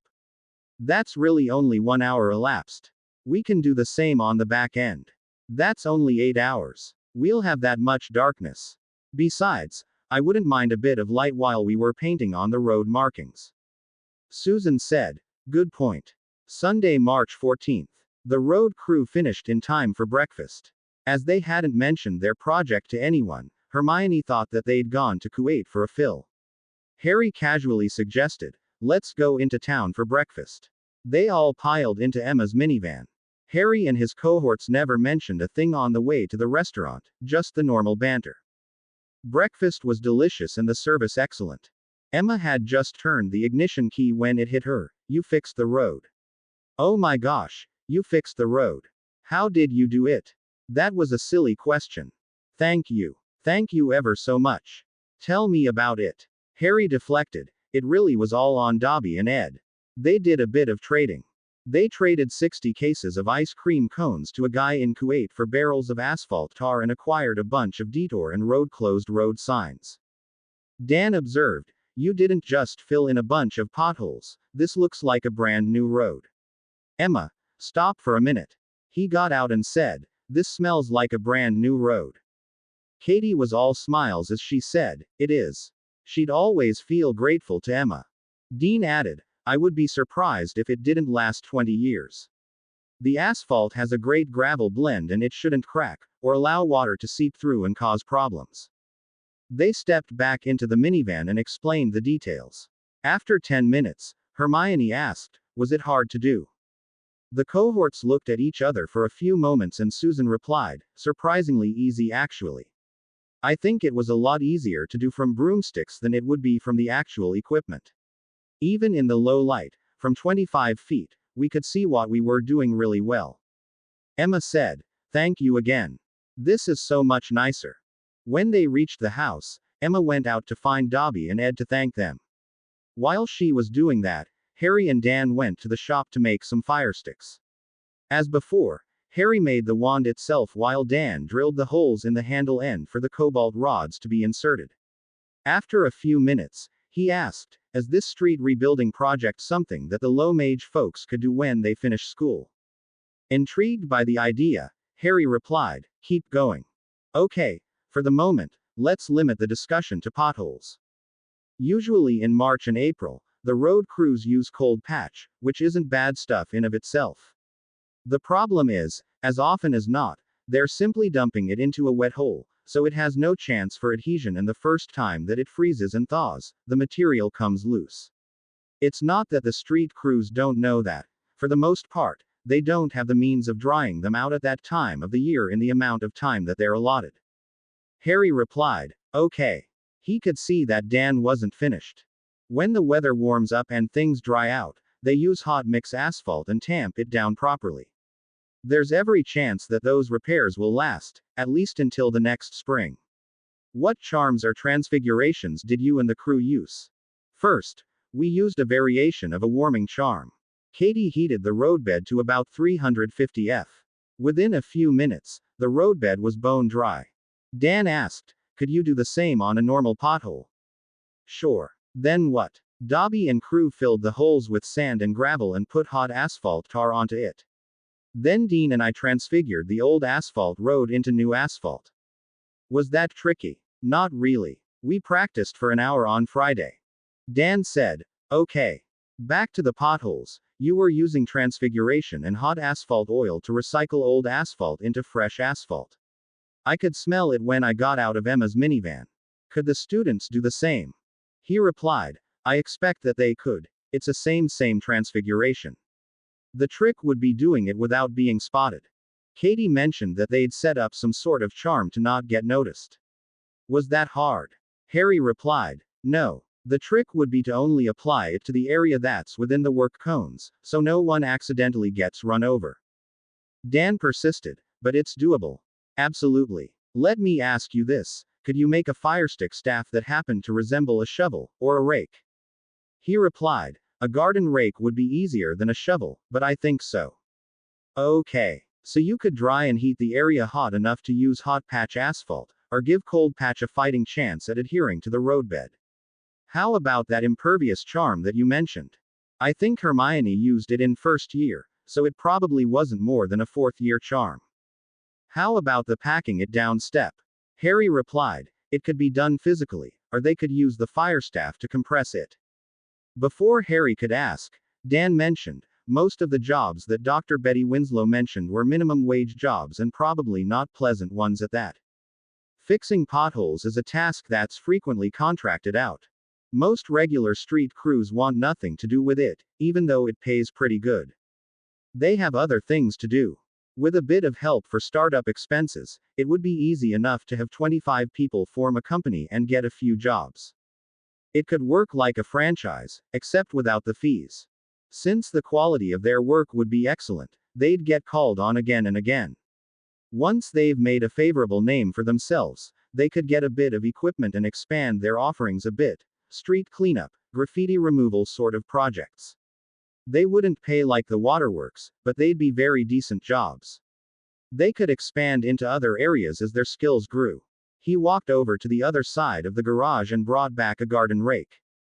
Harry had used one like it far too many times at the Dursleys, but looked at it from a different perspective. The rake head itself could be epoxied onto the staff and the center portion cut away, so a spell could be properly cast.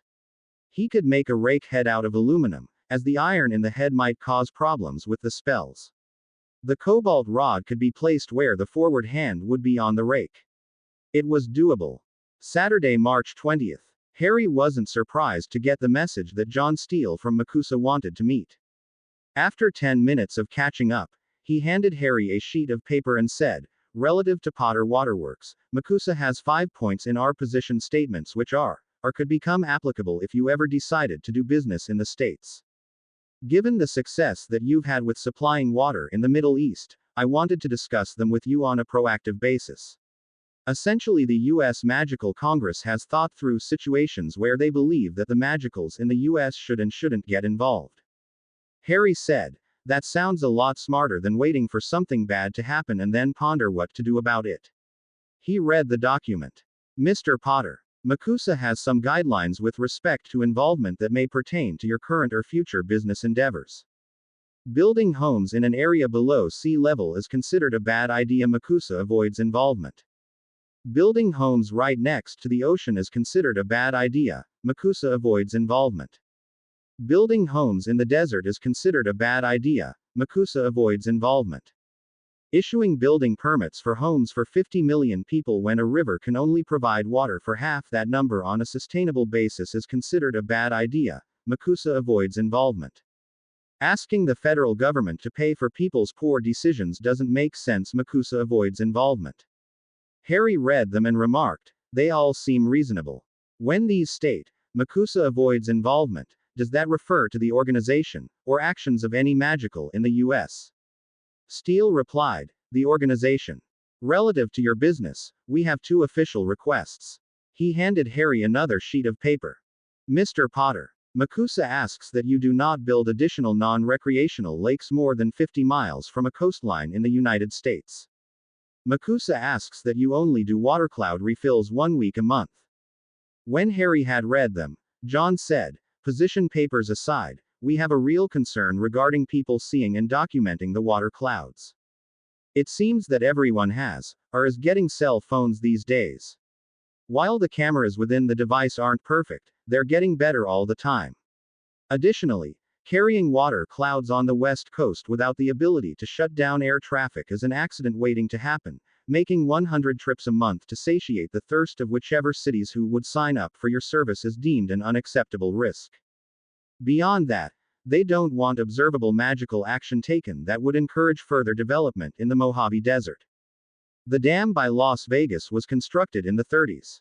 At the time, the population in the various downstream states could easily be supported by the available water supply. At the time, the combined population of California, Nevada and Arizona was under 7 million. Today, 1999, it's about 40 million.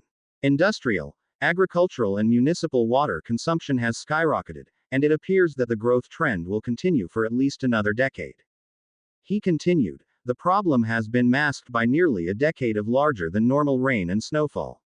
If you were to go visit Hoover Dam today, you'd see that it's completely full and excess water is being released through the spillways. A decade ago, we concluded that the area reached a tipping point where the water consumption rates simply aren't sustainable from average rain and snowfall. He concluded, in short, the math has to work. Our magical government has voted to not assist the non-magical population when they consciously make foolish mistakes. Harry replied. I see your point. I also recognize that there are business opportunities and realities. People like having salads year-round. As I understand it, a lot of the lettuce that we eat here is grown in California. Agreed, but they've created a situation where there are so many people living in the desert, along with so much farmland being irrigated that the water math no longer works. Municipal, plus industrial, plus agricultural use is far greater than the average snowfall. Beyond that, nearly half of the water counted as agricultural is used to water lawns. Obviously, advanced desalination is the solution. Harry asked, please help me understand. Are you saying that Makusa doesn't want people living in the desert, or it doesn't like lettuce, or it doesn't like private enterprise offering water for sale? John admitted, some of each, except for the lettuce part. I enjoy a good salad as much as the next person. We're not anti-business. If you piped the seawater to an enclosed facility and used transfiguration to remove the excess salt, then sold the water to an individual for ag use, we would have no objection. If you used transfiguration to manufacture the miles of material needed to make a meaningful passive desalination plant that could be shown to non-magicals while in operation, we would have no objection. If you did that, or something similar and offered the water for sale to municipalities, we would have no objection. We don't want you using water clouds. Here's the short of it. Your current business model has a competitive advantage over the existing desalination technology in two ways: lower startup cost and a lower ongoing cost. In the same breath, your current methodology requires a controlled airspace that you couldn't possibly obtain or maintain in the States, along with the growing risk of discovery, due to the improved cell phone camera technology. If you want to pursue this, my advice would be to find a means of constructing a desalination device that would have less than half the cost of what's in use today. Essentially, you'd be looking at something that could remove the salt on a 24/7 basis at less than a cent a gallon. How do they work now? Harry asked. Principally by evaporating water. The two major means for that are to use excess heat from some other process, such as making electricity. Either via nuclear or the burning of fossil fuels, or via sunlight. A simple example of the latter would be to have a pool of seawater, cover it with a plastic sheet to collect and keep the evaporated water from escaping. The inherent downside with passive methods is that they require a large tract of land and they don't work at night. The best technologies today can collect about a gallon per daylight hour, per square yard of area. In the future, systems may employ membrane filtering. They're expected to use less energy to operate, but have a higher cost per gallon due to higher startup expenses. Harry replied, got it. How about my power assist device? We think it's a brilliant idea and wish that you'd make 100,000 of them. Harry asked, thanks. Can we go back to the water a minute? Sure. Would you have any objection if I purchased a 10-mile by 10-mile section of land? No. You'd probably have to work through the Bureau of Land Management to get a section that large, but it's doable. You'd have no objection if I manufactured a large quantity of 48-inch pipe. Correct. Though we would neither aid nor hinder your efforts to obtain 150 miles of right-of-way clearance. Our belief is that a private company would be unable to obtain that. Beyond that, you would either need a series of 48-inch pipes, or a 10-foot diameter one to provide a truly meaningful quantity of water. How about a trade? Go on. Some of the sites are closer to the ocean than others. It stands to reason that acquiring the rights for 50 miles of pipeline would be easier than others farther away. It would be easy enough to trade water for 5 years in exchange for right-of-way. Perhaps. In either case, the first 10 miles would be all but impossible for a private company to acquire. You brought up the key point the last time that we spoke. Most political people can't look 10 years ahead and spend money for a decade on something that won't get them re-elected 6 months from now. That said, if you want to acquire the land, construct the pipeline, develop the process, and sit on it until 2025 when it truly becomes a crisis, then ask for the right-of-way, go ahead. At that point, if you had a shovel-ready solution in hand, you'd probably get it without much effort. Harry rubbed his forehead in frustration and replied, there are simply too many other opportunities abroad right now. Beyond that, as my attorney constantly reminds me, I have no standing in the matter. John, as always, I appreciate your advice. Believe it or not, Harry, that's what we're here for. Harry replied, regarding the low mages and my power assist devices, I had another idea that I was hoping to run by you. Go ahead. 15 minutes later. That's delicious. Go for it. Wednesday, March 31st. Harry, Dobby, Ed, Dan, Katie, Susan, and Dean were scheming. Specifically, they were planning ways that they could repair, rebuild, or patch the road between Chesterfield and Salem. Dan pointed out that it would be all but impossible to close down the interstate and they'd be far better off repairing the last 10 miles than the concrete lanes of the busy freeway. Susan said, it's fun to take the backroad highway. That's a 4-lane asphalt road. Like Katie, she was interested in trying a big project. Dobby added, detour signs are easiest part. If road is 2-lane, close road for one day. If road is asphalt, we fix like road to Chesterfield. If road is 4-lane, close 2 at a time. If road is cement, close 2 at a time. Elves put sand down, flyers make into cement like in lakes. If just fixing holes, crew and elves can fix many miles in one day. If black tar highway road, best if we put lane closed signs up and work at night. Wizards would need to transfigure old newspapers into orange plastic barrels. Dobby thinks 5,000 times would be enough. Wouldn't someone notice? Asked Dan. He saw this effort as a could-you-should-you situation and wasn't sure that it was a good idea. Dobby thinks if much road becomes fixed, people not be looking at blaming anyone. Dobby thinks many people be taking credit for getting work done. Fortunately, Harry's thinking was more in line with Dan's than the overly ambitious Ed-Dobby pair. He said, we'll leave repairing the interstates and Highway 2 for another time. The last 10 miles or so of city roads will give us more than enough to work on. Primarily, I want to try actually filling in the potholes, big cracks, and giant ruts that have developed. As Harry expected, everyone was against the idea. Katie said, from 50 feet in the air, some of those roads looked like they were the victim of a successful Lancaster bomb run. The best thing to do is rebuild the road, like we did for Emma. Katie, I don't disagree with you. I'm hoping to find a way to eventually provide decent paying jobs for the graduates of the low mage program. If I made them fire staffs that resembled construction hand tools, I'm thinking that they could do the work during the day, like a regular job. Dobby and Ed's ears drooped downward. They had been envisioning a 4-way trade resulting in several thousand barrels of asphalt tar oil versus the 100 that they might actually need.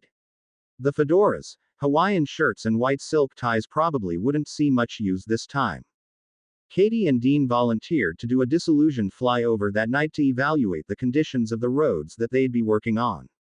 They came back stating that on average, there was about 1 in every 10 to 15 square yards that needed repair. She added, there are about 9,000 square yards in a mile of a 2-lane road like the one that we worked on. There's about 25,000 yards in a 4-lane city street mile, due to the parking areas. If we rebuild the 2 miles of road closest to the school and repair the other 12 miles, that would give us a lot of potholes to fix.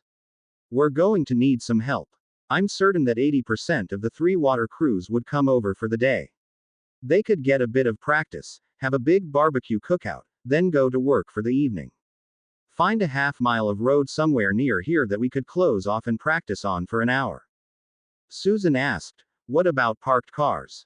The elves will carefully move them to allow you to work and put them back when you're done. Be ready with a quick silencing charm in case some of the cars have one of those annoying alarm systems. Ed said, Dobby and I will get 100 barrels of tar oil and many road closed signs. When do you want them? Harry said, the weekend of the full moon, this Saturday, April 3rd. Katie said, I'll contact the crews and see who is willing to volunteer for a day. Okay. We can have their tents set up if they want to stay an extra day. They should arrive at noon our time. We'll have a lunch, practice up a bit, visit, have a dinner, then start at 8 p.m. We'll resurface the road by the Healing Building and the crew can work the potholes until 4 a.m. We'll go home, have an early breakfast, and have them on their way by 6 a.m. Susan asked, would it be okay if Hannah stayed on for a few extra days? Of course. She's always welcome. Saturday, April 3rd. As it turned out, everyone had been able to come, except Professor Clearwater, who had scheduled meetings, Tonks, along with Carol, and Remus, who would be tied up due to the full moon. Dennis and Colin were the first to arrive, followed by most of the Medina crew. The Riyadh crew came next with Fred and George, while the Kuwait crew followed close behind. Lee Jordan arrived last and pointed out, "At least I brought taco chips and dip. Where's the beer?" It was a fun afternoon. The sunshine felt good. Harry and Ed demonstrated the basic technique. The only tricky part was quickly drying the area quickly without accidentally setting the asphalt on fire. After the practice session had ended, Fred commented, "Once you've done 5 or 10, the similarities between the different sizes and shapes of holes far outweighs the differences." At dinner, the discussion centered around the differences between the different sites, who was dating who, and the usual banter among friends. The only difference was that they all either were, or were well on their way to becoming millionaires. Some were looking for houses in various locations. Aside from Katie, Susan, Harry and Hermione, the others were all still living in Britain. There was a fair bit of discussion over who had which Gringotts account manager and how their money was being invested. Harry redirected the discussion, pointing out, "I want us to be done by 5 a.m. at the latest. Dobby and his friends will get rid of the signs. I'm not expecting us to finish. There will always be another pothole." Fred asked, "Where will you be?" "Katie, Dean, Susan and I are working on a section of road right by some of the class buildings." By 2 a.m. Harry had finished sealing the roadway for a mile on either side of the main health class building. They went to find the others. They were bogged down in a seemingly endless line of ruts, loose pavement, potholes and a few cauldron-sized holes that Harry swore would have been large enough for Riddle to have come out of. Like the others, he got to work. At 4:30, they only had a half-mile to go. Harry flew ahead and cast a wide-area heating charm. Then he cast a wide-area transfiguration charm. Finally, he cast a wide-area compression charm. Looking around, he saw that the others had finished their tasks and had been watching him, with awe on their faces. As Dobby and crew appeared to be well on their way removing their signs, he said, "Let's go have breakfast." At breakfast, Harry asked about what charms they'd used and what was easy or hard about the project. Fred said, "At first, we were heating one hole at a time. How are you planning on bidding this sort of work, by the hour or by the mile?" Harry replied, "There's always someone who can put together a crew that would work for less per hour. I'd encourage the roadmaster managers to bid the jobs by the mile, but only bid on a reasonable percentage of the available jobs. The issue is, the competitors are invariably using cold patch. Usually their work lasts 6 days to 6 weeks. By using hot asphalt as the patch, ours could last a year or longer. There's a lot of snow laying around. It melts and the streets get wet. It freezes, and if there are cracks, potholes will form in any cracks from the expansion of the frozen ice. I'm certain that the impervious charm that you cast will last at least a month. After that, minimally the municipality would save having to refill the other contractors' holes in the late spring, as the competition's cold patches begin to break up.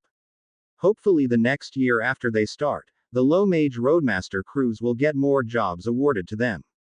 We can't make our asphalt patches thicker than the existing road, but we can guarantee excellent adhesion and a denser patch than what the competition would be able to do. I'm hoping that ours will last 2 years." Hannah asked, "Why didn't you cast a seal enchantment on the road after we were done, like you do in the lakes?" Aside from helping Hermione and her parents, I view these 3 roads as test beds. Laboratory field experiments, if you will. We have a lightly traveled country road that was rebuilt and sealed. I hope it will last a decade. We have a city section that had first-rate patches applied and we have a city section that was rebuilt and sealed. I'd like the work done by the low-mage crews to be better than what the municipalities are getting now, but not so different that it wouldn't be explainable by stating that they're using an effective drying process and hot mix." He concluded, "I want to thank everyone for coming. I couldn't have done this alone, or with just the 4 of us. There's no money in this weekend, but I do thank you for the favor. Cheers." They had all been happy to help and Moody had enjoyed flying Overwatch and keeping an eye out for trouble.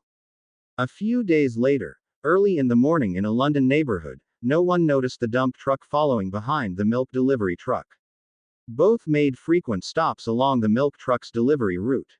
Someone with an experienced eye would have noticed that the delivery man seemed to be walking a bit slower than usual, but as Stan Shunpike would say, people don't look properly, do they?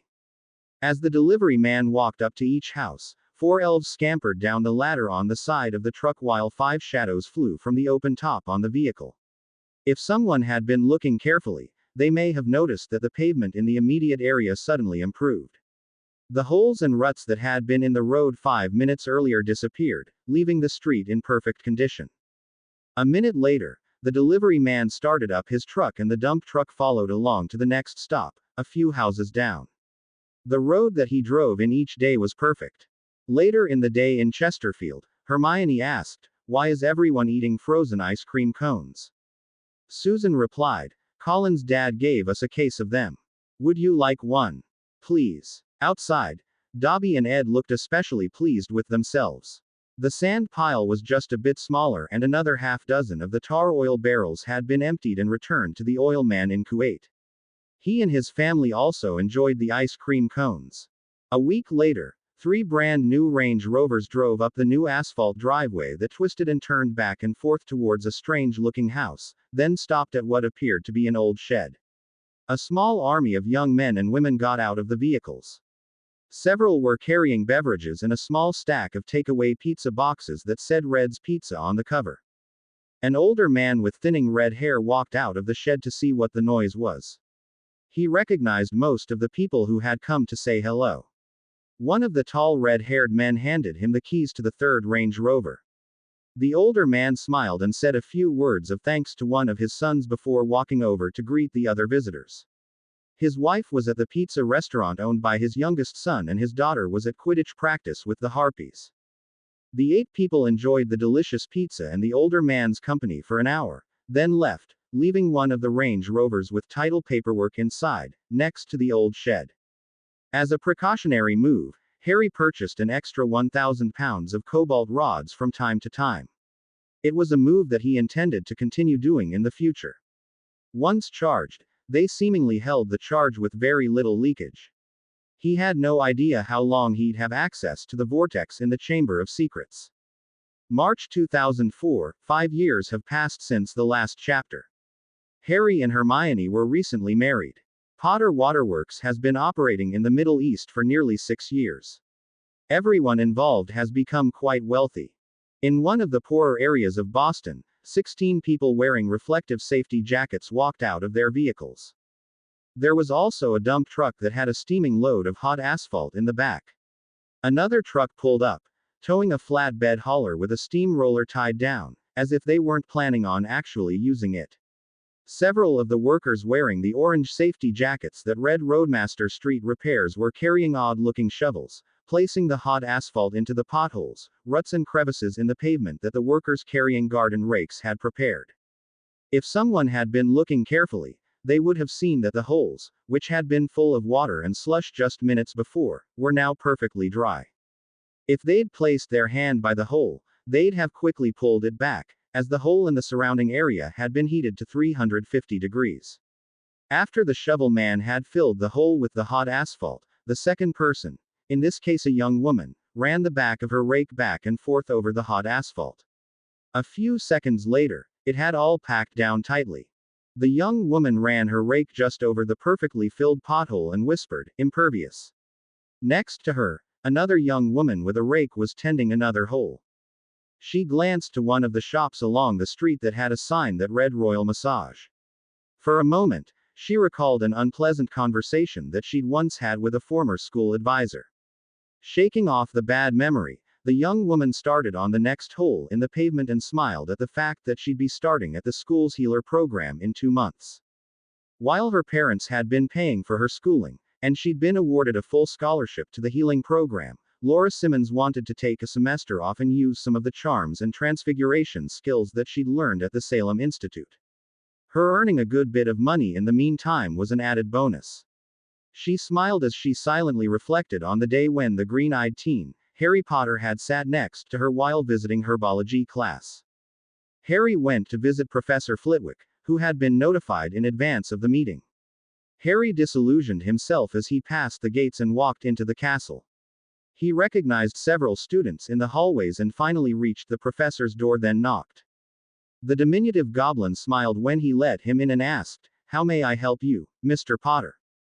With only the briefest of greetings and small talk, Harry got down to business.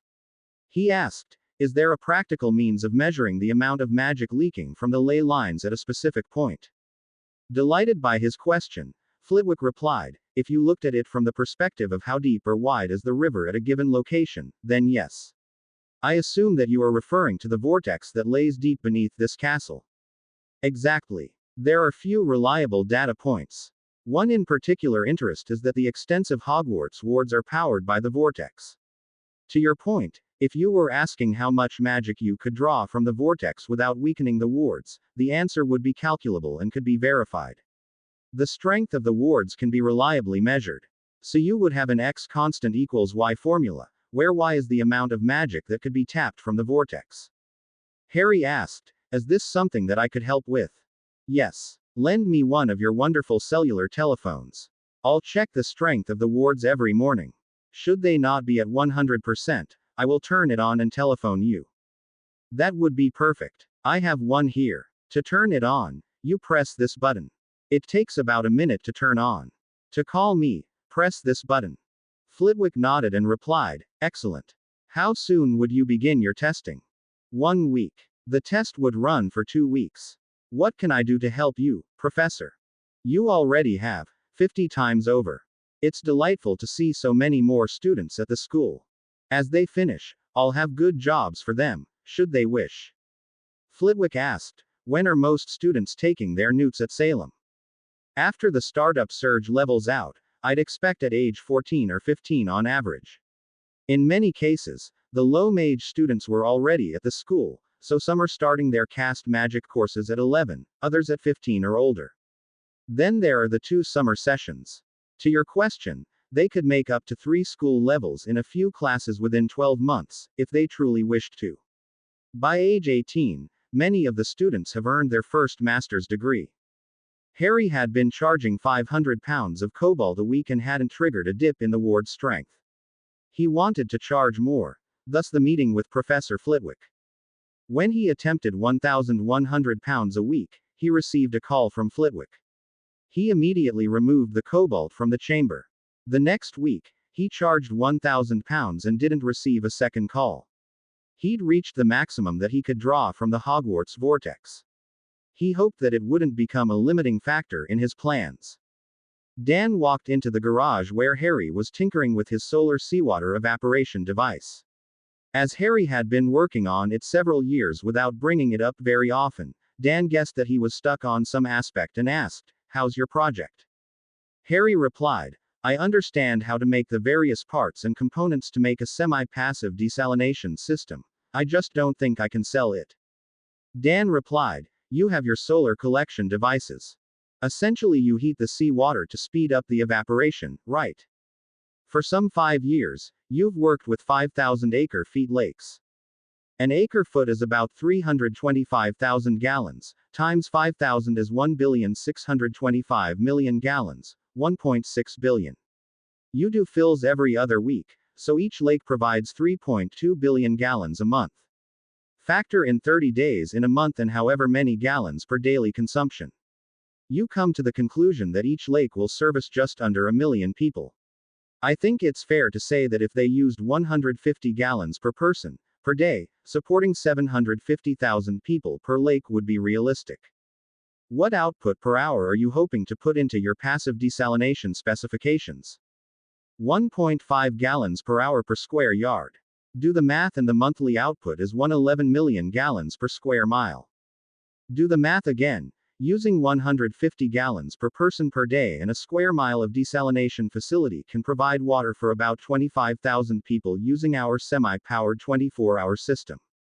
So the 10 by 10 miles block of land that I previously mentioned to John Steele could provide the entire water supply for 2.5 million people. That would work for Nevada until more people move there, except it's nowhere near any seawater. The problem is that there's 36 million people in California. 2/3 are in the southern half of the state. We'd need an area as big as Joshua Tree National Park and a world of 48-inch pipe to help them.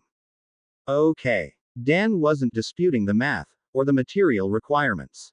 He wanted to know where Harry was going with his discussion. Harry continued, we can't do it on a large enough scale to solve their problem without revealing the existence of magic. John was right. We'd never get it built.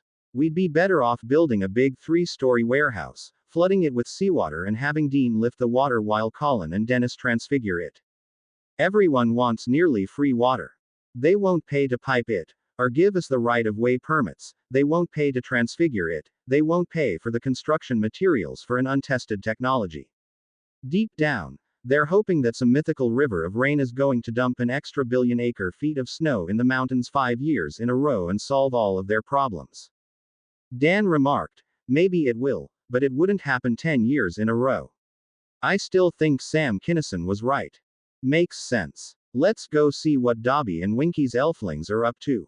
June 2004, 3 months later. Harry and the Grangers were having a beverage at the Tiki Bar.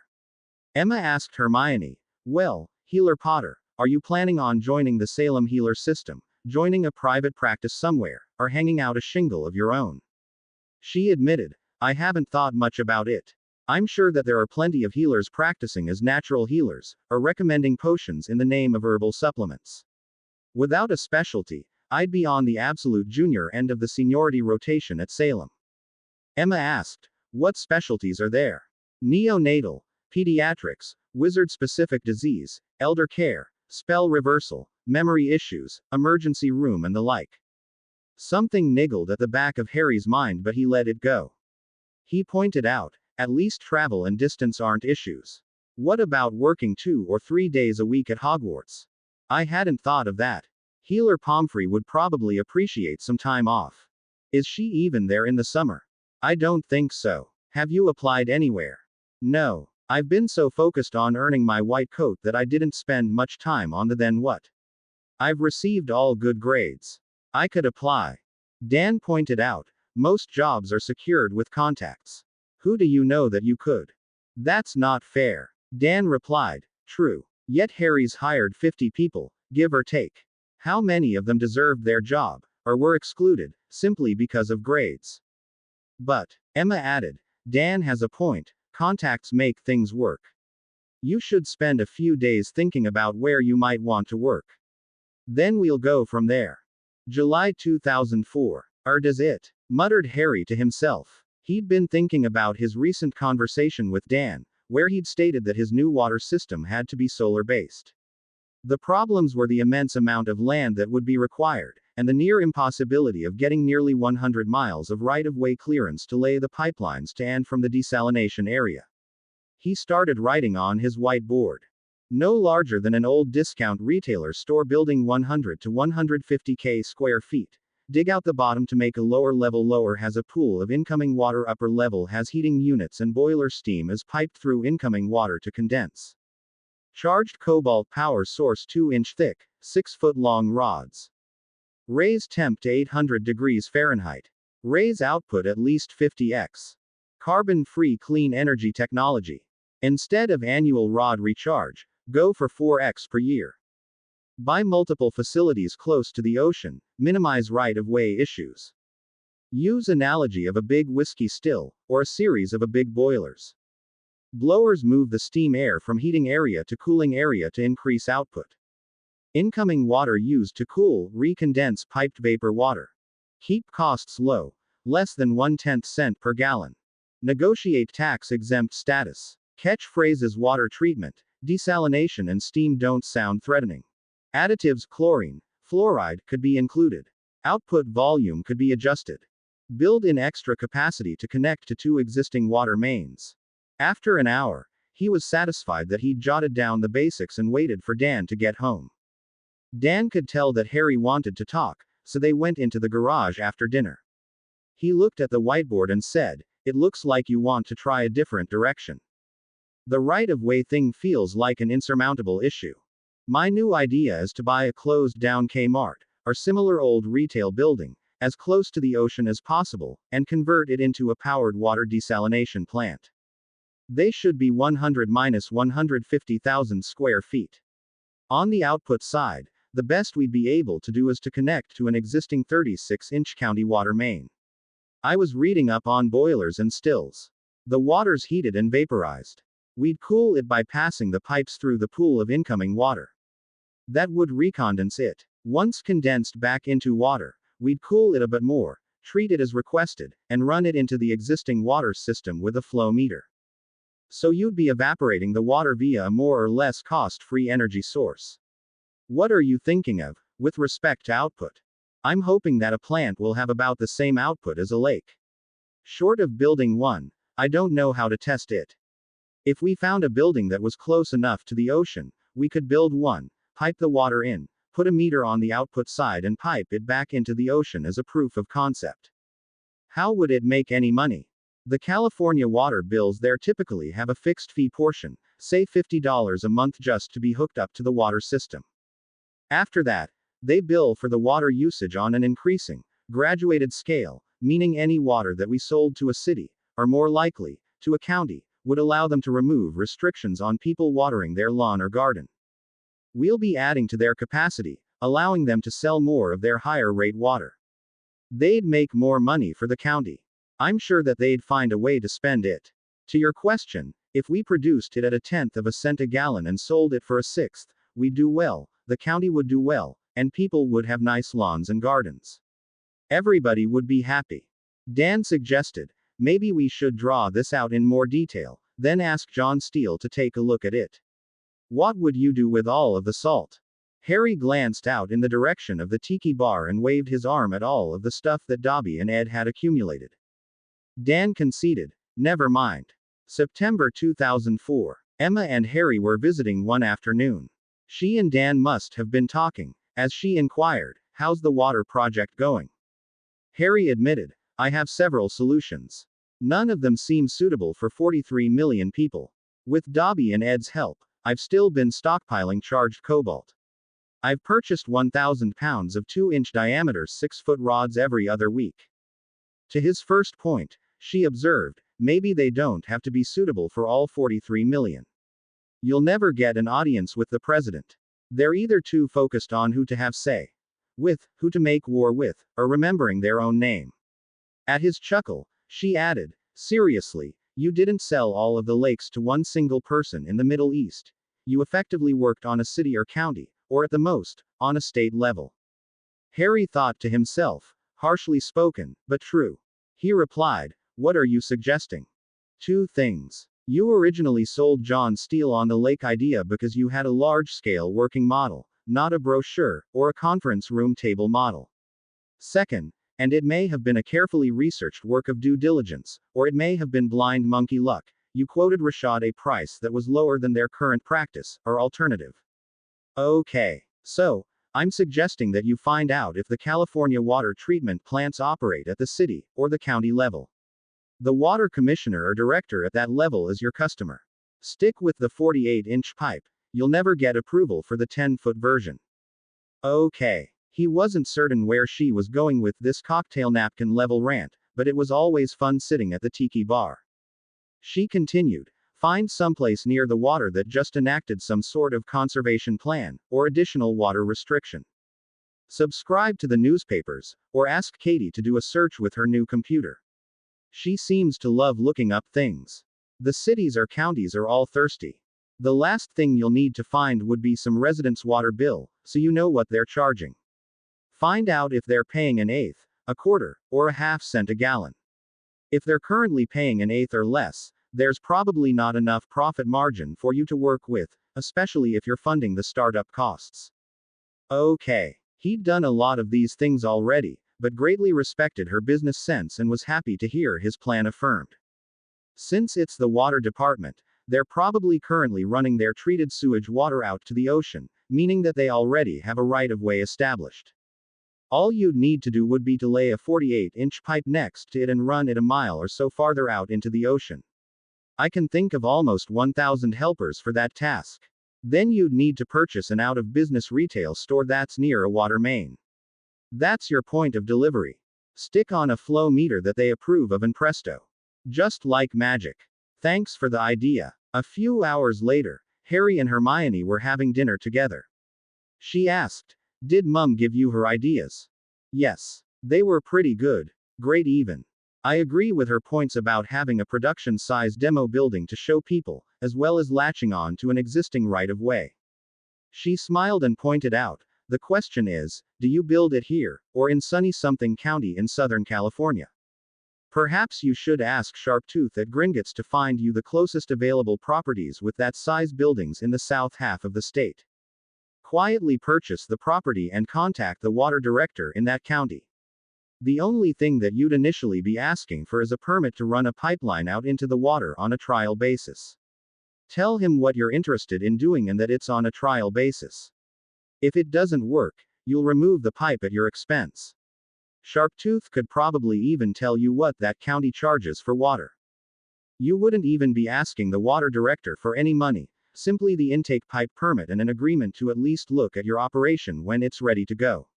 At that point, you've invested in a building. If you get a truly negative response, resell the building and try again someplace else. Someone will bite. You're not running the pipe for a nefarious purpose. The only other question would be, how close you would be to one of their main pipelines. Last, but not least, would be to find out the additive standards of their water, sodium, chlorine, iron, fluoride and the like. Then it would be a matter of building it on speculation and working out your costs. Give him or her something that they can say yes to. Once they start buying all of the water that they want, it's not very likely that they'll stop. On top of that, your primary source of energy is essentially free. If they're worried about control, offer to put up a treatment plant next to yours, so they can control the added chemicals. If you're able to keep the decision within the director's span of control, you're in. You should try for an at-will contract. You've willingly assumed all of the startup expense and risk. That should be easy enough to negotiate. As long as you're not selling below your incremental costs, you'll get people paid and eventually make something. Harry replied, "That sounds like a good plan. On a different subject, are you planning on putting up an old World Health food storefront someplace, or working at one of the healing centers?" She announced, "I'll work at the Salem Health System for a while, to get some real experience, then revisit the options in a few years." Harry hugged her and replied, "I know you'll do great. We'll figure out the schedule part. Congratulations." A few days and discussions later, Harry called John Steele to request a meeting. An hour later he was in Harry's garage where he'd built a large model. Harry explained his new water device. The incoming sea water enters the lower layer of the building where it goes through a final filtering. Then it's carried into the top layer where it's superheated and evaporated into steam. The steam is cooled as the pipes run back through the lower layer, which holds the incoming water. It condenses into distilled water and is either stored in several water towers, or pumped into the treatment building where it's mineralized as needed to improve the taste. Depending on the county, fluoride and chlorine may also be added. "Very elegant," observed John. "Am I correct in assuming that your heat source is magical?" "Yes. I'm referring to it as ionized cobalt, and use the lithium-ion battery as an analogy. Unlike uranium, the rods aren't radioactive and can be handled and safely stored anywhere." "Tell me about the costs." "Currently, the average monthly water bill in Southern California ranges between 1/4 and 1/2 cent per gallon, though they refer to their unit of measure as a CCF, 100 cubic feet, which is 748 gallons. There's also a monthly access fee, ranging from $25 to $65, depending on the area." Rephrasing his last question, John asked, "What do you envision as your costs?" "Aside from the purchase of the building itself, construction costs, property taxes, insurance and licenses, I'd have people operating the plant, testing materials and possibly additives.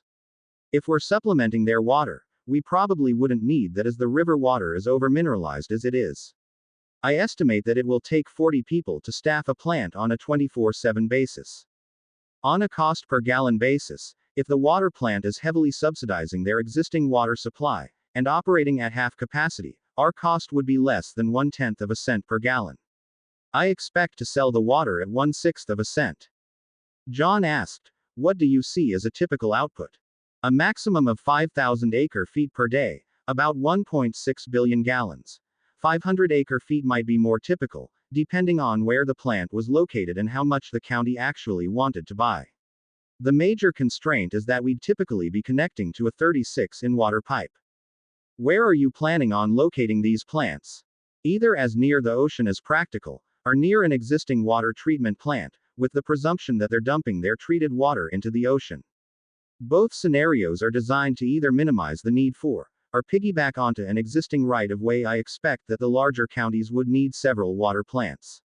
The ironic thing is it would be less bother to build several plants than try to obtain right-of-way to lay pipe all throughout a county. Our byproduct is sea salt, which can either be processed and used by restaurants, or sent back into the ocean along with the treated wastewater. More likely, I'd keep it, as some friends of mine are in the trading business. What's your marketing pitch? Homeowners want to have a lawn or garden. While there's no shortage of water on the planet, there are spot shortages of fresh water. People should be able to flush their toilets, wash their clothes, or car whenever they want, and have a nice garden. The counties are using the sale of water as a funding source. My doubling their capacity would allow them to sell more, while at the same time, use less river water. You're right, these desalination plants aren't practical to place 300 miles inland. California has 4.4 million acre-feet per year in water rights, 58% of the Colorado River lower basin allocation. One water facility is just a splash in overall bucket, but for the individual counties that I can serve, it may be lifestyle changing.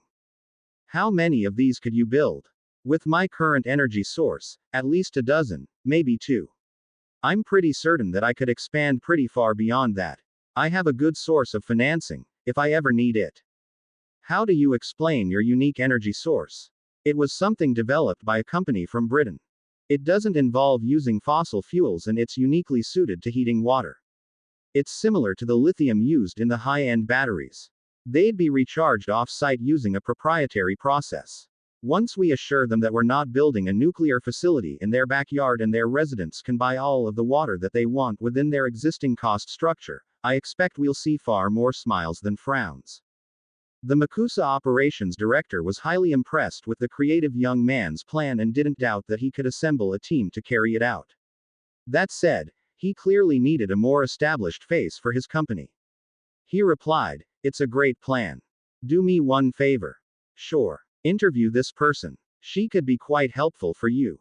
He pulled out her contact card and handed it to Harry. Harry read the card. "Dana Stone. How do you know her?" "She was one of our top attorneys. She left MACUSA to raise her family. Her son Ethan started at Salem in the low-mage program this year. She could be the face of your company in the US. What would I pay her? How much do you pay the low-mage crews?" "I don't. I collect a bunch of them, suggest a city and give them some startup money for prop equipment. They start up a company and bid the contracts for road repair and city cleanup. After that, my only involvement is to recharge their equipment twice a year. Ask her what she'd want and counter with 75%. It would be money well spent. I'll call her this afternoon." September 2004. After John left, Harry called the telephone number that he'd been given. Moments later, a voice answered, "Dana Stone." "Dana, my name is Harry Potter. John Steele suggested that I call you. How can I help you, Mr. Potter?" "Just Harry. He suggested that we meet and discuss business opportunities, in the long term, related to the low-mage program at Salem." "What country are you living in?" "The States, near Salem." "Exactly where and when would you like to meet?"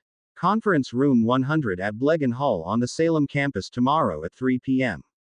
I'll see you then." After dashing off to Blegan Hall to reserve the conference room, Harry went to see Dan for advice. He explained his situation. Dan tried not to laugh. "Harry, you're supplying water to some 12 million people in 3 different countries. You have millions, or hundreds of millions in the bank, depending on what currency you're referring to. You've made over 50 people millionaires, set 200 other people up in business, and you're nervous about meeting an attorney. See if Ted can join you, if you want a wingman, and wear your slate gray Armani suit. Aside from a meet and greet, what's your objective?" John suggested that I offer her a job. "Be a bit more specific." "Ted's your attorney. Are you asking that she take you on as a client, or are you trying to form a US company and take her on, either full or part-time? Probably the latter. Probably part-time. I'm sure that she'll contact John 10 minutes after we're done tomorrow. If you're serious about this, and want some competent help, it's probably more than a part-time, especially as you go into multiple sites.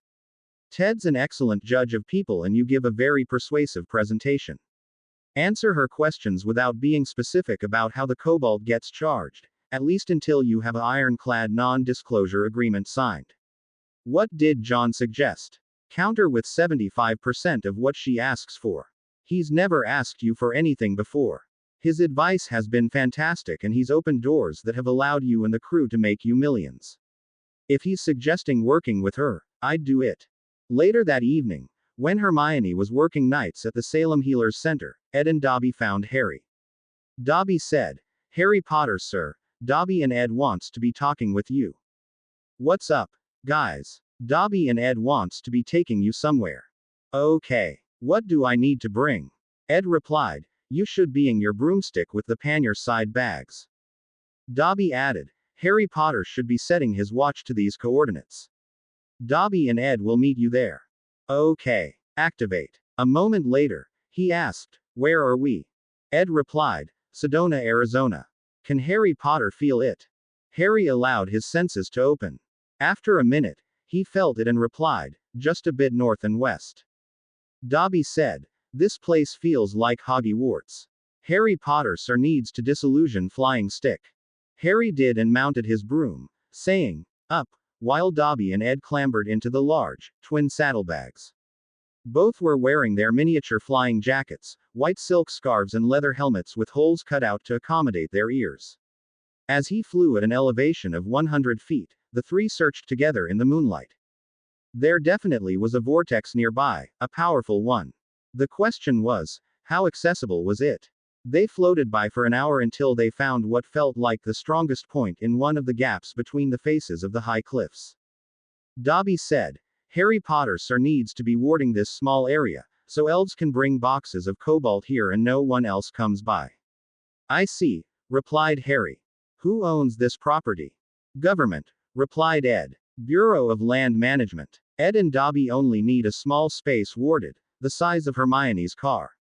He marked the exact spot. Animals can walk by. People with no magic would walk over there instead. He set up the ward and put a weak notice me not charm just outside the area. Dobby and Ed could easily return to the spot. Harry adjusted his portkey watch to the exact location, in the event that he wanted to come back. Dobby disappeared and returned a minute later with a new 2,000-pound crate of 6-foot 2-inch diameter cobalt rods. Dobby said, "These will be fully charged in a week." Harry asked, "How did you find this town?" Even in the moonlight, Harry could see the guilty looks that Ed and Dobby gave each other. Ed replied, "We were trading for small bicycles with fat tires and." "I get it," replied Harry. "Good work, lads." As they prepared to go back to Massachusetts, the two elves beamed at Harry's praise. The next day, Dana studied the young man as he began his presentation. She'd have passed his tail off as fanciful boasts except for two things. John Steele, director of operations at MACUSA, had referred her to him, and he was wearing a gold Gringotts portkey watch. When she found out that he'd been the one to develop and gift the firesticks that enabled her son to take a regular set of classes at Salem, she put the pieces together and he had her undivided attention. She asked, "How large is an acre-foot?" "It's the size of an American football field covered with water 1 foot deep, about 325,000 gallons. He rattled off the various statistics with an obvious practiced ease. "How do you anticipate that I could help you? Previously, I've done business out of Britain. Whereas I have no direct ownership in the Roadmaster Street maintenance businesses, other than providing them a bit of training and startup money, I'd expect to start this business as a corporation and run it as a not-for-profit. There are 11 or 12 counties in Southern California that would be excellent fits for my water factories. A given county might make use of one, or a handful of the factories, depending on the level that they would like our water plants to supplement their existing supply. Recent Bureau of Land Management studies have indicated that the states are currently drawing 25% more water than what the river is actually providing. There are allocated limits for each state. In the last 3 decades, California has consumed more than their allocation because the other states weren't using all of theirs. Populations increased significantly, and now there are spot shortages that are growing in magnitude. We can alleviate their pain without their having to do much, if any work. In other words, for the first 50 years, the two largest dams in the river, Glen Canyon and Hoover Dams, were effectively banking water. As the population of California grew beyond any reasonable, original expectation, the water consumption skyrocketed and reached a tipping point. For years, they have consumed the unused allocations from the upper basin. Recent studies have concluded that the average volume of water going into the river is 13 million acre-feet, not the 15 million, as originally estimated. Effectively, they're withdrawing more money from the bank every month than they're depositing. How much can a facility produce? A maximum of 10,000 acre-feet a month, but not as they're configured.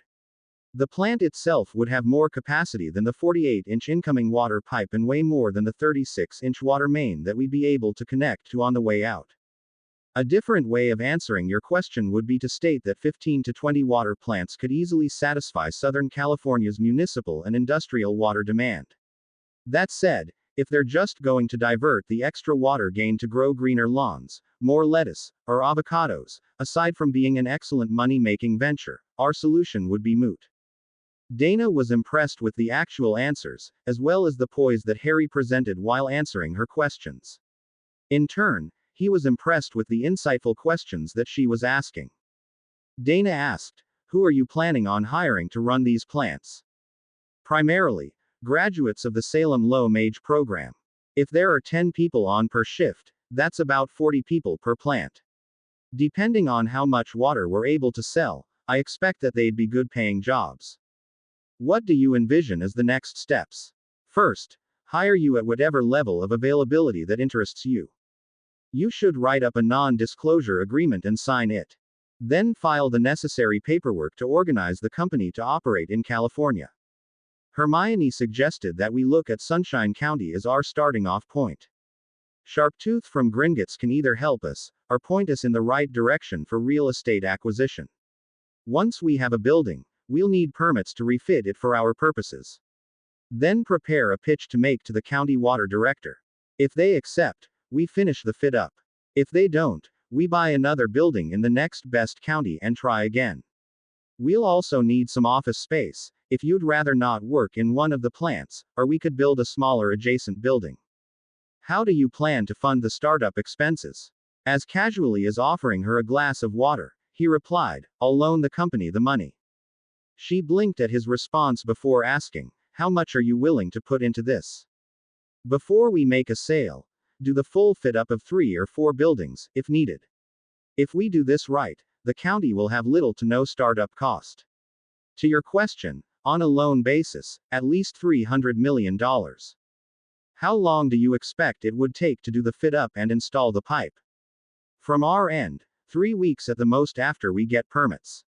It would depend on how easy it would be to connect to their 36-inch pipe.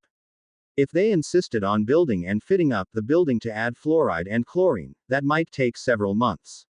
If they insisted on running that, it would be faster to build it and give it to them. Until then, I'll be making some of the pieces." "How so fast?" 500 elves can be a force of nature. There are no elves in North America. Dobby, Ed. Within seconds, they appeared, wearing carpenter bib overalls and yellow hard hats. Dobby asked, "How can we help you, Harry Potter, sir?"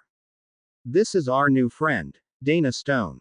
"Dana, this is my friend, Dobby Potter, and my friend, Ed Potter." "Do we need to call the others?" "No. My apology. It's nice to meet you both. I hope to be working with you both soon." "Thanks, guys. I'll see you at the tiki." When they left, Harry asked, "Are you interested in working with us?" "Yes. What's your level of availability?" "I can start part-time tomorrow and be nearly full-time within a month. My son needs." "Ethan. I met him. A bright young lad." Relieved at his words and impressed by his recall, she replied, "I'll probably need 2 to 3 days off each month." "That can work. What would be fair to pay you?" $10,000 a month plus expenses. 15,000 and expenses and we have a deal. I expect that you have a lot to do. I'll add a percentage of revenue as a bonus next year, if the business takes off as I expect that it will. Here's a work phone, a portkey watch and your first 3 months' salary. She held out her hand, as Ted looked on in amazement. She'd all but forgotten about him until it occurred to her that after the initial introduction, he must have quietly cast a notice me not charm. He'd written up a simple contract and non-disclosure agreement that would serve until she drew up proper paperwork. She looked at them, nodded and happily signed the documents. Harry showed her how to set the portkey watch and said, it will hold up to 5 preset locations. One is set for Potter Place. Here's a short instruction page on the rest of the functions, including the recharge. Thank you. Welcome aboard. After a few days of settling in, Dana met Harry again at Conference Room 100 at the Blegan Building at Salem. She resisted meeting at the Tiki Bar, saying, if you dress professionally, and meet in a professional setting, you'll become more and more comfortable with it. Equally importantly, the people who you're meeting with will be more comfortable around you. In reviewing the materials that you've given and shown me, I have some questions for you. I'd like you to respond as if there are prospects in the room. Okay. Don't slouch. Okay. Why are you building the plant with obvious excess capacity?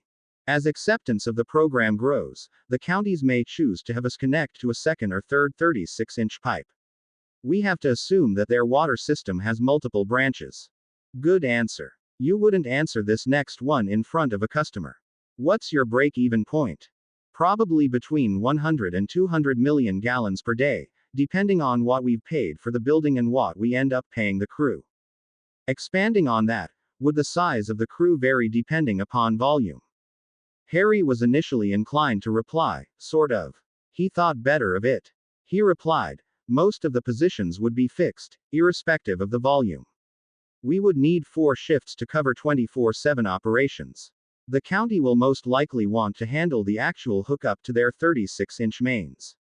If not, we'll need a dedicated crew to handle the hookups. The elves will handle the rest of the pipe side on an as-needed basis, as well as the disposition of the salt. Good answer. Is the Salem labor force large enough to draw enough people from? Yes, with the assumption that we can convince enough qualified people to either move to California, or be willing to commute. I expect that some of the low-wage people who are currently on street crews will apply, as these will be better paying positions. Long term, it's my hope that at least half of the California Waterworks positions will be filled by people who graduated from the low-wage program. She thought about the process for getting the paperwork to legally employ the future crew members, then asked, what do you envision as your rollout strategy? In fairness, we haven't even had a demo presentation yet. That said, I'm willing to purchase 15 suitable buildings prior to the first sale. I can always resell them if absolutely necessary. I'm hoping that we can acquire these properties for $20 to $30 million each. My thought is that once the first plant becomes operational, it will become obvious what we're doing. I don't want to pay $75 million for a $25 million property later on because someone got greedy. We'll want to get a map of where the existing county right-of-ways are for their water treatment lines are. Harry concluded, my expectation is that everything hinges on making the first sale. Once the first one is up, operational, and making money for the county, the other water directors will each want one or more in their own counties. We're providing them with the ability to provide what the residents want, a healthy yard, or garden and clean cars. In my opinion, properly flushed toilets are not a luxury. The fact that the counties would be charging premium prices for the incremental water isn't a downside. They'd be charging 1/3 to just over 1/2 cent per gallon to people who want to buy the water. I see it as a win-win-win situation. To your specific question, while you're doing the paperwork to start up the company, I'm going to start making the water inlet pipe and materials that will be used in the construction phase. Excellent answer. I completely agree. Everything hinges on making the first sale. Next question. How long do you intend to be involved with this? It depends. Decades or generations. I'd like to retain sole ownership in the company. Currently, there is a finite source of the energy that will be used for this process. I don't want to exceed the safe capacity and will continue looking to expand the available energy. We'll be generating a considerable amount of cash. I'd like the company structured as a not-for-profit business, meaning that my vision is that the employees would be paid year-end or quarterly bonuses based upon their position and how much they worked. My goal is that you and the plant managers are successfully running the individual plants. My preference is to keep my interactions primary with you. I've already made a fortune. I want to help others, primarily low mage witches and wizards, out-earn their wildest dreams. With one possible exception, I'm not envisioning importing Brits for this business. Potter Waterworks operating in the Middle East is already hiring a meaningful percentage of the Hogwarts graduates. Dana observed, if you're intending on paying the employees all of the profits, there's no reason to do any stock transfers. Aside from the acquiring the permits, employments and licensing for the crew, and the actual purchase agreements, what other priorities do you see? Getting our business properly set up as a tax-exempt business. I'd prefer to not be in a position to have to personally file income taxes in the States. I don't want to have to charge the county's sales tax. Essentially, the employees will pay income taxes on everything that the company makes in the form of their personal income taxes. I'll investigate our best option, run the rationale by you and get it set up. I'd like your advice on one other issue. A British witch by the name of Katie Bell will be helping me with the detailed design of the buildings and equipment. She recently received her master's in magical engineering. What's her background? She has 5 years in the water treatment business in the Middle East. Beyond that, she was instrumental in getting the Firesticks into production. Given that she has financial resources and could add credibility, my recommendation is that she start a firm in Britain, and you have California Waterworks pay her company on a consulting basis. How much time do you expect that she'll spend working with you? 2 to 6 weeks per plant. I doubt that the acquired buildings will be identical, so there will always be configuration issues.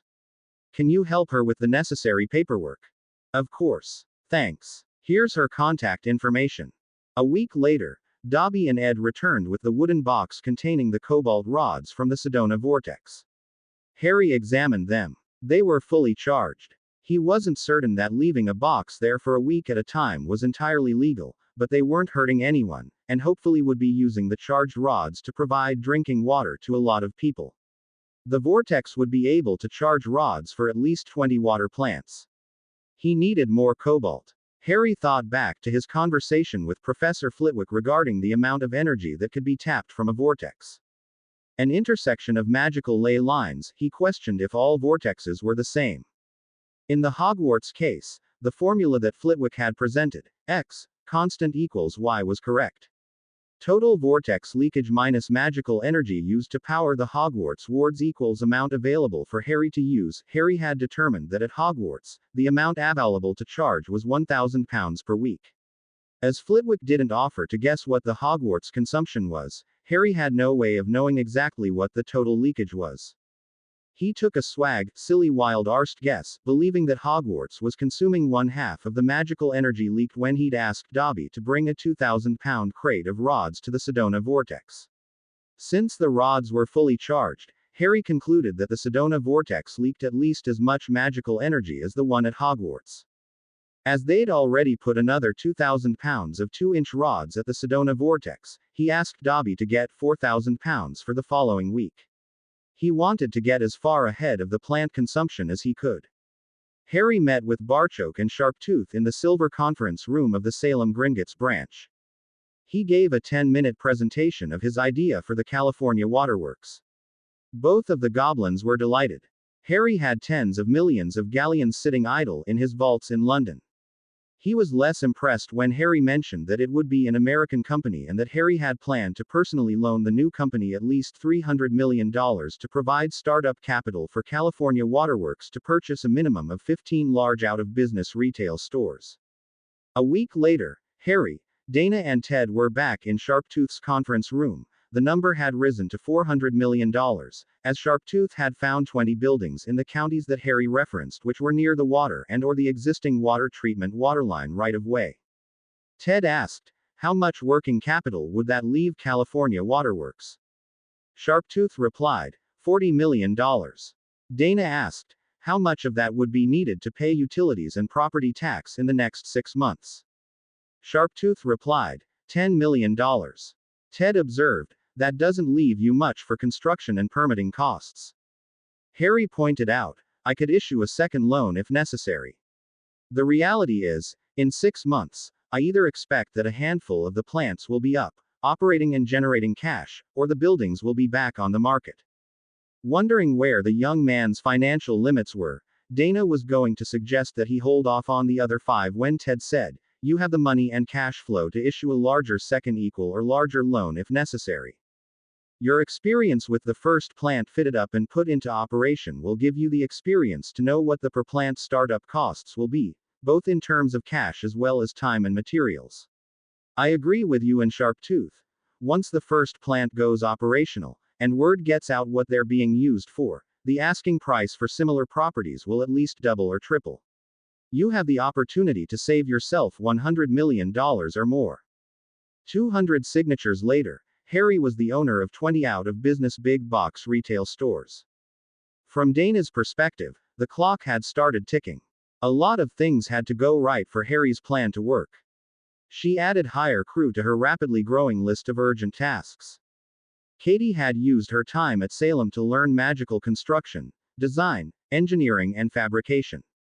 She'd had enough discussions with Harry in the previous years, so he knew how much work that she'd put into the endeavor.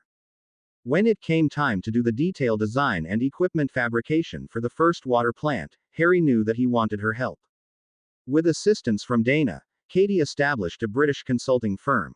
The basic arrangement was that California Waterworks would contract with Katie's firm for the equipment design.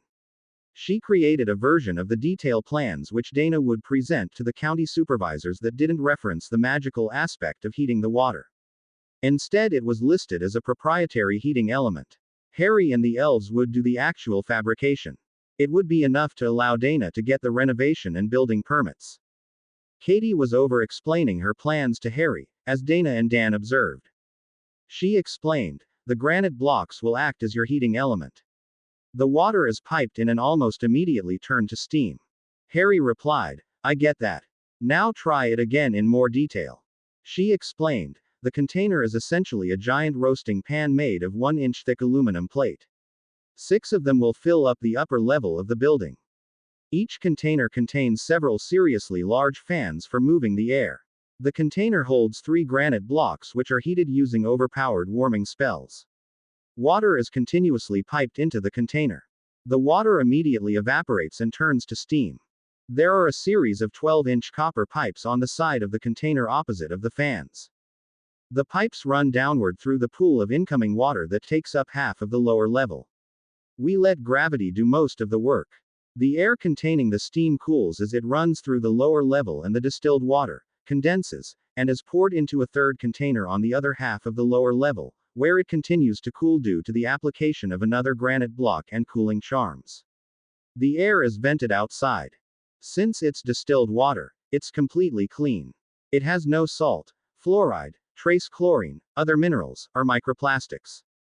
Harry replied, as is, it would taste terrible. We could add a bit of salt, fluoride, and whatever other minerals were specified, or the water department may wish to do that themselves.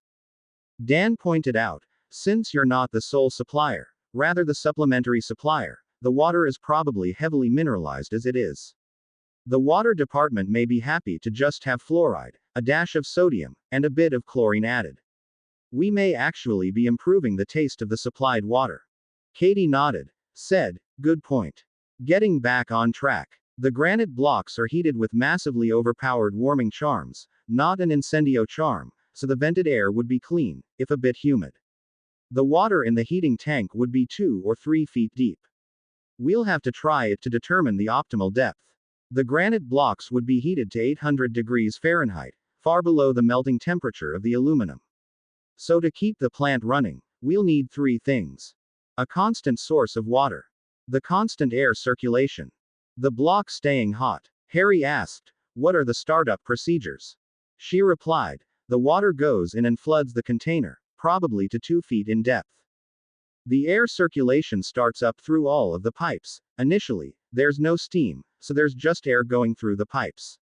As soon as the operators begin casting the warming charms on the blocks, the water will begin to heat up. The operators will keep the blocks as close to 800F as possible. There are holes in the side of the large heating area containers, large enough to stick a staff through. The staff will have a rubber coating on the outside, so it doesn't get scratched when it comes in contact with the opening. There would be a large thermometer attached to the granite block, so the operators could see the current temperature.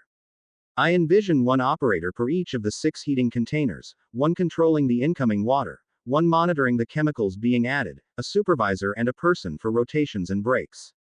That would be 10 per shift, totaling 40 people per plant. So aside from the facility itself, you'll need about 4 football fields of aluminum plate, a mile of 12-inch copper tubing, several miles of 48-inch plastic pipe for the incoming water, whatever you need for the chemistry, and miles of 36-inch copper or iron pipe to connect to their 36-inch water mains. He replied, I'll start today on the material. Since we have the building, we can finalize the plans with respect to the exact sizes. How soon can you give me a list of the exact size pieces that you need? I'll give you enough sizes to start on the aluminum plate. Plan on 4x 12-foot plates for the heating tank walls. It will have to be assembled on site with pieces that will fit through the loading dock doors. We can transfigure the smaller plate pieces together and seal them. Did you ever watch the Star Trek movies? Sure. They were fun. Do you think you could make a few dozen out of transparent aluminum? Easy. Only you, Harry. Again, if Dana hadn't seen the photos that Dan had shown her of the Kuwait lakes, she'd have thought the two to be drinking buddies who'd had way too many. 3 days later, Harry ran into his first snag. Katie pointed out, the 6-foot-long, cobalt rods might work if you were planning on hiring giants to run the plant. You'd need a 6-inch diameter 10-foot-long wand to fit 4 2-inch diameter cobalt rods. Our staffs are 5 feet long and 1 inch thick, about as thick as a good rake handle. The ones that you made for the Roadmaster crew have 4 36-inch 1/8-inch rods. They work well, but would run down too quickly for this. He nodded. You tried making staffs out of braided unicorn hair. They didn't work. The unicorn hair doesn't grow much longer than 48 inches, so making a 10-foot-long super staff doesn't make sense. What do you propose? Katie replied, basilisk venom is an option. You know that it would work, but that excludes 3/4 of the people for the 6 water heating crew jobs for each shift. My suggestion would be a 5-foot-long super staff 2.5 inches in diameter, about as thick as a baseball bat. It would easily hold 4 3-foot 1/2-inch rods. That's not enough. We can try 4.5-foot 1/2-inch rods. He did a bit of quick calculation. He'd be changing out the super staffs every 2 weeks. He didn't like the answer due to charging capacity and logistical issues and added, how about using 3/4-inch rod? He estimated that with double the cobalt per staff, that they would last a month. She pointed out, that's about 20 pounds of metal. The super staff would weigh 23 pounds. The operator isn't going to be in the room casting the charms. They'd be outside casting through a cat flap of some sort.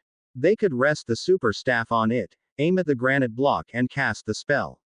When they're done, they can set the super staff on a holding rack and go to the next cat flap to heat the next block. They don't need to hold it for an entire 8-hour shift.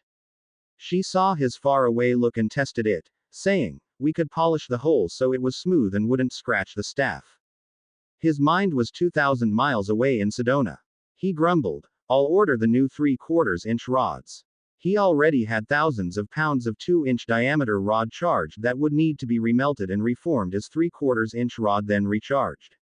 He hated doing rework. He called the metal shop, changed the open orders for 2-inch rod to 4 times the amount of 3/4-inch rods that were 54 inches long. He'd have to experiment with the existing 2-inch charged rods to see if it could be safely brought back and remelted, or if he'd need to find some method of discharging it first. A week later, Ed delivered the charged 3/4 pieces. In the meantime, Harry and Dan had found a drill press which could drill deep holes and had assembled 6 of the super staffs. Katie was right. They were heavy but not monstrously so. Construction permits in hand, even after designing most of the equipment, fitting up the building proved to be a task in and of itself. The elves removed the floor and dug out a large hole, nearly to the walls. Harry conjured granite blocks, after which the elves rolled out the vinyl.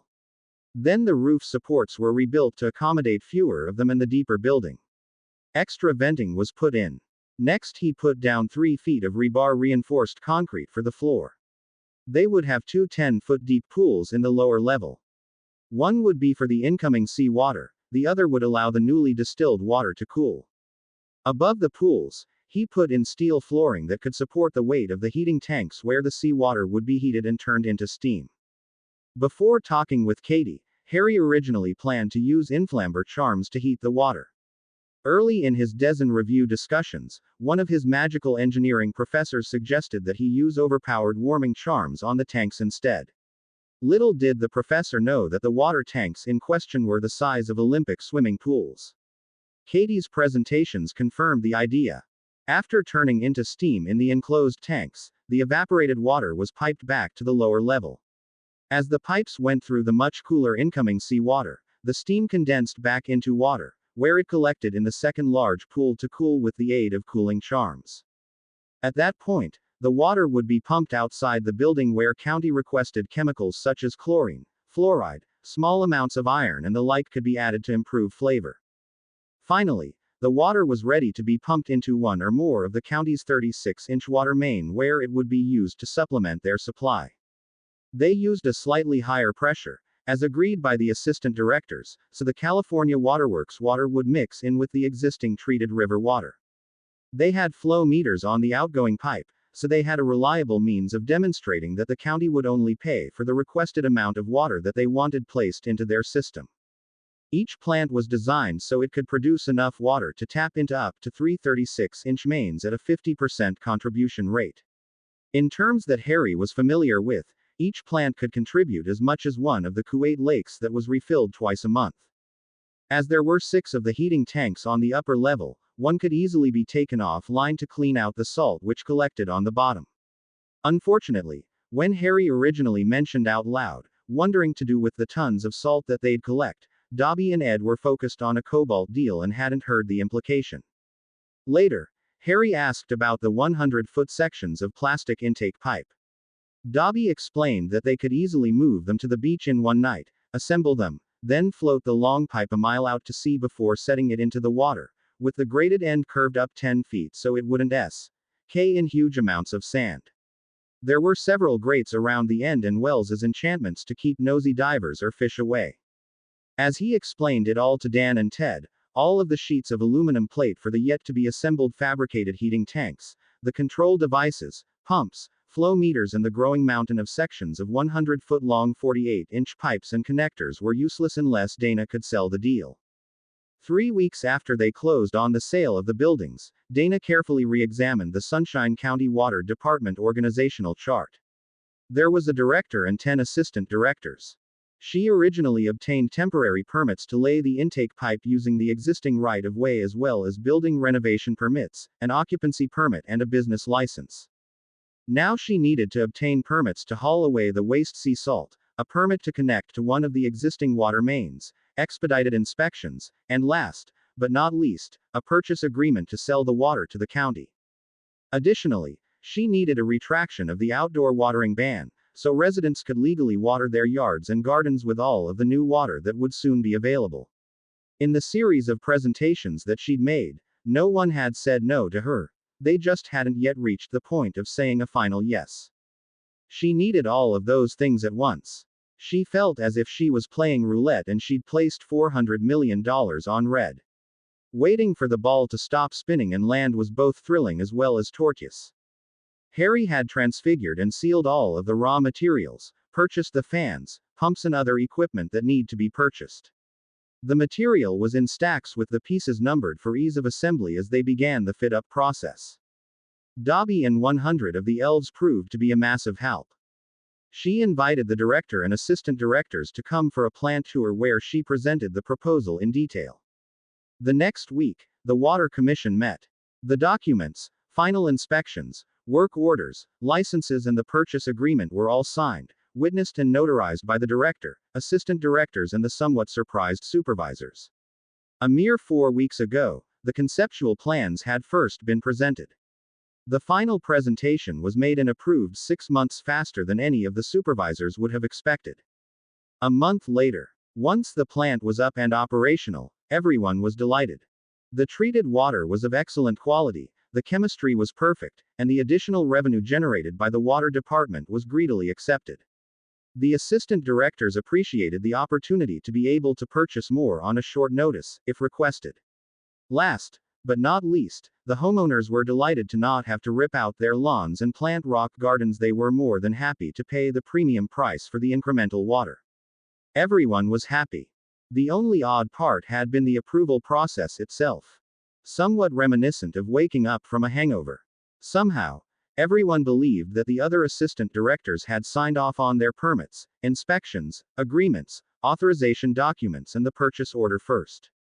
Seeing as the county finance department, county commissioner, city council members, and city mayors were all delighted by the extra money, everyone vied for their share of the credit for the project. The county water director accepted credit for having implemented such an innovative solution to a persistent problem. The city council members and mayors basked in the reflected praise and the spike in approval ratings. The door had been opened. Harry's observation came true. After the first plant was up, operating, and could be used as a demonstration for the other counties' water teams, the sales and permitting process became faster and easier. 3 of the more populated counties ordered 2 plants each to start with. As such, they each demanded to be placed at the top of the construction queue. Within a year, California Waterworks had become the largest employer of the Salem Low-Major graduates. It would take 2 years to supply all of the employees that were necessary to operate the different plants. While they were hiring and training, Harry temporarily filled half of the positions with elves for each of the shifts that wouldn't see visitors. Additionally, the elves ran most of the transfigured pipeline as they added additional mainline connections. Harry was initially more than a bit suspicious of the methods that Dana had used to acquire the approvals at the first plant at Sunshine County. That said, he admitted to himself that he'd personally been entirely focused on the operation and construction portions of the project. Then again, he'd personally pulled off one of the largest examples of the end justifying the means capers in Britain's modern magical history and let it go. Beyond that, he was quite satisfied with the demonstration and sales process used in the subsequent sales. He didn't ask many questions and she didn't volunteer many details.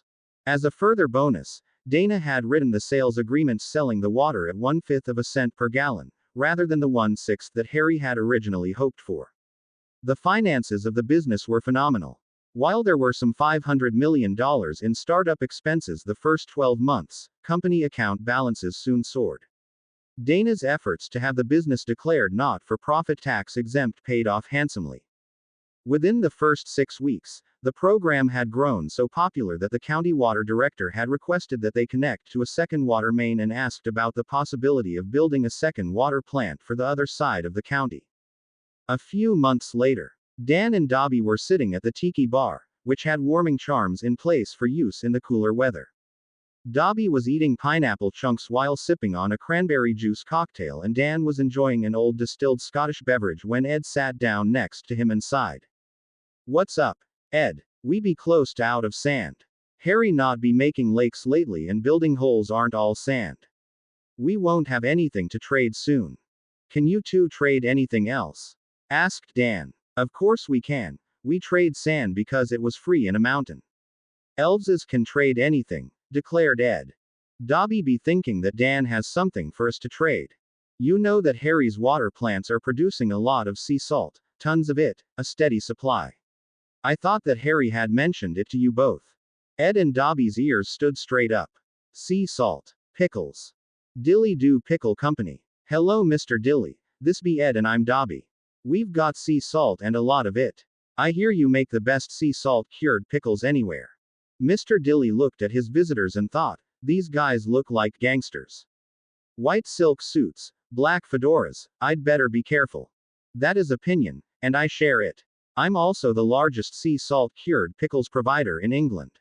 We'd like to trade our premium 99.999% pure sea salt. It's even free of microplastic.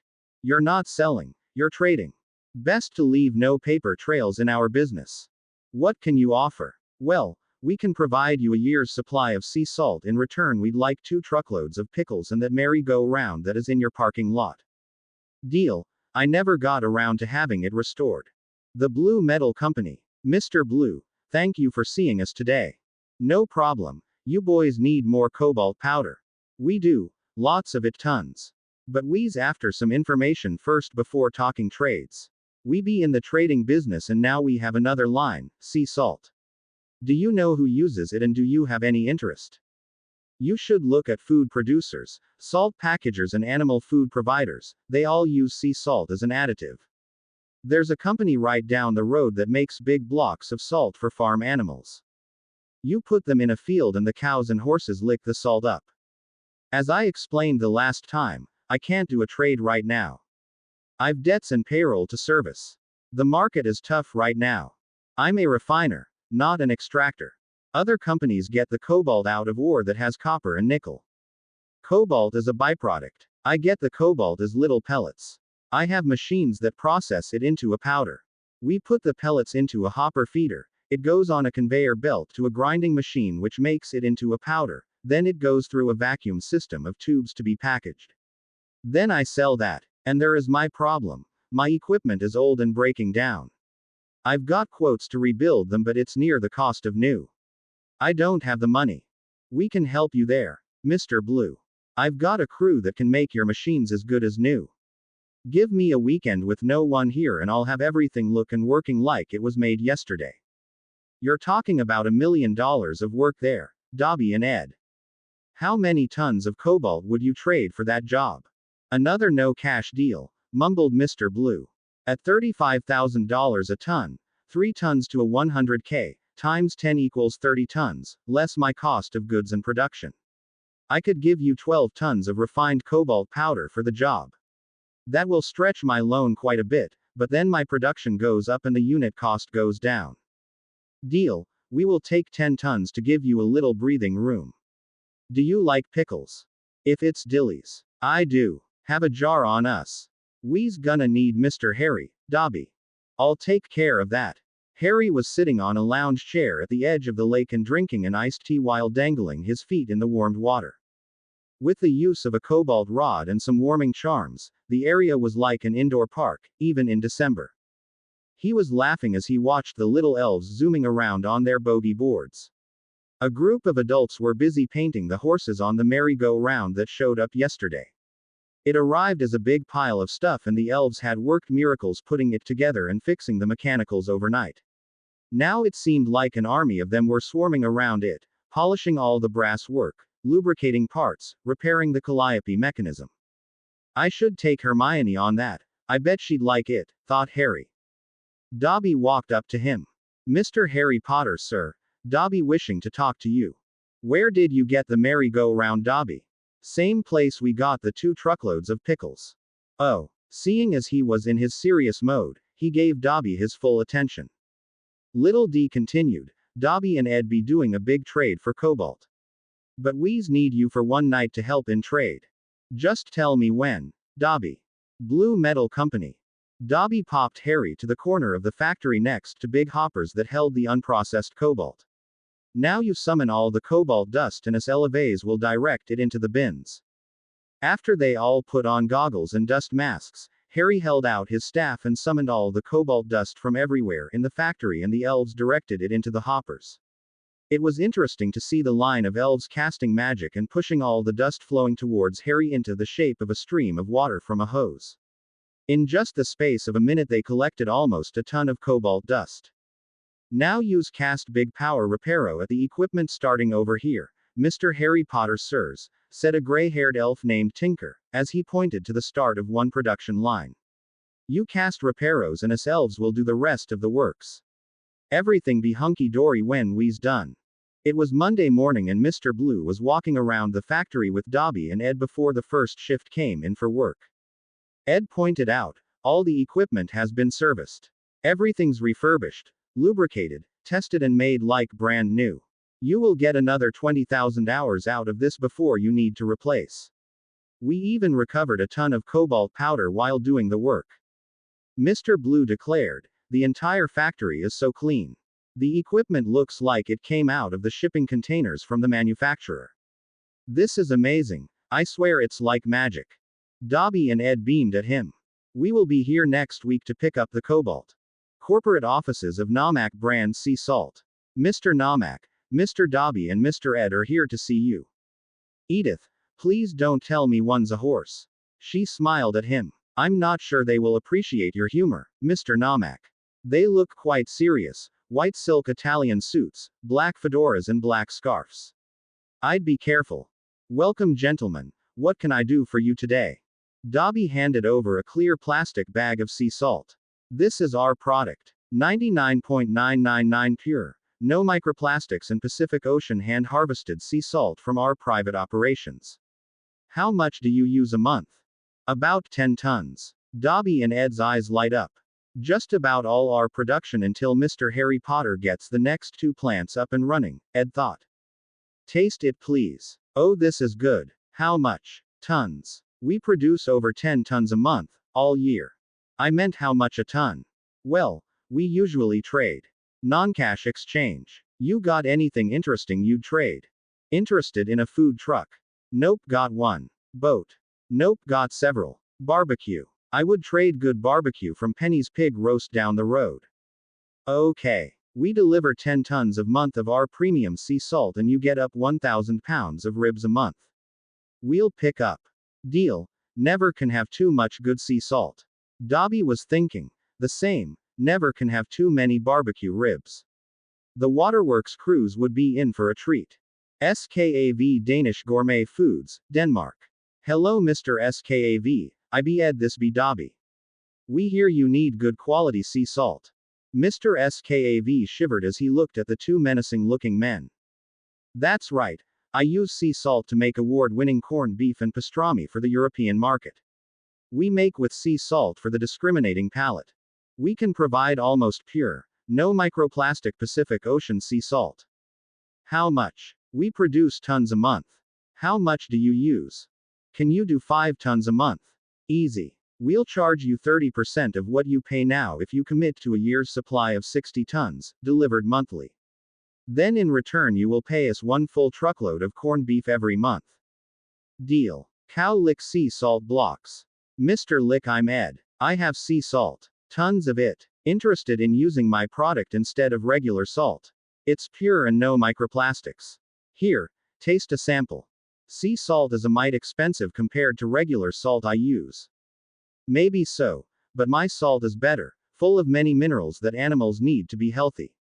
I have 75 tons of sea salt available. Care to do a trade? You're an elf, ain't ya? Oh, no worries, I'm a magical. I've got 2 unicorns, both 5 years old. Deal. May 2005. Harry, Dan and Ted were visiting one afternoon.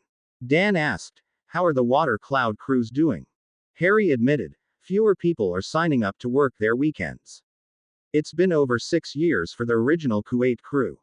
Dan suggested, maybe you should impose a term limit. The Senate terms here are 6 years. The original water cloud crew members have already made a lifetime of money. It might be time to let others take their places as crew members.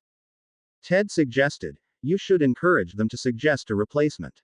That ensures that you'll get great crew members, as well as minimize your effort on a hiring task that you don't need right now. Rotating people through the 4 job sites is a great way of keeping them on the same page and doing a bit of cross-training. Their last assignment could be to train their replacement with your practice lake. Dan said, that's a great idea. Your second lake is the perfect place to train with. You should rotate 2 people out a month from May to September. Send them to each site for a fill, then to Kuwait. Ted thought that was an excellent idea, as the water cloud crew members averaged over 1 million gallons per year. Besides, he wanted to expand the quantity of people who could hold their own financially against the wealthy traditionalists. Dan asked, are you planning on using people right out of Hogwarts? Yes. It's a young person's job. It also encourages the crew members to maintain contact with the school to see who the best flyers are. I doubt that many of the current crew have younger siblings. We've pretty much shaken that branch already for recruiting people. I'll bring it up to the Kuwait crew this weekend. Actually, I think I'll ask Remus and Carol Rob in charge of the training, so there's an element of consistency. Ted asked, do you have any plans to put in the California Waterworks style plants into the Middle East? I'm not sure. The desalination plant in Kuwait is older and not as productive as the newer models. It runs on natural gas, which they get out of the ground for free, so I'm not sure that they care. They know that the newer models are available, but location is still an issue. I couldn't swap out the lake's 159 miles inland at Riyadh for a handful of plants without a lot of piping. They wouldn't save any money, the rates would remain comparable. There's no incentive for them to switch. We just do a bit of maintenance to the lakes each month. Getting clear airspace isn't a hardship for them, so I doubt that they'd force the issue. The unstated goals are different with the lake crews than the water plants. The water plants are set up and staffed to provide good paying jobs to hundreds of people. The lakes are staffed to make dozens of people millionaires. Time will tell. Fred and George were the first to sign up to part ways. In reality, they were relieved, as they'd never truly given up on the idea of opening a joke shop. This way, they could still follow their dream, and money would never, ever, be an issue for them. Their suggested replacements had just finished Hogwarts and one had played keeper for Gryffindor. Susan and Dean were the next to sign up. As promised, she went to work at the ministry as their first press secretary. Amelia kept her in that position for 2 years before naming her senior undersecretary, where she was groomed to run for minister. Their replacements were a witch and wizard who'd done especially good in charms. Dean would open a magical painting business. As it was almost a lost art, his business would thrive. With all of the Kuwait crew members, Harry held the door open in the event that they might wish to sign up again in the future. Harry kept his promise with respect to the California Waterworks plants. By the end of the 3rd year, all of his startup loans had been repaid. Even having done that, the company had enough cash in the bank for contingencies. The employee year-end bonuses were legendary and would only get larger in the future. Harry reworked Dana's contract and offered her 5% of the total revenue. The employees were given most of the remaining revenue after expenses. Ted advised that Harry keep the stock in the company. By design, the company paid the profits out in the form of year-end bonuses. California Waterworks remained within the framework of a nonprofit organization whose goal was to provide clean drinking water to dry areas of the country. At the same time, should he ever decide to sell the company, it would have significant value. Everyone was happy, especially the elves, who had piles of sea salt to trade with. Employee attrition was effectively zero. Feeling like he could finally take a relaxed breath, Harry turned his focus to a more personal priority, making and raising little Potters with his new bride, Hermione. A few months later, Harry, Ted and Barchok met to review where they stood and to plan their next steps. Harry stated, I've started replacing the Potter Waterworks crew.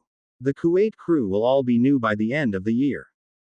Ted pointed out, if you did it on a 3-year rotation, it would almost be a continuous process.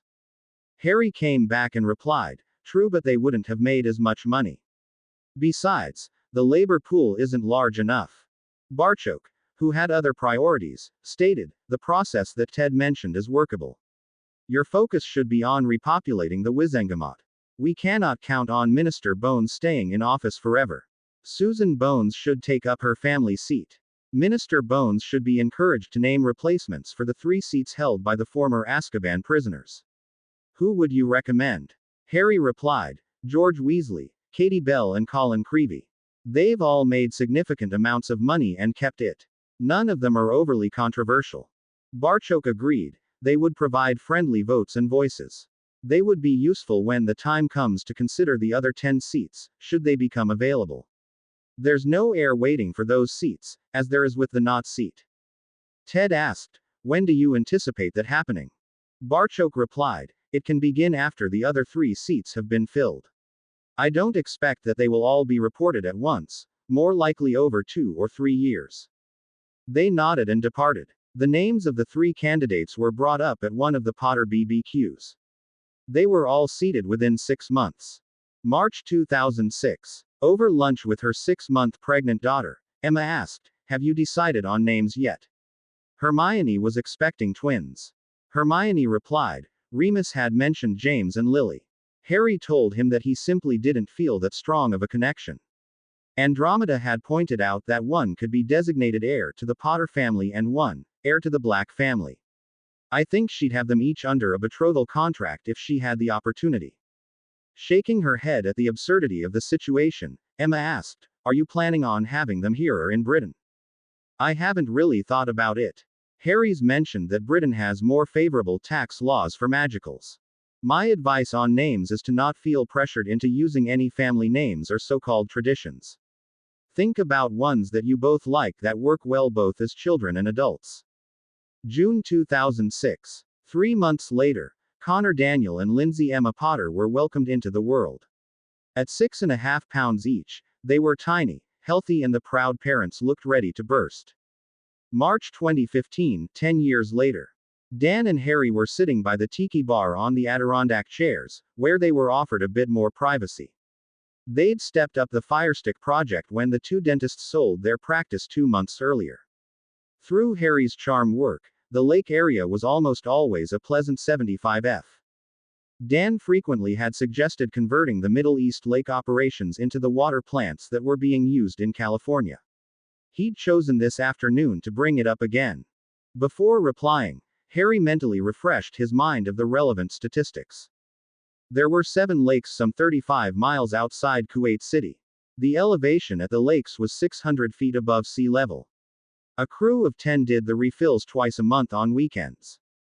In Riyadh, Saudi Arabia, there were a total of 14 lakes, serviced by 2 crews of 10. Riyadh involved a 250-mile flight to the lakes, which were 2,000 feet above sea level. Medina, Saudi Arabia had 12 lakes, again, serviced by 2 crews of 10. It was closer, with just an 80-mile flight to do the refills. The elevation was similar to Riyadh. Finally, they'd built 4 lakes just outside the city of Tabuk, Saudi Arabia. It was a similar distance and elevation as Riyadh. Additionally, Remus and Carol did the training and rotation scheduling. Harry was rarely called in to handle personnel issues and was making millions of galleons each year on the deal. In contrast, the California Waterworks water plants were all within a dozen miles of the ocean. As it was a continuous operation, each plant had 40 workers, with 10 on duty at a time. Harry was fairly certain that they could operate with 2 or 3 boiler crew members working on a shift, rather than 6, but Dana had remained firm on using a crew of 10 and the number stuck. After a moment, Harry replied, "To my knowledge, the current Hogwarts student enrollment is 502 students, up a bit from when Hermione and I attended, primarily due to our Firesticks. We audition 15 students a year from a graduating class size of 70 and hire 10. Additionally, the London Roadmasters hires a dozen more. If we switched to water plants, we'd go from a staff of 60 crew members to 1,480.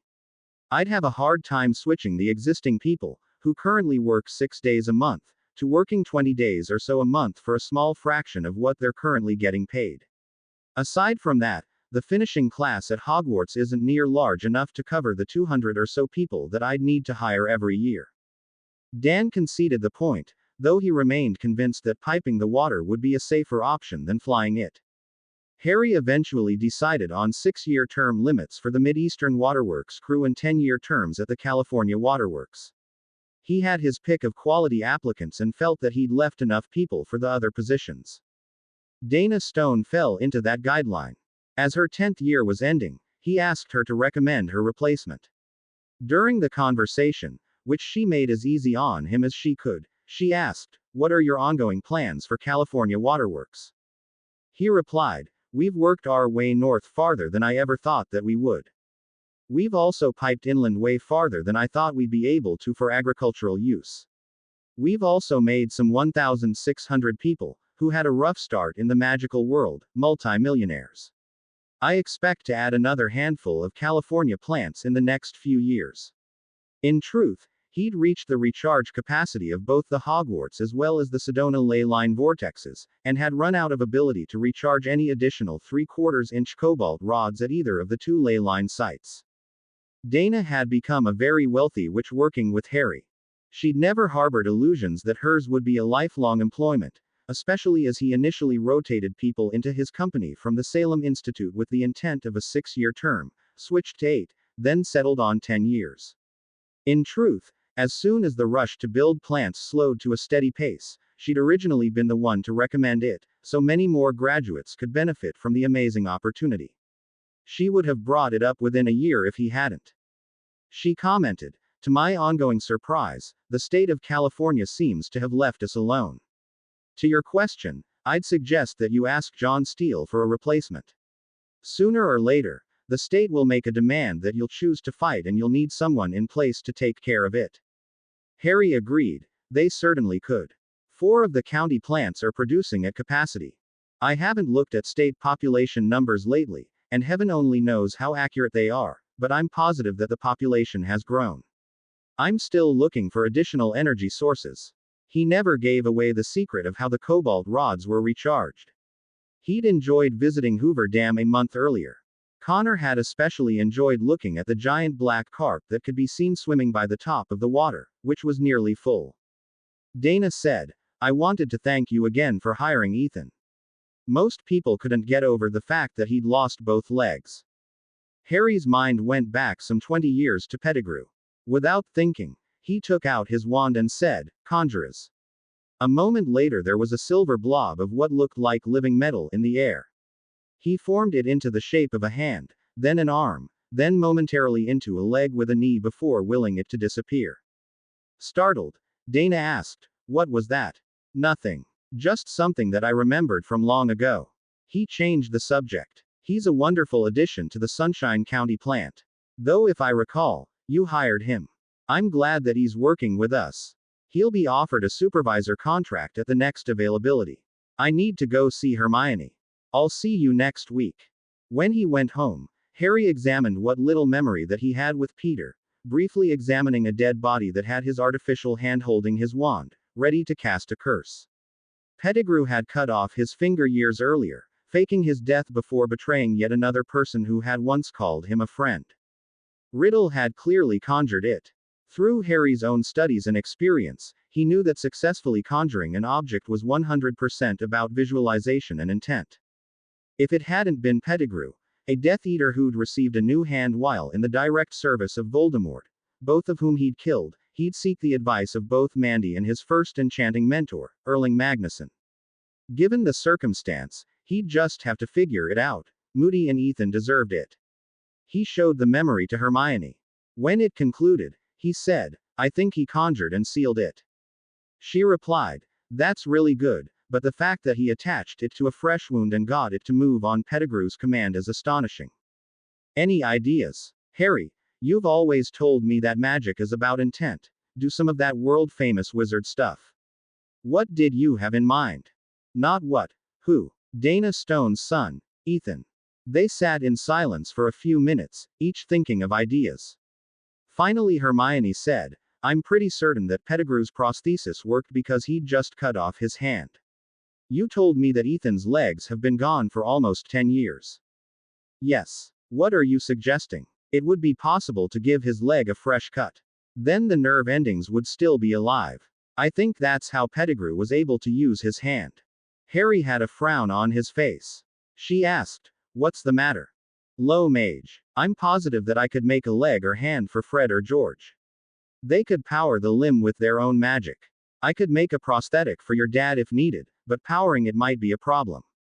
She asked, "What if you shaped it around a cobalt rod, like a bone?" "Are you saying conjure the cobalt, or literally build it around a charged cobalt rod?" "The latter, I think. I'm not sure. Could it be implanted after the fact? What if you made it attached, and checked if it worked?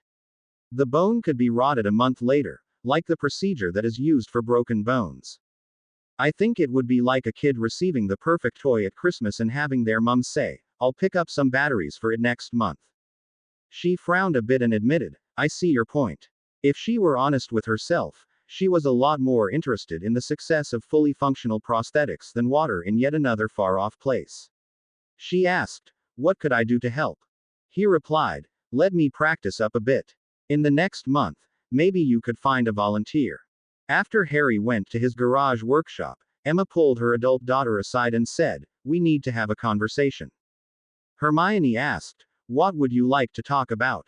"Years back, you and Harry witnessed some sort of medical miracle performed by a monster. This hasn't been featured in some textbook. If you two managed to pull it off, it would be a flat-out miracle." "Agreed. Yes, but no buts. You don't give away recipes for miracles. Harry never gave away the secret to recharging his wands. Does that make him a greedy demon?" "Of course not, but this is. He's still collecting a portion of the Middle Eastern water revenue. Does that make him an exploitative owner?"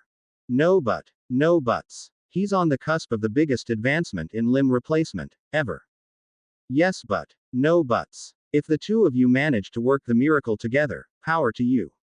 If he teaches you how to earn a living, replacing honest people's limbs, and you're able to perform a spell that powerful, then attach it and make it move, power to you.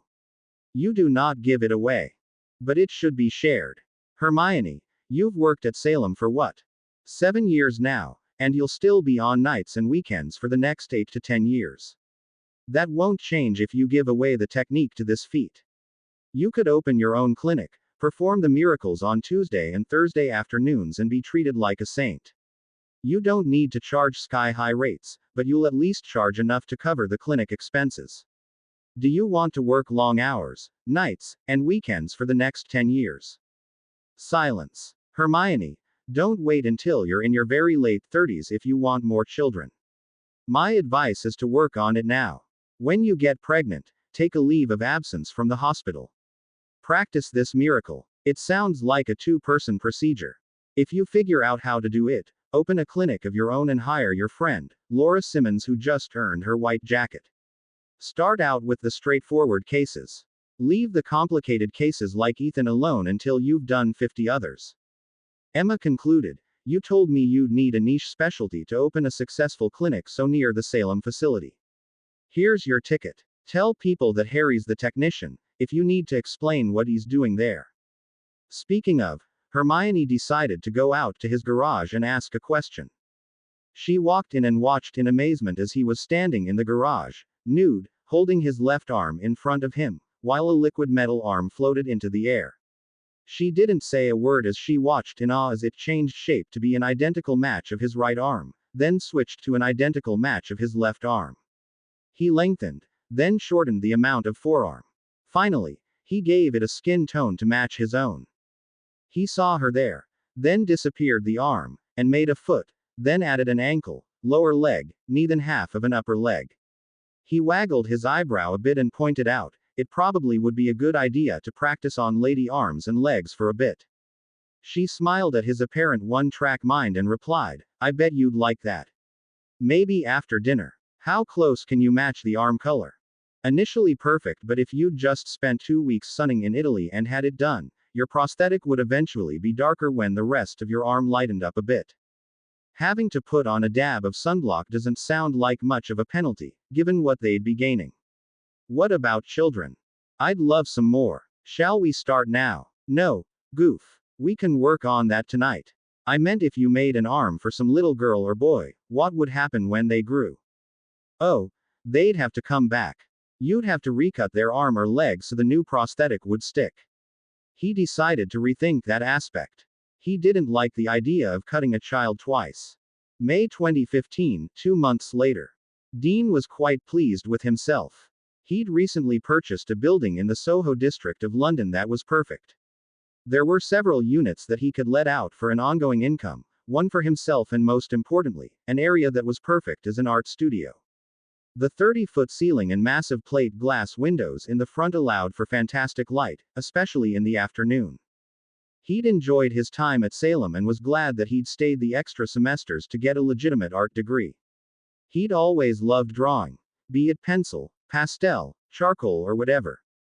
He always would. Salem gave him the opportunity to explore other the mediums: sculpture, photography, and painting. It was with painting that he could explore his magical half-heritage. With Professor Flitwick's permission, he'd spoken with each of the paintings at Hogwarts. Some remembered being taught how to cast the personify charm at the canvas. Some had done it several times over the years. A few had given blood samples, which had been smeared onto the canvas. One recalled requesting that other items such as wine bottles also be included in their painting. He was in the process of painting one of his mother. Harry had loaned him a no-limit firestick that would work for anyone. She'd cast the charm, imbuing a copy of her essence onto the canvas. He was very proud of his mum. She'd worked hard to put him through Hogwarts. He'd been proud to return the favor. Now she was staying in the villa that he'd bought in Naples, on the coast of Italy. Harry, Hermione, Dan and Emma were out enjoying the morning at the tiki bar. They were celebrating the big news. Hermione had performed the pregnancy test on herself this morning and the test was positive. Emma asked, "When are you due?" "Mid-January. Congratulations, you two. We're so very happy for the both of you." Albert Rickman hated his job. Being a package delivery driver wasn't a horrible job. The pay was decent and there was no one staring over his shoulder, until today. The boss had installed the new GPS systems in the truck. Rickman hated them. The boss, in her infinite wisdom, also switched everyone from their normal neighborhood to a different one, so they would rely on the new technology. In 400 feet, take the first right, recalculating, turn left. Crash. The delivery truck accidentally smashed into a building. Rickman could see the upper windows break and many of the old siding bricks crash to the ground. Inside, a bathroom mirror-size piece of plate glass broke away and crashed down on the young artist with the force of a guillotine, severing his right arm just below the elbow as dozens of the broken bricks crashed around him, smashing the newly severed limb into mush. Instinctively, Dean touched his bleeding stump to his portkey watch, silently prayed that it would still work and screamed, "Activate Potter Place." A moment later he'd vanished. While the three were toasting Hermione, they heard a thud behind them as Dean arrived, unconscious. Hermione called out, "Winky, get my emergency bag. Harry, put him up on the bar top." Dan, recalling his medic days, whipped off his belt and used it as an emergency tourniquet. Winky was back in a flash and Hermione said, "Mum, pour the blue bottle down his throat, the whole bottle." In the meantime, she was examining his wound and Harry was examining his left arm and hand. It was a clean slice. After 15 seconds, she said, "Do some of that magic, Potter." She quickly irrigated his open wound to clean it, then held the elbow on Dean's severed arm so it was steady. Dan had seen magic. He'd seen big magic performed on a massive scale in the construction of the lakes. He'd also seen combat first aid firsthand in the Falklands. He'd never, ever seen anything so remarkable in his life. He'd heard a muttered conjuros and watched as what looked like a gallon blob of mercury appeared in the air. Over the course of what couldn't have been longer than half a minute, the liquid silver blob took the shape of a hand, then a hand with a wrist. He was thrown out of his trance as Emma gently kicked him.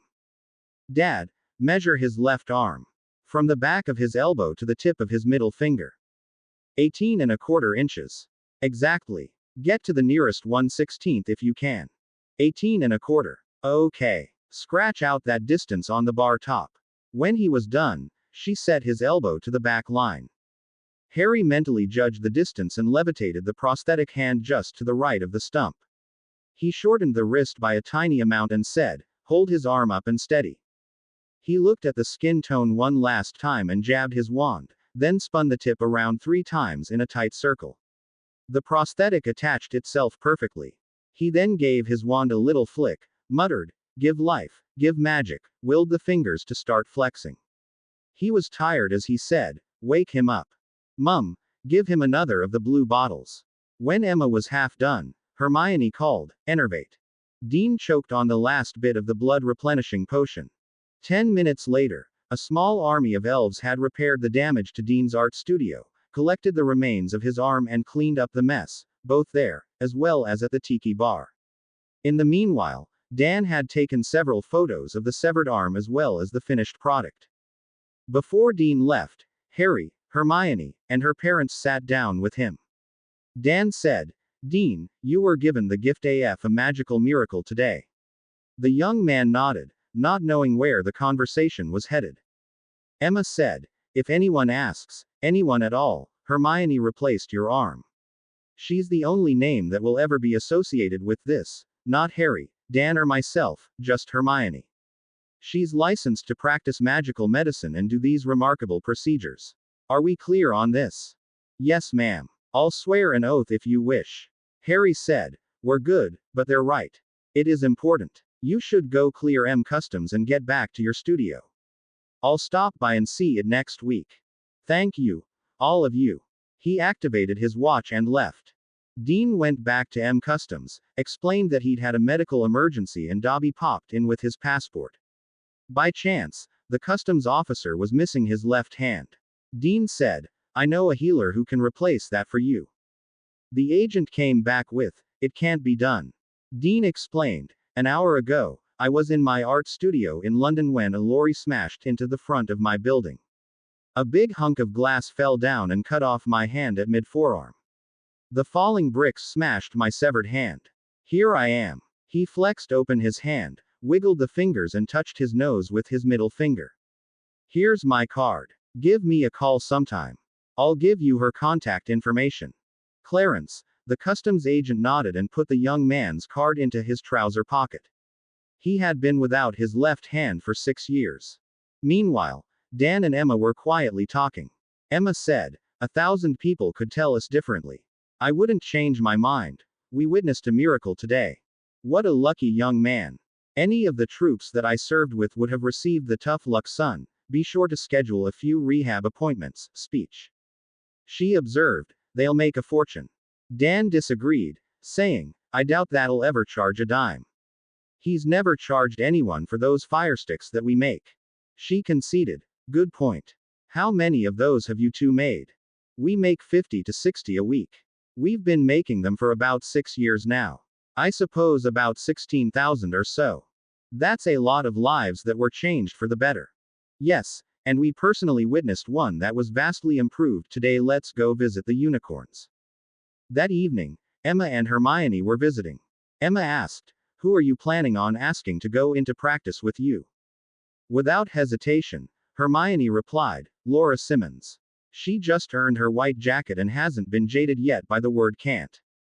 Emma replied, you should invite her over for dinner sometime. We'd like to meet her.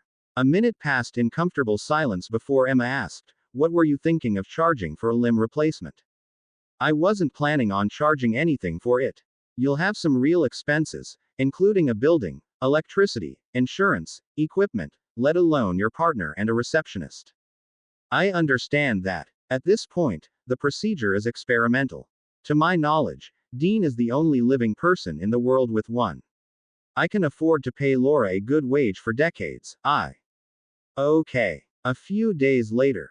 Dana Stone. Hi Dana, it's Harry. If you have an hour or two, I'd like to talk with you. When? Where? This could be a tiki bar conversation.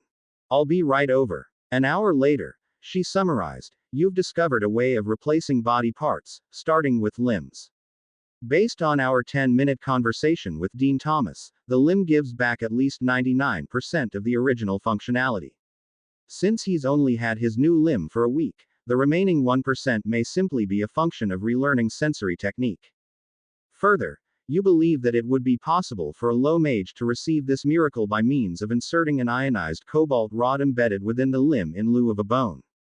That said, you have no way of knowing if long-term direct contact with the ionized cobalt would have any long-term effects, positive or negative. Finally, at this time, you have no intent on charging for providing this miracle, but think it would be nice if, after receiving this gift, they in turn, spent a year doing some sort of goodwill tasks for the general public, at least part-time. Additionally, you want the recipient to sign an ironclad liability release form. Does that sum up your plan? Hermione replied, yes. What possible side effects, good or bad, have you considered? She replied, first, looking at the limb-only case, there is the possibility that it could be discovered by the normals. Harry clarified her statement, I think it will become a regular hand over time. That was my intent. His emphasis told Hermione that such a thing not have been Riddle's intent. Dana caught the interchange but didn't reference it. She asked, what else? Harry added, at some point after their death, the arm might disappear. She pointed out, that statement seems to be in conflict from your previous one. Hermione admitted, you're right. There are no long-term studies. Dean's the only living person. I mean, we're currently working with a sample of one. I really don't want to know the history behind it. So, short of the limb falling off at an inopportune time, or having a mind of its own, what else? They could die on the operating table. The procedure involves creating a fresh cut on their limb. Dean's case was field surgery and took place on the bar top where Harry's sitting.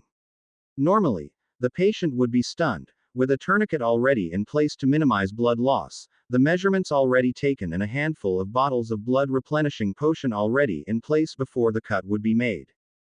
Dana asked, "What do you mean, measure?" Harry replied, "You want both arms to be the same length." In Dean's case, the tip of his middle finger to the back of his elbow on his good arm is 18¼ inches. If Ethan ever wanted this done, he'd have to decide how tall he wanted to be. I'd guess that if it hadn't been for the accident, he'd be 5 feet 11. With 2 new legs, he could be 5 feet 9 or 6 feet 2. Dana admitted, "I never thought of that. Does this just work for arms and legs?" Hermione immediately replied, "That's as far as we're taking this for the immediate future." She gave Harry a withering look.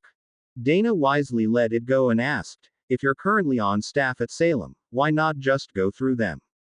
They already have all of the business infrastructure in place." Hermione replied, "We're not planning on charging for this at this time.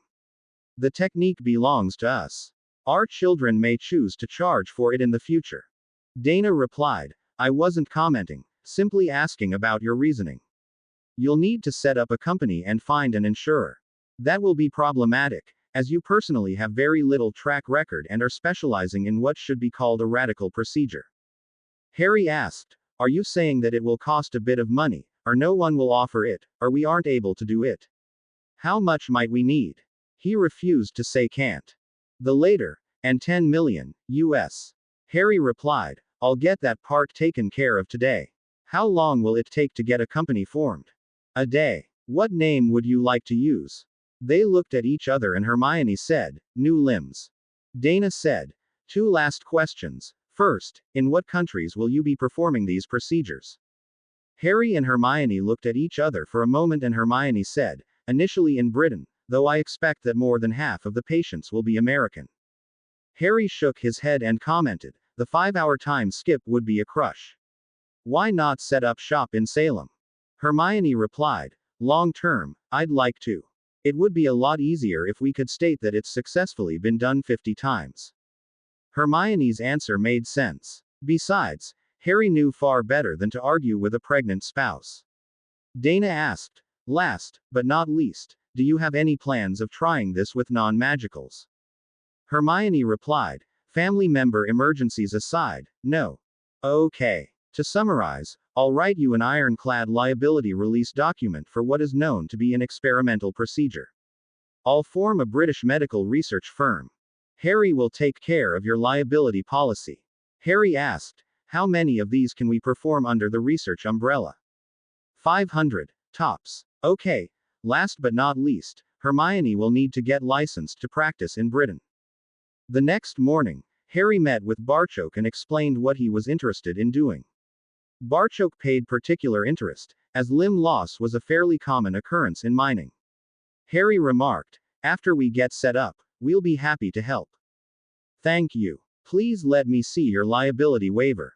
Harry handed it to him and he studied it carefully for 5 minutes before giving out a great laugh. Harry asked, "What's so funny?"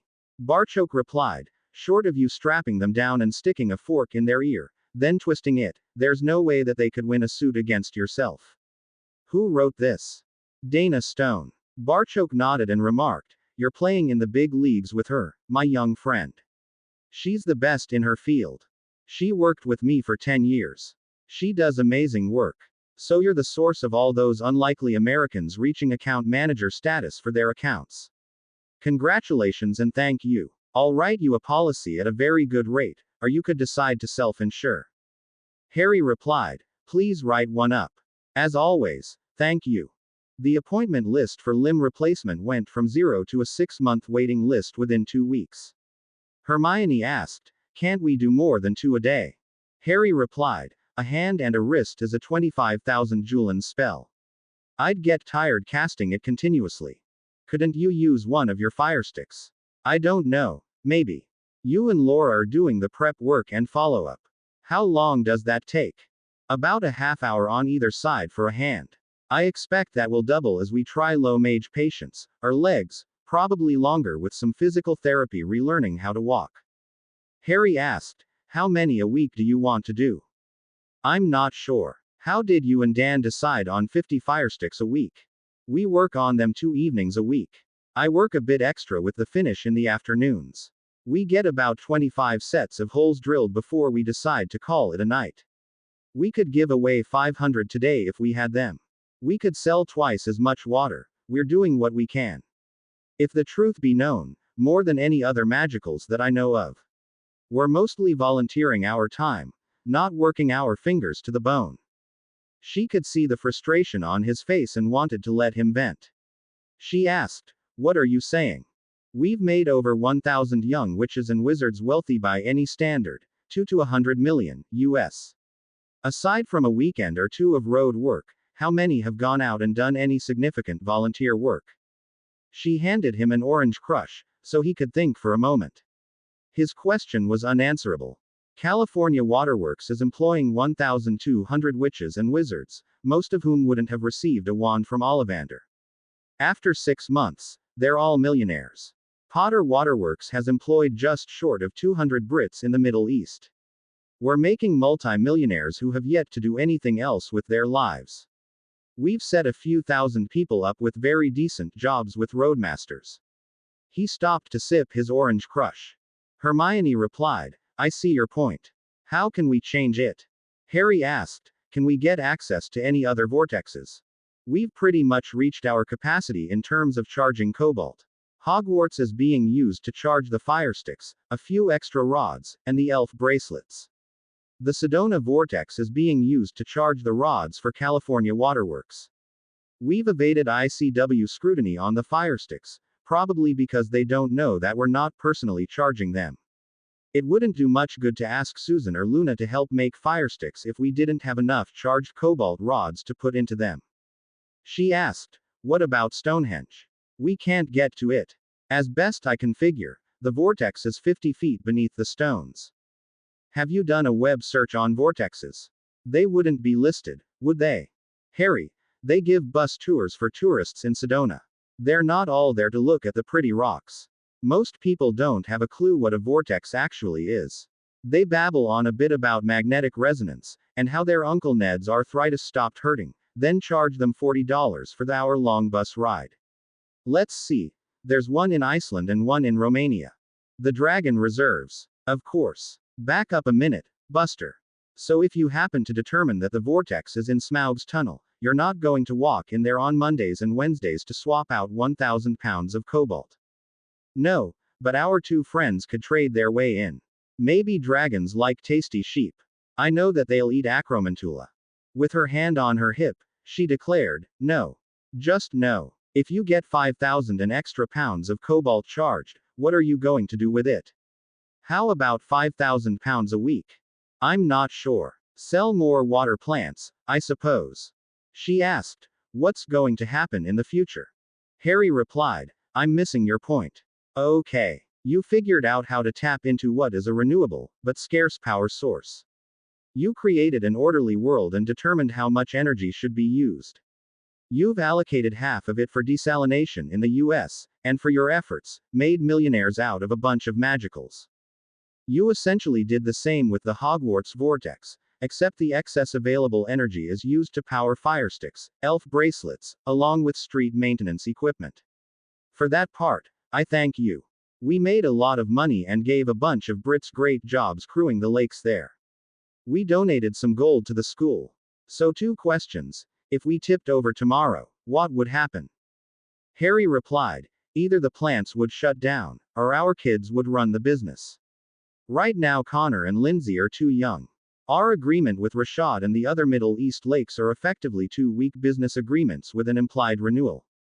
Second question. What would you do with 5,000 pounds of charged cobalt, or 50,000 pounds? We don't own the vortexes. I assume that they're scattered all over the world. We just found a way to harvest a limited amount of power from them. Just like we don't own the sun, and some companies have figured out how to tap into the energy on a limited basis with solar cells or wind powered generators. They're all nice on a supplemental basis. Unfortunately, people have lost sight of the word supplemental. Add to it, the emergence of electric cars is changing how and when electricity is being consumed. John was right. More people did move there. Since we started the California Waterworks, the actual population of California grew by 33% and it doubled in the other two states. Dana is right. Sooner or later, some agency is going to demand that we provide them with the secret. We'll shut the business down and disappear. Rather than let her man get totally worked up, she walked into her office and did some searching on her computer. 20 minutes later, she came back armed with a handful of new information.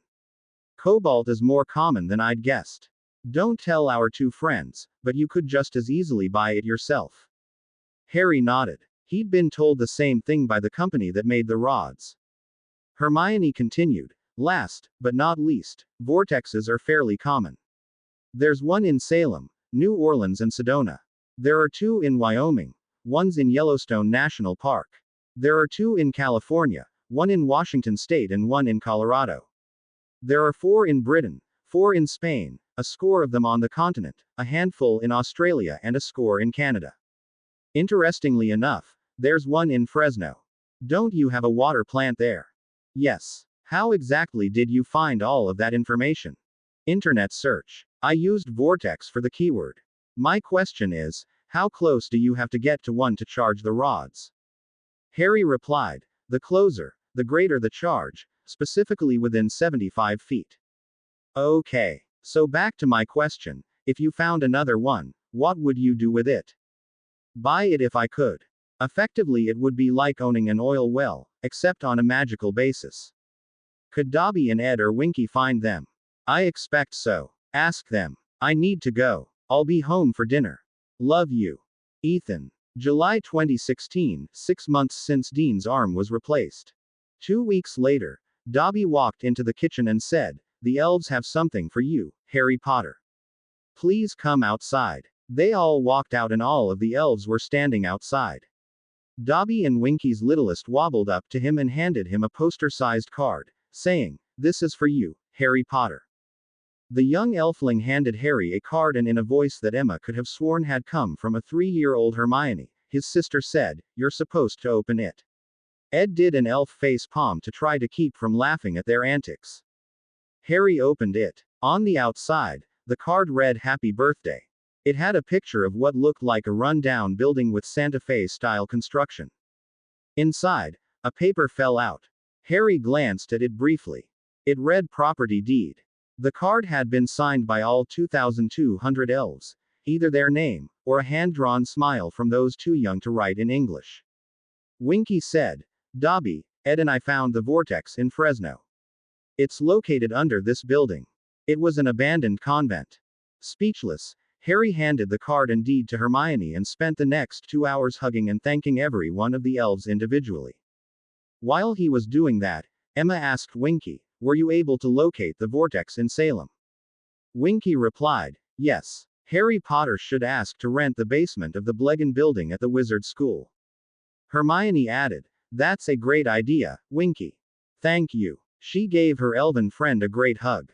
Harry's request at the school was immediately approved, though he was asked a dozen times if he wouldn't rather have a nice office on the 3rd floor with a window. He was given the use of half of the basement, for $1 a year.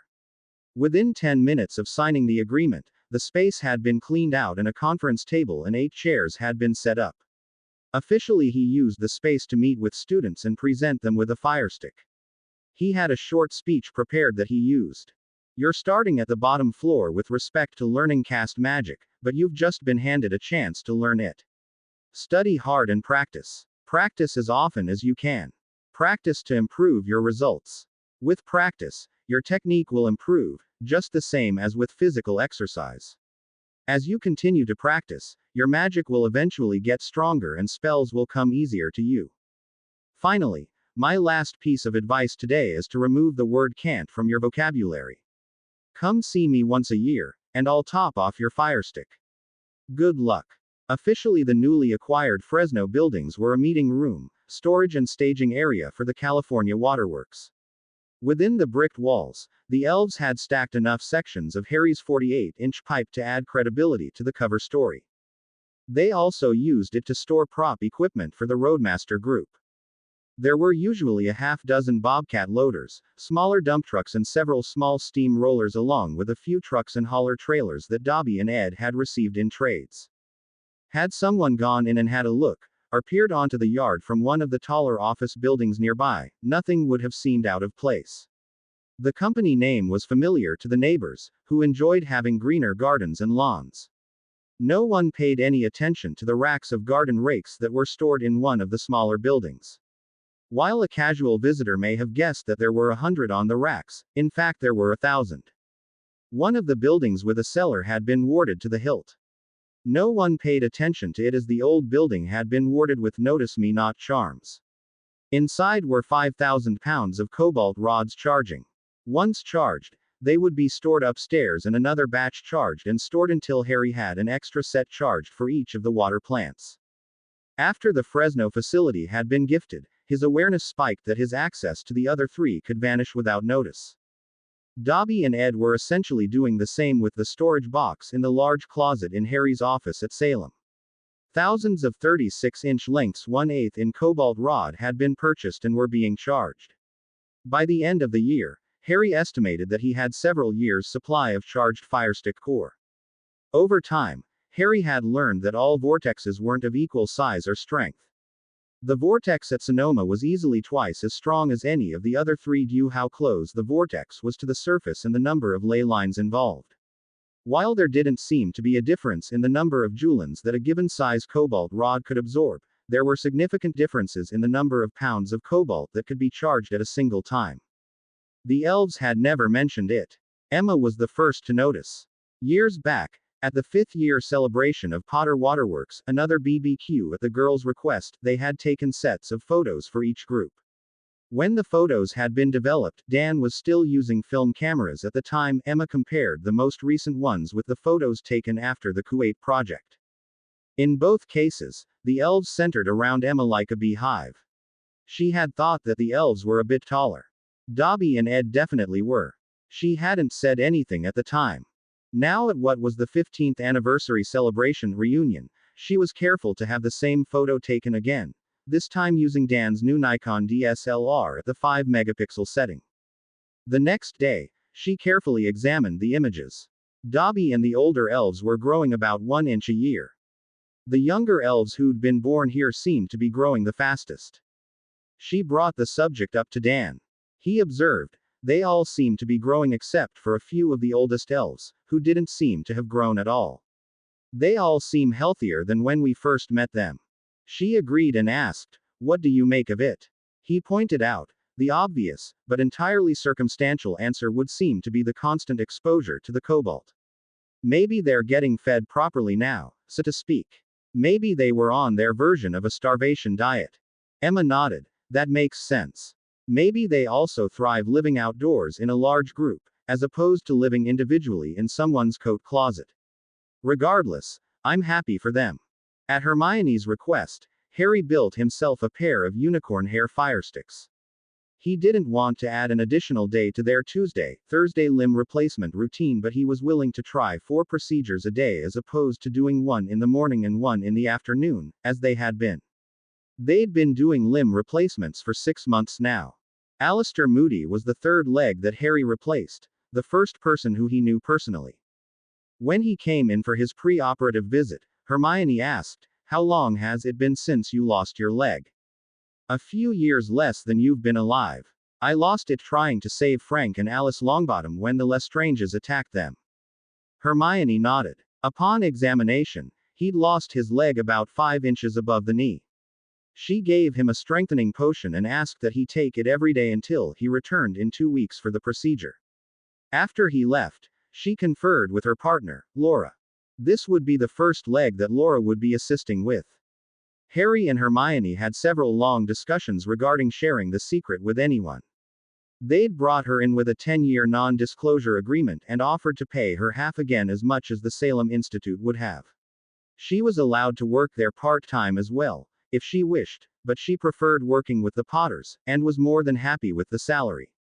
Laura asked, "Are you going to connect the main artery and vein?" Hermione replied, "We didn't do anything extra aside from the cut and the attach on the other two. Over time, they became real legs. I think the more likely issue is that it will take Alistair some time to get used to it and he'll probably need some help with walking." Laura asked, "Do you know him personally?" "Yes. He worked with Harry in the Middle East for years. He still comes over for dinner sometimes. He'll probably have better feeling in his new foot than his original, with all of those calluses from those nasty boots that he wears. Maybe Dobby can find him a pair of walking shoes to use instead. He'll just have to find a different place for his backup flask and wands." Laura asked, "That massive walking stick aside, how does he get around now?" Hermione smiled and replied, "He apparates anywhere farther than 50 feet. Ed and Dobby heard their name called and they both popped in, each carrying impossibly tall stacks of shoe boxes in a dozen different sizes. Ed said, "These are for Hermione's patients." Hermione replied, "Thank you both." 2 weeks later. No one would call Harry's part in the limb replacement program insignificant, but his specific activity was brief. The healers spent an hour prepping the patient, measuring, numbing and the like before stunning them. Laura made the cut where Hermione had marked. 90 was not young, even for a wizard. Moody had been without a left leg for over 30 years. Both Hermione and Laura had doubts that 2 weeks of strengthening potion would bring the same strength back to his left leg that it once had. When the cut had been made, Harry began his part. He conjured the foot, the same size as Moody's right. When he was satisfied with that, he added the ankle and lower leg. He made certain that the lower leg was the exact same length as Moody's right, then added the knee, then finally the upper leg. He levitated the leg next to the right for final comparison at what seemed to Hermione as a painfully slow pace. In reality, Harry had been at his task for just over a minute. Finally he levitated the replacement in place and attached it. Then he gave his wand another twist and the toes, muttered, "Give life, give magic," and ankle began moving. When Harry was satisfied, he left the room. Hermione quickly awakened Moody, as Laura loosened the tourniquet. She kept eyeing the attachment with concern, as if she somehow thought it might come loose and fall off. It didn't. "Alistair, can you hear me?" asked Hermione. "Good. Wiggle your toes please. Again. Good. Now try your ankle. Again. Good. Please bend your knee a bit.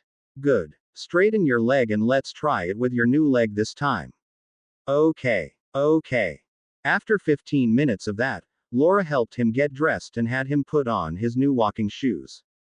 Moody asked, "What's wrong with my boots?" Laura replied, "Nothing, sir, except you only brought one. We'll go with these walking shoes for the day." "Okay." Moody grumbled. "Fine." She knelt down to put them on for him, intentionally giving him something of an Eiffel to cheer his spirits, then asked, "Feeling better now, sir?"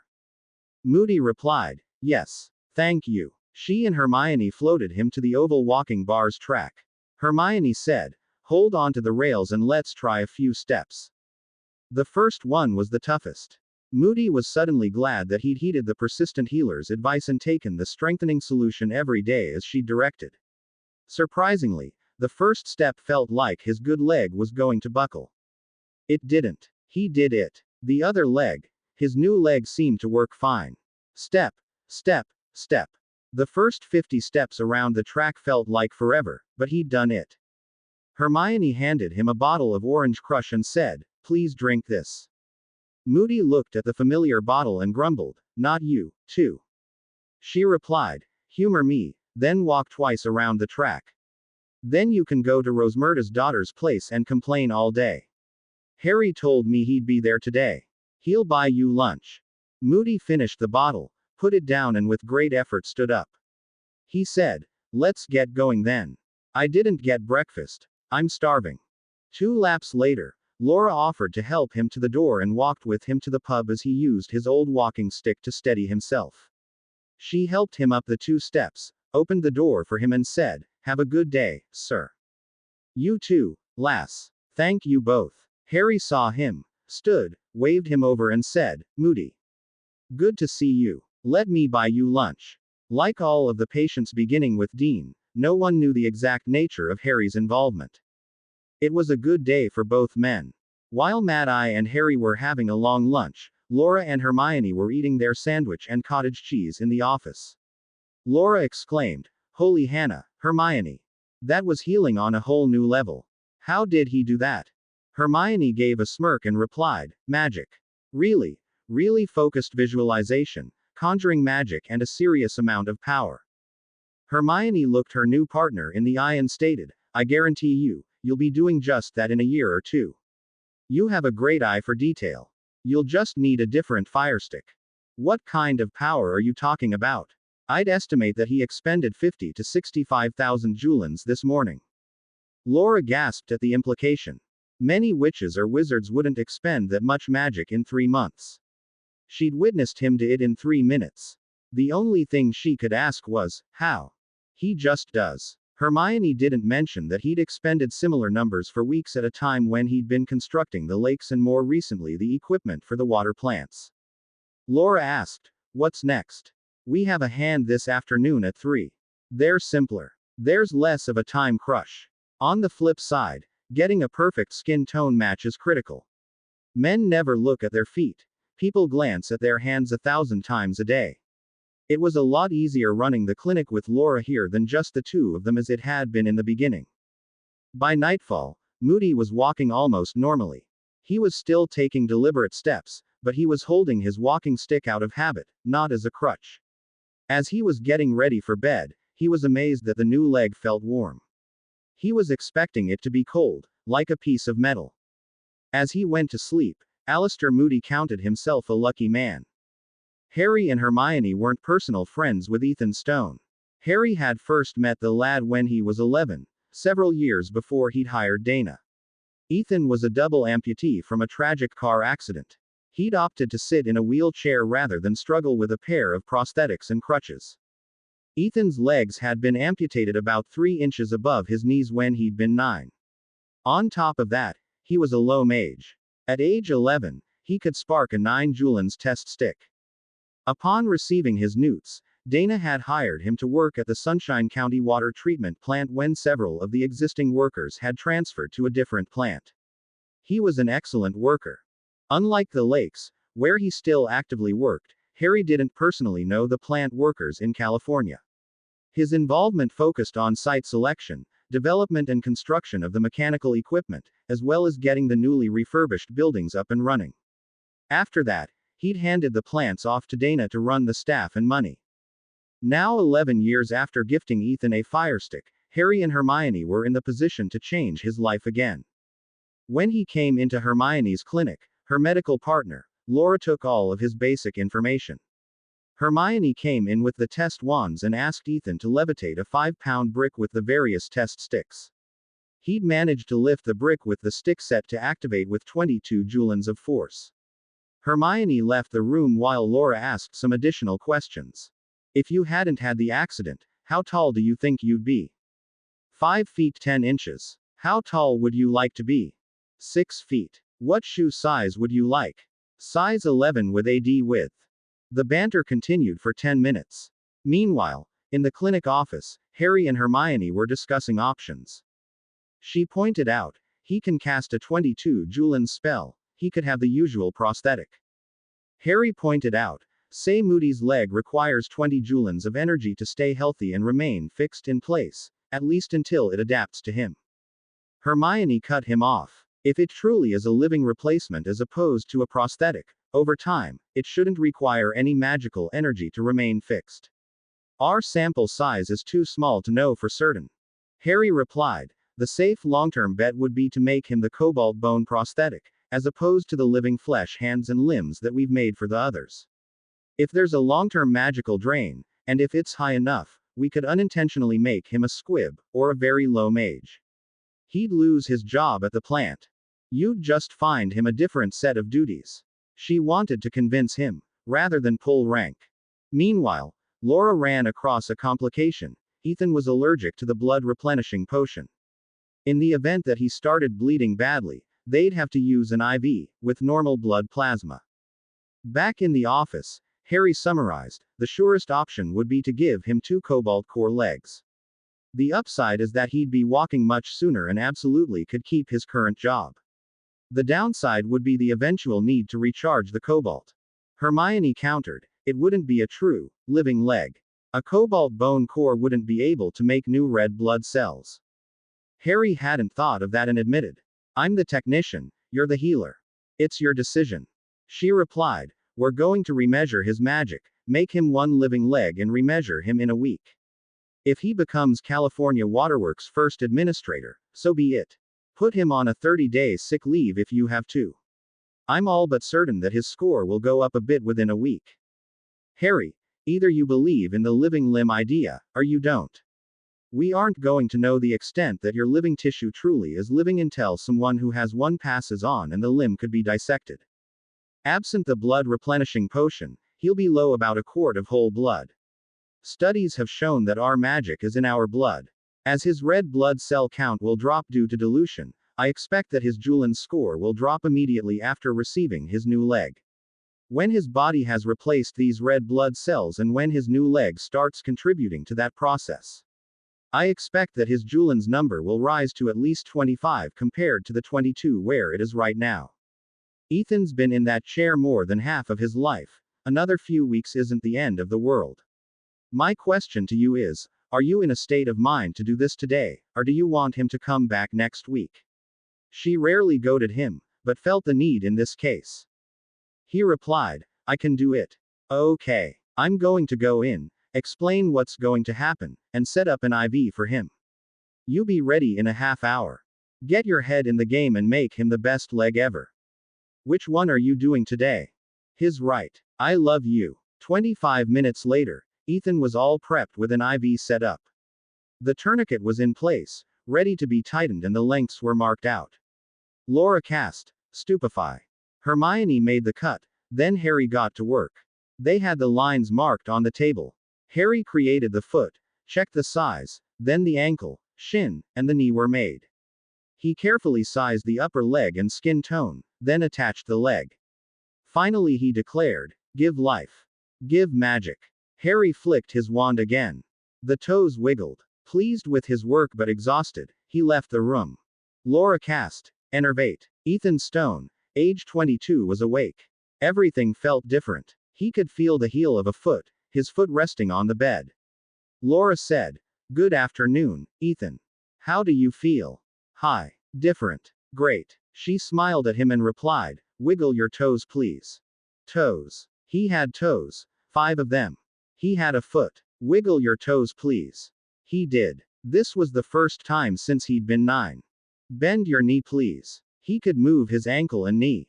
He felt his knee and upper leg, something that he didn't have an hour ago. Laura handed him a glass and said, drink this please. He wondered what size his foot was. Hopefully healer Hermione would make him 2 that were the same size.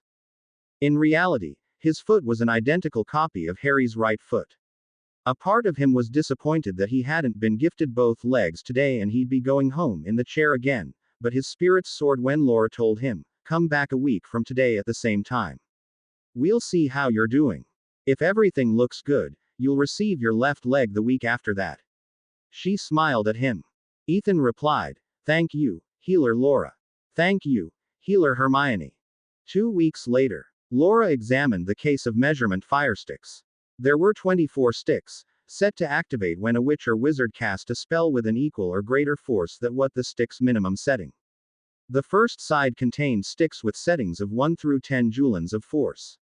The second side of the case had sticks with settings of 12, 14, 16, 18, 20, 22, 24, 26, 28, along with 30, 35, and 40. Ethan came in and they smiled at each other. She greeted him, how are you today? He smiled back and replied, great, thanks. Hopefully I'll walk out of here today. If I'm really lucky, you'll have dinner with me tonight. She smiled at him. I'd like that too. Let's see how you're doing. There was no scar or line marks where his old leg ended and the new one began. His mobility and feeling was excellent. She continued her tests. 10 minutes later, Harry and Hermione were in her office. She announced, His blood cell count looks good, a bit better than what I expected. He could cast a spell lifting the 5-pound weight with the 26 Julian stick but couldn't spark the 28 Julian stick. Harry replied, so his magic is at least as strong as it was 2 weeks ago, meaning that either the living leg either doesn't require much magic, or his magic grew enough in the last 2 weeks to more than compensate for it. She nodded and replied, right. I believe that it was a combination of both factors. There's no reason to wait. I'll have Laura get him prepped. Harry asked, as Dana sitting in the waiting room. She replied, yes. Maybe we can take her to lunch today. I expect that Ethan would rather do physical therapy with Laura. They do seem rather interested in each other. I'll come collect you in 10 minutes. Once the go, no-go decision had been made, Harry's task was suddenly clarified. It was far easier to make a match for an existing leg than it had been making one from memory 2 weeks earlier. Ethan was unconscious when Harry walked in the procedure room. He verbalized the steps for Hermione's and Laura's benefit. Conjure the living matter. Start with the foot. Verify that they are the correct one and a size match. Extend above the ankle. Make the lower leg the same length to the bottom of the kneecap. Add the knee and upper leg. Shorten or lengthen the upper leg so you have a size match and are the correct length. Verify that the skin tone is a match. Attach. Give life. Give magic. The conjuration was beyond tiring. Harry was grateful to leave the procedure room to return to the office, where he had a large piece of pie and 2 bottles of Orange Crush. Hermione examined the attachment. It was perfect. Flawless. Harry apparated to the 3 broomsticks, then walked back to Hermione's clinic, which was next to his Potter Waterworks building. He walked in the door, saw Dana sitting in the waiting room and greeted her. It's good to see you. How are you? The normally cool, calm, and collected professional admitted, I've never been so nervous in my life. Don't worry. They should be done by now. One of them will be out soon. I'll wait here with you. Just then, Hermione walked out and said, Ethan is fine. We're going to start some physical therapy. You two should go for a long lunch, then come back at 3. Dana wiped her eyes and Harry, exercising a week's worth of male empathy, gave her a hug. They walked to the Windows restaurant, where Harry suggested Italian. Dana didn't object and they were soon seated. The view was fantastic, overlooking St. Mark's Square in Venice, but Dana barely noticed. She asked, what does the physical therapy entail? He replied, when my friend Alistair Moody received a replacement leg, Hermione and Laura had him walking around a track with support railings after a while. He could use the rails to support his own weight. After some practice, he only used them for balance. He was used to using a walking stick and as far as I know, he still has it. He didn't want to oversell the results, as everyone was different.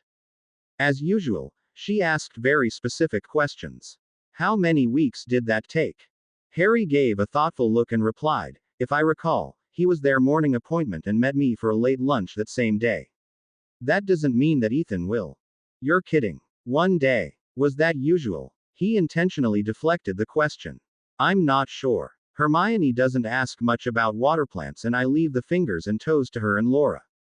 I'm sure he'll be fine in time. He might want to make use of a walking stick.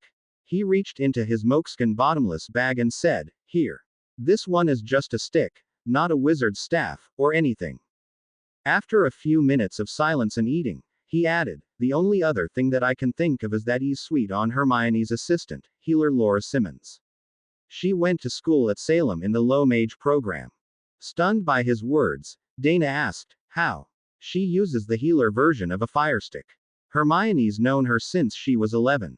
She's as smart as they come. They sat in comfortable silence for a while, watching the people walk in the square. Dana hated the ceiling fan in the restaurant. It blew just hard enough to be annoying. Finally she asked, if you all live in the States, why do they practice in Scotland? Harry replied, my Potter Waterworks office is here. I also give out the firesticks here every other Saturday morning.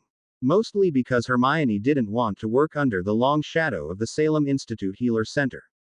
She'd put in nearly a decade of working late nights and weekends, and it would have been another decade before she'd get assigned to afternoons and evenings. He added, she left there and worked this out. Now they're trying to call her to come back. Working in Scotland is far less stressful, so we're here 3 days a week. He could see that her attention was miles away. Her thoughts drifted off to another place and time. After a few minutes, she said, Ethan's father was responsible for Ethan losing his legs. He was always driving too fast. Apparently, he pictured himself as some sort of Formula One driver.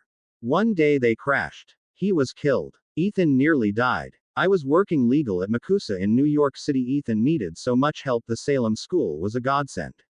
You gave him hope and purpose. She drifted off again, lost in thought for 10 minutes.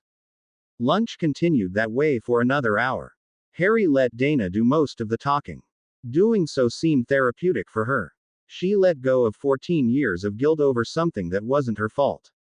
Dan would have called it survivor's guilt, except she hadn't even been in the car. He paid for the lunch, wondering how Ethan and the two healers would make an appearance. He suggested going back to the waiting room. They sat together waiting. 10 minutes later, a young couple walked in wearing jeans, t-shirts, leather flight jackets and aviator sunglasses. They exuded appeal as they clung together. After a moment, the tall, thin man gave the girl with the loose ponytail a peck on the cheek, took off his sunglasses and said, "Hi, Mom." Dana looked up, recognized her son and said, "Oh my lord, oh my lord. They did it. They did it. You're never going to sit in that chair again. Mom, this is healer Laura Simmons. She and healer Hermione changed my life this morning. Thank you. Oh my lord, you did it. Thank you." Harry watched the other three and smiled as Hermione walked in, wearing the same outfit as the others, carrying a matching jacket for Harry. She nodded at Harry, who mentioned, "After consulting with my two favorite healers, I should mention, Ethan, you have 4 weeks of vacation to take, starting today. Hermione reminded me that Paris is nice this time of year. Laura has 2 weeks, so off you go." Ethan placed his hand over his heart in thanks and gave a nod to the two Potters. Words simply didn't exist to express his thanks. Hermione suggested that they go to Becky's Bagels in Chesterfield the next morning. September 2016. After their success with Ethan, Harry suggested, "The next time we get a hand, or a hand and wrist, you should do the procedure." Hermione replied, "I couldn't, I'm not strong enough." He thought for a moment and replied, "Maybe you are, maybe you just need a boost. Do you still like that 8-inch pencil wand that Winky made you?" She replied, "Yes. It's the easiest for detailed work." He was about to point out that living limb replacement was more about power and visualization, when sanity caught up with him, and he replied, "Okay. I'll make you a bunch of 60,000 Julien's pencil firesticks. You could practice with them. Use them once and I'll get them recharged for you. They'll be just like yours, just a bit heavier." On the first day of Laura's vacation, Dan took a day off from the practice. As Dobby and Ed watched, he carefully drilled 2 holes into the base of the pencil-sized rod. There was hardly any wood separating the 2 holes and the unicorn hair core. Essentially, the entire wand would be held together by glue. Showing the finished product to Harry, he suggested, "Let's try a slightly wider dowel, 7/16 rather than 3/8. The extra thickness would ensure that there's a bit of space between the cobalt and the core." Harry thought about it for a moment and countered, "The problem isn't with the 3/8 rod, it's the cobalt rods. They're too thick for this particular application. We don't need as much metal for a 1-day firestick. The wand core has to be in the center of the rod. Instead of a 1/8 cobalt rod, let's see if we can make a batch using 1/16" cobalt rods." Dan asked, "How many should we order?" Harry replied, 100 pieces. The words hadn't finished leaving his lips when Ed disappeared. He was back a minute later with a box, stating, "Metal Man had them in stock. Take one to try and I'll place the others in the closet in your office at the Salem school." Dan pointed out, "Diameter is a funny thing. 2 1/16" pieces aren't that same as 1 1/8" piece. You'd need 4 to have about the same amount of metal." Harry nodded and asked, "Can you drill 4 holes in a rod the thickness of a pencil and not touch the core?" Dan replied, "I can do it." He had an excellent drill press. Harry replied, "The 4 mini rods should be able to hold 60,000 Juliens. That should be enough for 3 tries at a hand." Harry had plenty of that style of finished wands. He gave Dan a shoe box full. Dan spent the afternoon drilling holes. Harry could insert the rods and glue them in place the next day. It frustrated Hermione to no end that there were no books on creating living hands. She did the next best thing and asked Harry for memories of when he was first practicing. He made her a dozen memory cubes. The first one was Harry creating the base material that would be used to form the hands, or arms. As he muttered, "Conjurus," and a blob of what looked like liquid metal appeared, her initial thought was that this first step would be the hard part. Armed with 25 firesticks, she had a true advantage over Harry's learning journey. She could practice dozens of times without tiring herself out. Again and again she tried with no success. On the 40th attempt, a bright silver blob appeared. It almost felt that it was alive. She willed it to become a match of her right hand. She had just found a match that she liked when the hand disappeared. Her firestick had run out of magic. She was frustrated to no end when she admitted to herself that she already used that particular firestick 4 times before. She tried it again, using a new firestick. The liquid metal appeared and formed to her visualization. She let it disappear and tried it again with successful results. She tried it a third, then a fourth time. The liquid metal failed to appear on the 5th attempt. As such, she concluded that forming the material and forming a hand took just under 15,000 julens. She tried again and was a bit more confident each time. At the end of her practice, she asked Winky to take the used firesticks to Harry's office in Salem, so they could be recharged. She hugged her friend and thanked her. The next morning, she reviewed several other memories, and focused on the skin tone matching process. Again, she practiced the steps that she'd mastered the day before, then added the new step. She did it twice with the same wand before setting it down and practicing with a second, then with a third wand. By noon, she'd run out of wands, then admitted to herself that she'd practiced excessively, but had demonstrated significant progress. Seeing as Hermione didn't have any patients at the clinic that week, as Laura was on vacation, she and Harry went out for dinner that night. After they'd been served, she asked, "How was your day?" He replied, "I gifted 49 firesticks today. The Middle East lakes are running smoothly. I'll be interviewing replacements for the Medina site in another month. I met with Ted. He updated me on the upcoming Wizengamot issues." He continued, "Amelia has kept up with the Wizengamot seat appointments. She set them up as individual, lifelong seats, rather than multi-generational appointments. A lot of the people appointed worked at the waterworks at one time or another." He handed her the list that Ted had made. Susan Bones took up family seat. Neville Longbottom took up family seat. Appointed to vacant seats: George Weasley, Minerva McGonagall, Katie Bell, Colin Creevey, Anna Daly, Angelina Johnson, Oliver Wood, Ernie Macmillan, Rose Moonshine, Mick Paulson, Dean Thomas, Remus Lupin. She pointed out, there are several new bloods, several half-bloods and a were on the list. They all are wealthy and earned their own money. That's a serious shift in the balance of power, compared to where it was in 1995. I don't recognize Rose Moonshine or Mick Paulson. Rose taught potions at Hogwarts for a few years after we left. She and her dad developed an aging process for whiskey that only takes 90 days to arrive at a whiskey that tastes 30 years old. Mick was interviewing into the Auror program when Katie ran into him. He's 2 years younger than us. Apparently the two of them are friends now.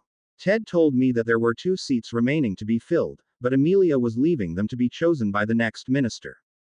Do you think Susan will run? Harry replied, I'm going to nominate her. I expect that she'll accept. Not will get nominated, but I doubt that he'll get more than a dozen votes. Changing the subject, he asked, how did your practicing go? I made a lot of progress. I can conjure the material and am comfortable shaping it. I made a dozen hands. Harry thought about it and commented, your progress is brilliant. I was a month into it before I could change skin tone. Did the firesticks work okay? Perfect. Would you be willing to make me a second batch? No problem. Dan and I will make them tomorrow. She added, I believe that a hand and wrist could be created, sized, skin tone matched, attached and given life within the parameters of 25,000 julens, probably 20,000 with a lot more practice. How long do they take to charge? 48 hours would see them almost completely charged. I usually leave the cobalt at the vortex a week because there's no shortage. Could you make 36? Sure. What did you have in mind? Hermione replied, 2 things. The days where we just have the simple cases, a hand and wrist of an adult, we could easily schedule 6 a day. Harry asked, how many names are on the list? 800. We stopped taking names. What did you have in mind? Barchoke mentioned to me one time that limb loss was fairly common in their mining group. So when are you going to do your first hand replacement? She replied, as soon as Laura gets back. It shouldn't be more than a week. Why? Just wondering. Would it be a problem if she moved out to California? Aside from another 3 time zones, no. He suggested, why don't we switch the hours to better match our schedule? We could have an afternoon and an evening session rather than a morning and afternoon session. I get your reasoning for not wanting to practice in Salem, but we live in Massachusetts. I can't believe that Ethan would have felt bothered if we'd scheduled his procedure at 6 p.m. rather than was effectively midnight for him. She nodded and went back to her earlier worry. About the attachments and activation. Harry explained, it's all about intent. I think attach and flick my wand toward the fresh cut. Then I think give life and give magic. You're throwing a massive amount of magic at it.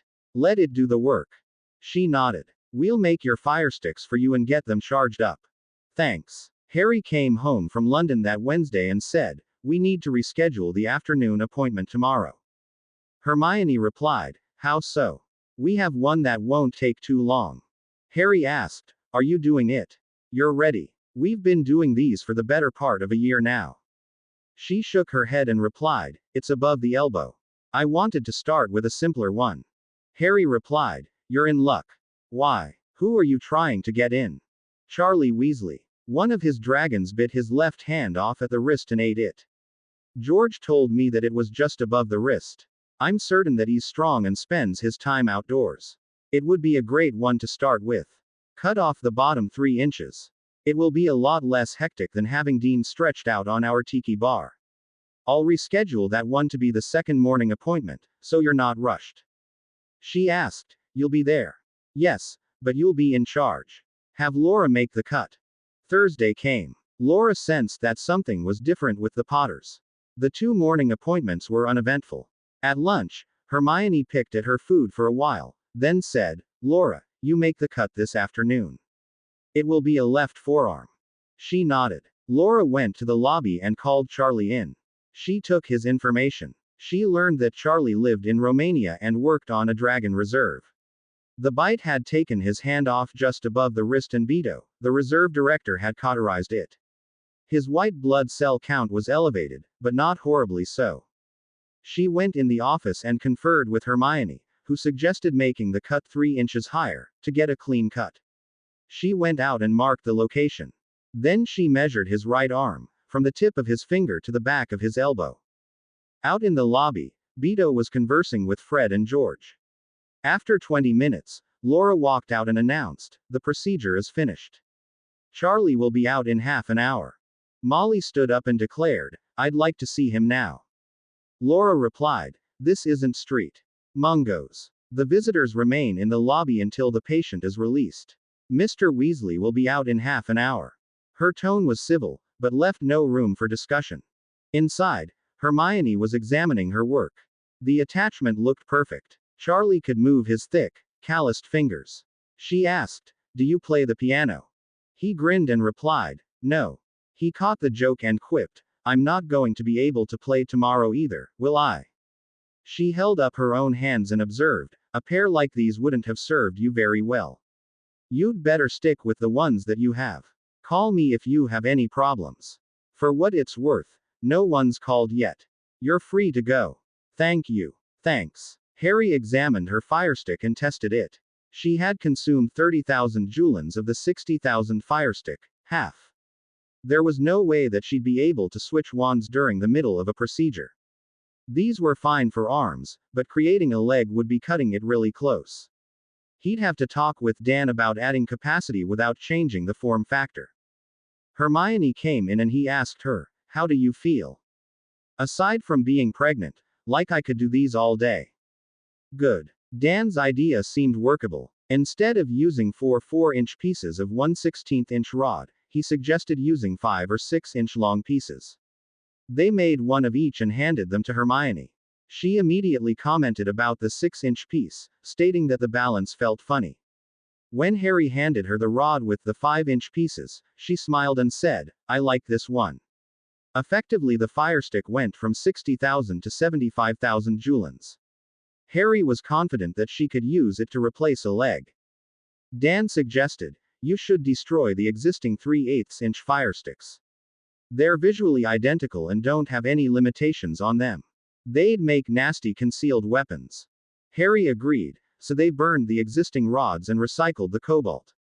Within a week, she had a new set.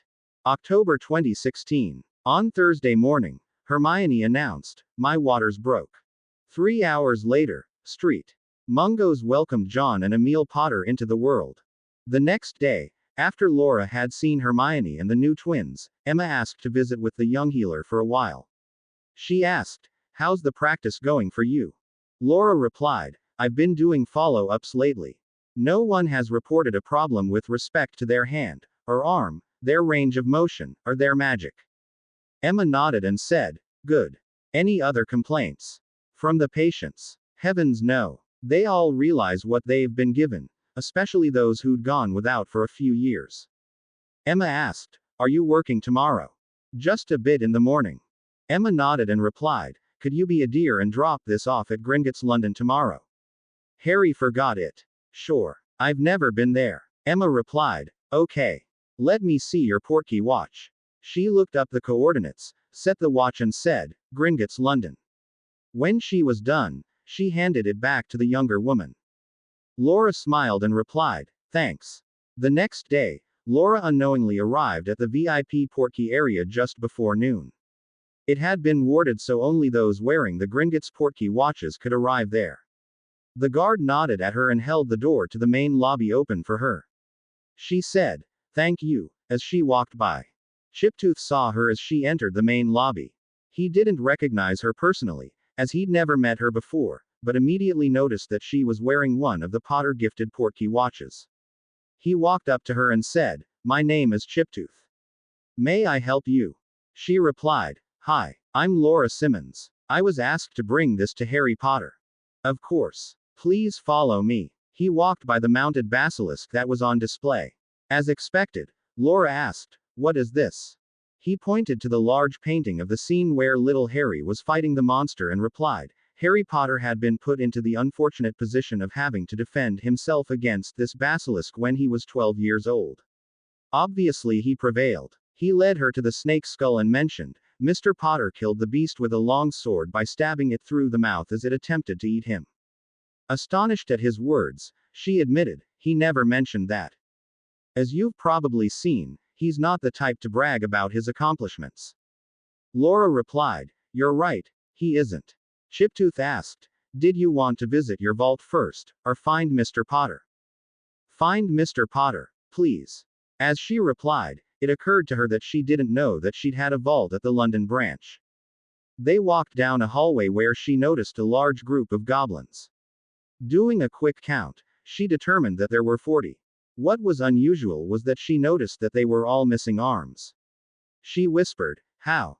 Chiptooth heard her and replied, "Many of our people are involved in mining.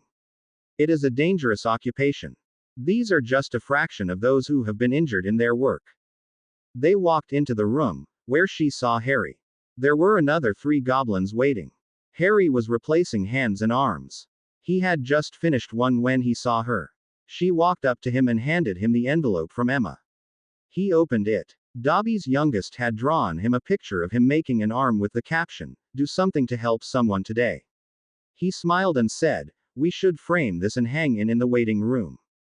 Laura replied, "I'll take care of it. Do you need any help?" He replied, "Not today. I'm almost done. You're welcome to come next month, if you wish. Go have a good day." She thought to herself, almost done. There were 40 people in the hallway. Then it hit her. He'd been at it already for hours. With eyes dazzling, she allowed Chiptooth to take her to the vault area. He led her down the tunnels in the cart. When it stopped, He motioned for her to get out and opened the vault door. "Here is your vault, Miss Simmons." She was amazed. There were piles of gold coins, either stacked or in sacks. On the desk was quite a tall stack of thank you notes. He explained, "While your business doesn't charge anyone for the remarkable work that the three of you do, most of those who you've treated have sent something in recognition of the work that you do. The Potters have their own fortune. They designated that this be yours." Speechless, she just nodded. After a few minutes, when he concluded that she wasn't intending on removing anything, Chiptooth took her back to the lobby in the cart. She had a lot to think about. The following Tuesday, she was in early. When Harry arrived, she asked, "How many did you do?" He replied, 96. "That was all that Maisong scheduled this month. She was the healer doing your normal job."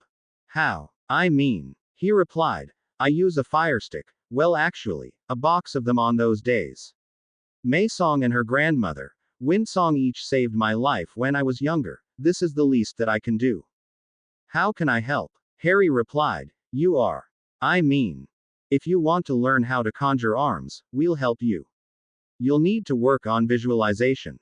There's a lot of practice involved, but the most important step is developing the belief that you can do it.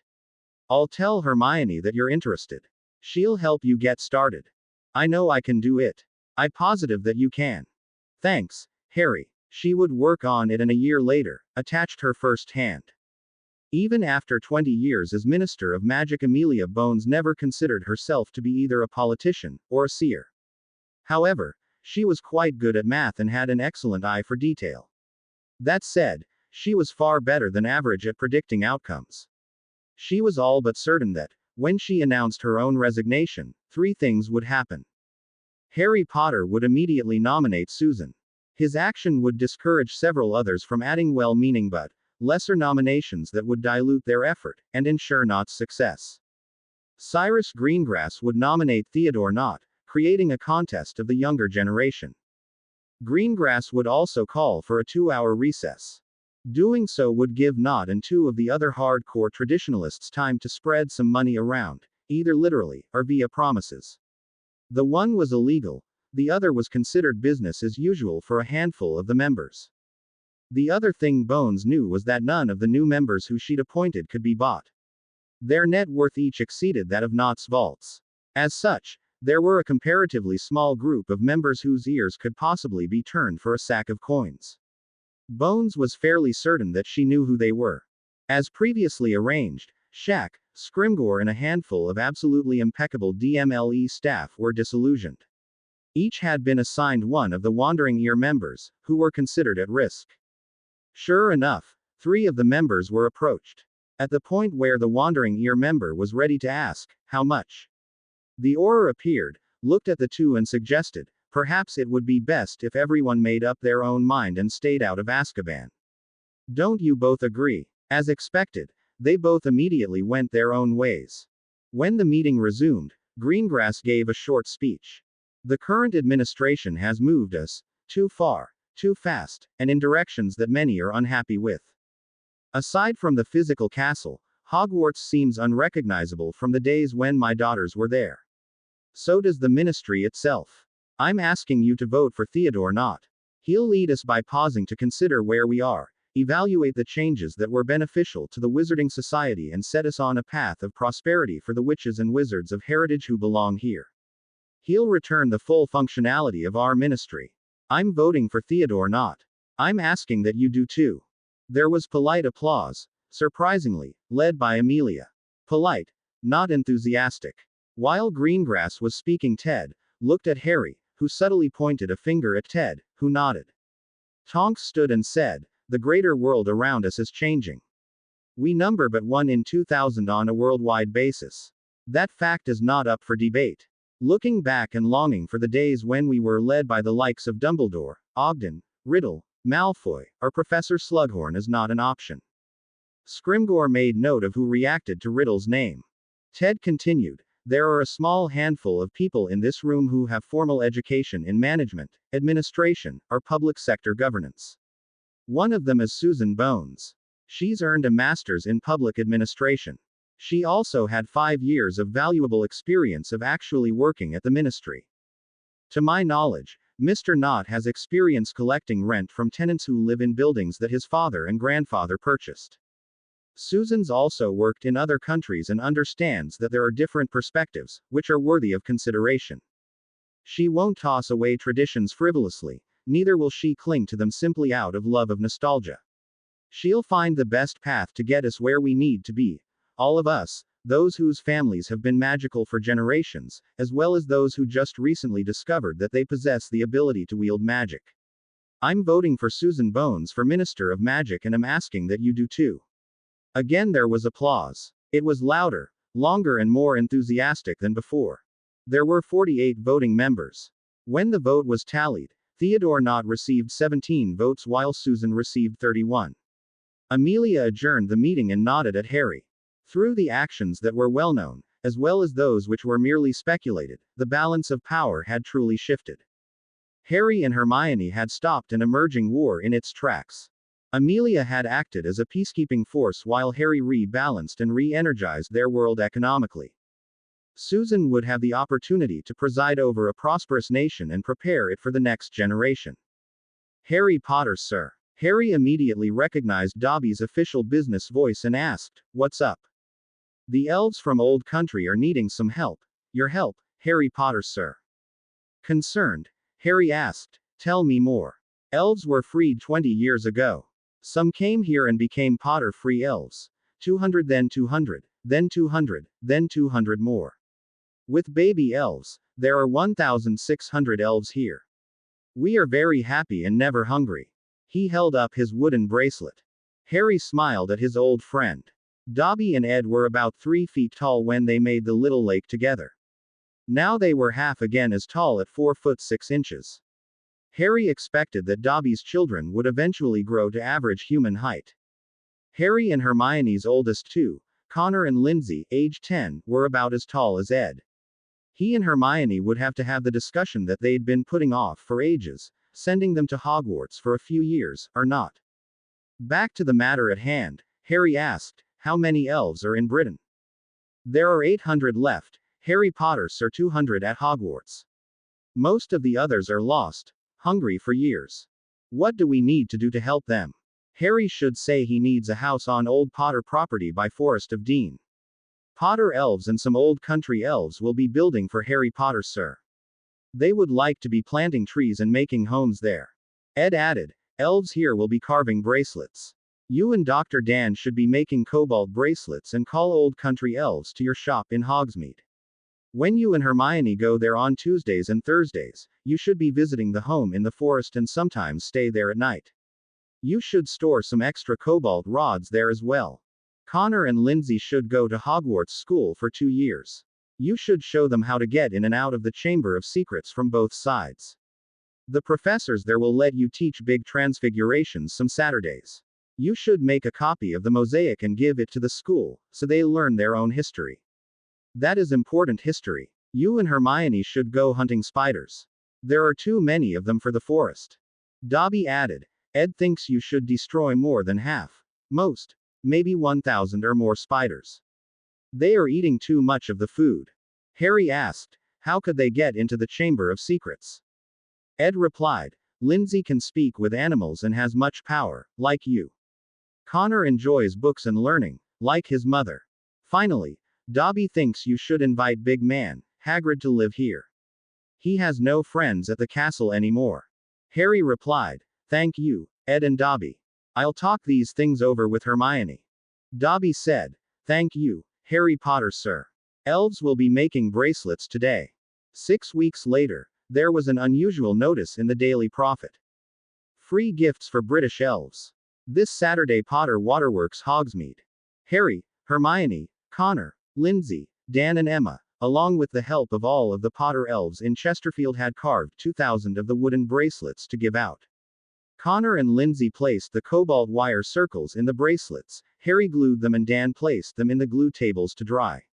They contained a 1/8 inch charged cobalt circle.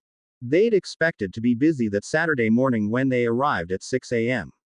What they hadn't expected was that the elves not living at Hogwarts would come in so starved they literally would drain the bracelets within minutes.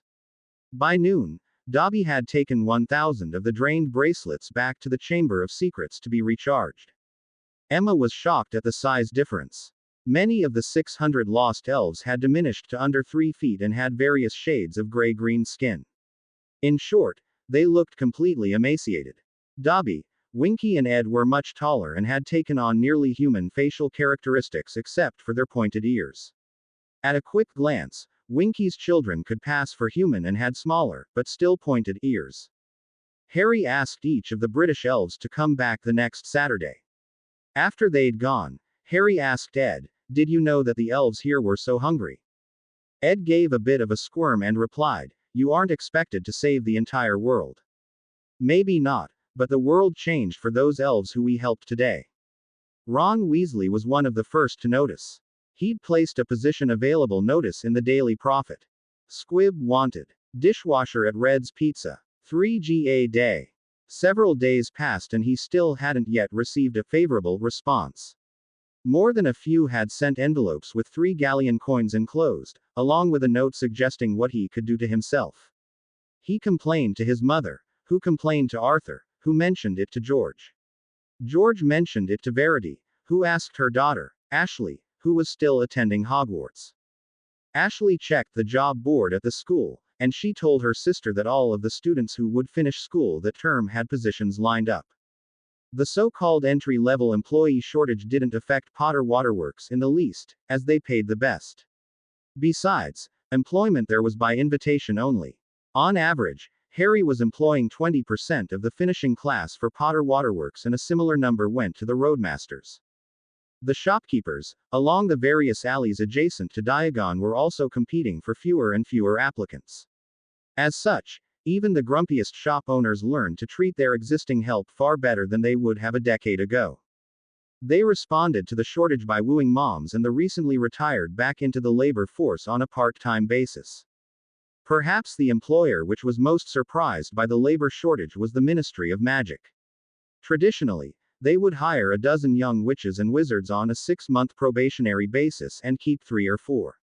The rest of the hires would be children or grandchildren of the Wizengamot members. On average, they received 6 to 10 applications per available position. This year, they received a total of 3. It came to no surprise to Harry that he was called in to visit Susan Bones.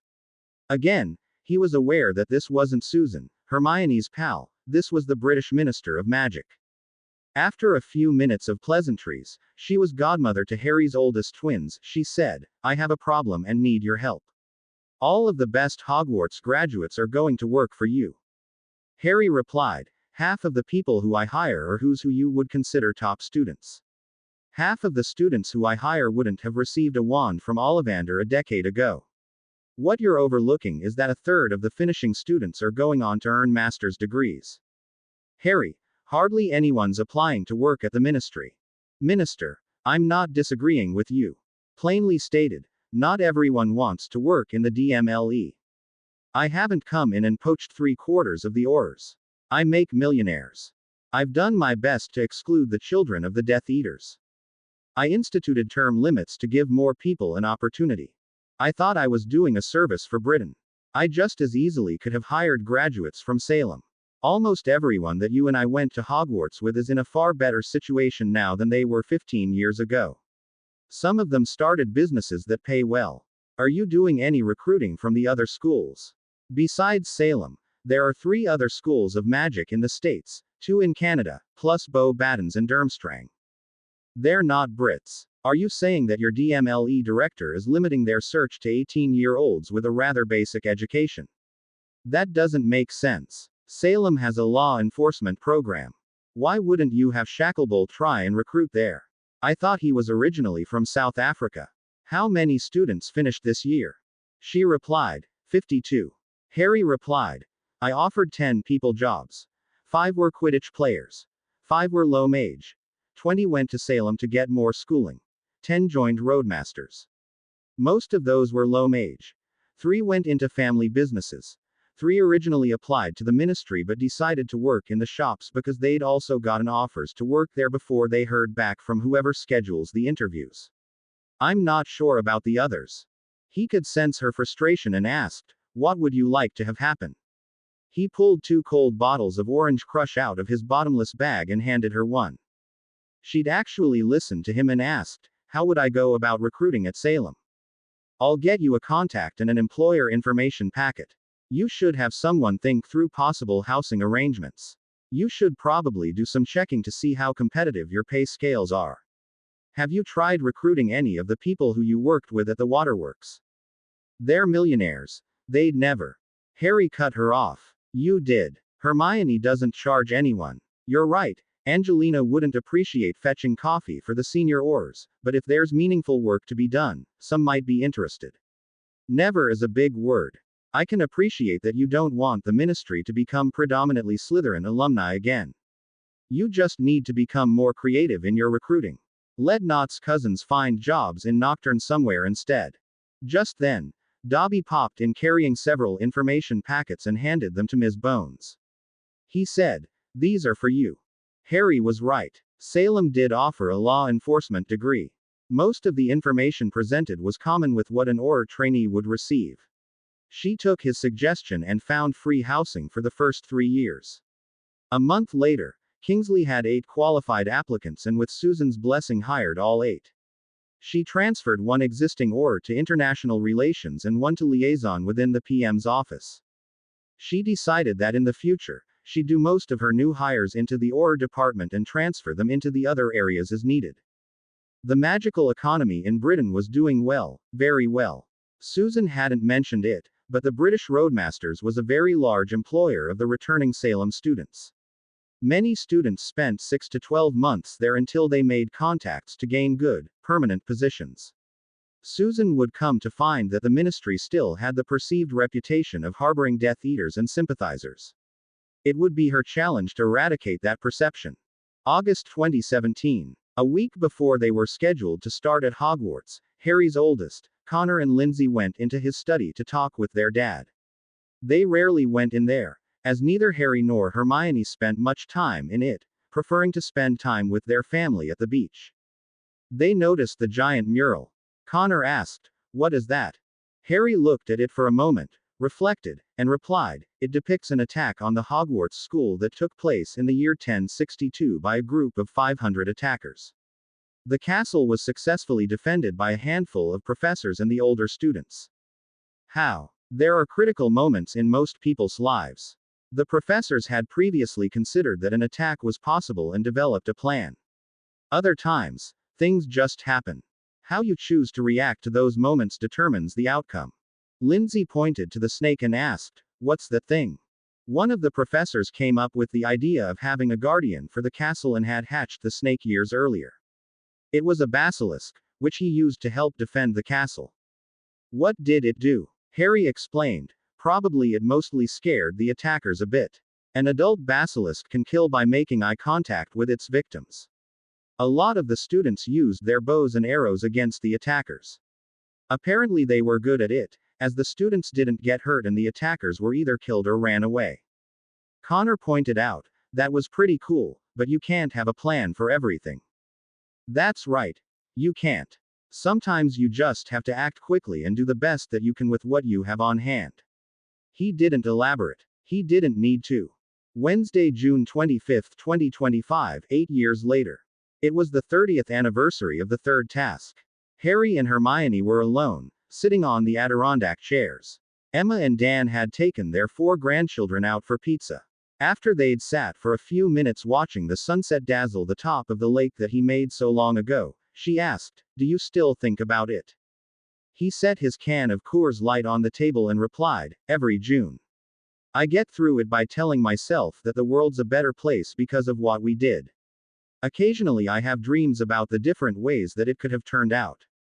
Intrigued, she asked, "Like what?" Here's a simple variation. The 2 investigators figured out what happened right away. Figured it out. There was no evidence. They bring me in for questioning. If I'd have said anything, it would have been a 50 to 50 chance that they'd treat it as self-defense. I never tell them anything and they let me go.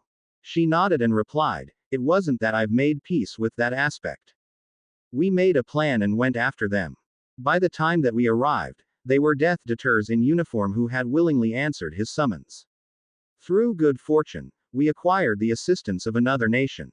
If Ragnarok had immediately released the death certificates, for the most part, the same sort would have replaced them in the Wizengamot. They'd have maintained their financial advantage longer, or made trouble for the waterworks.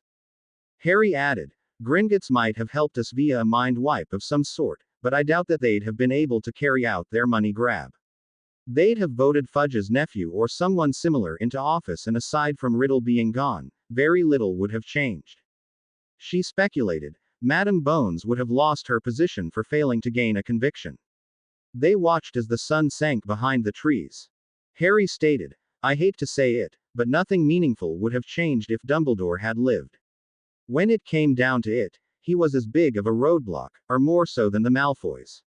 I believe that Dumbledore used the Board of Governors as an excuse to run Hogwarts into the ground.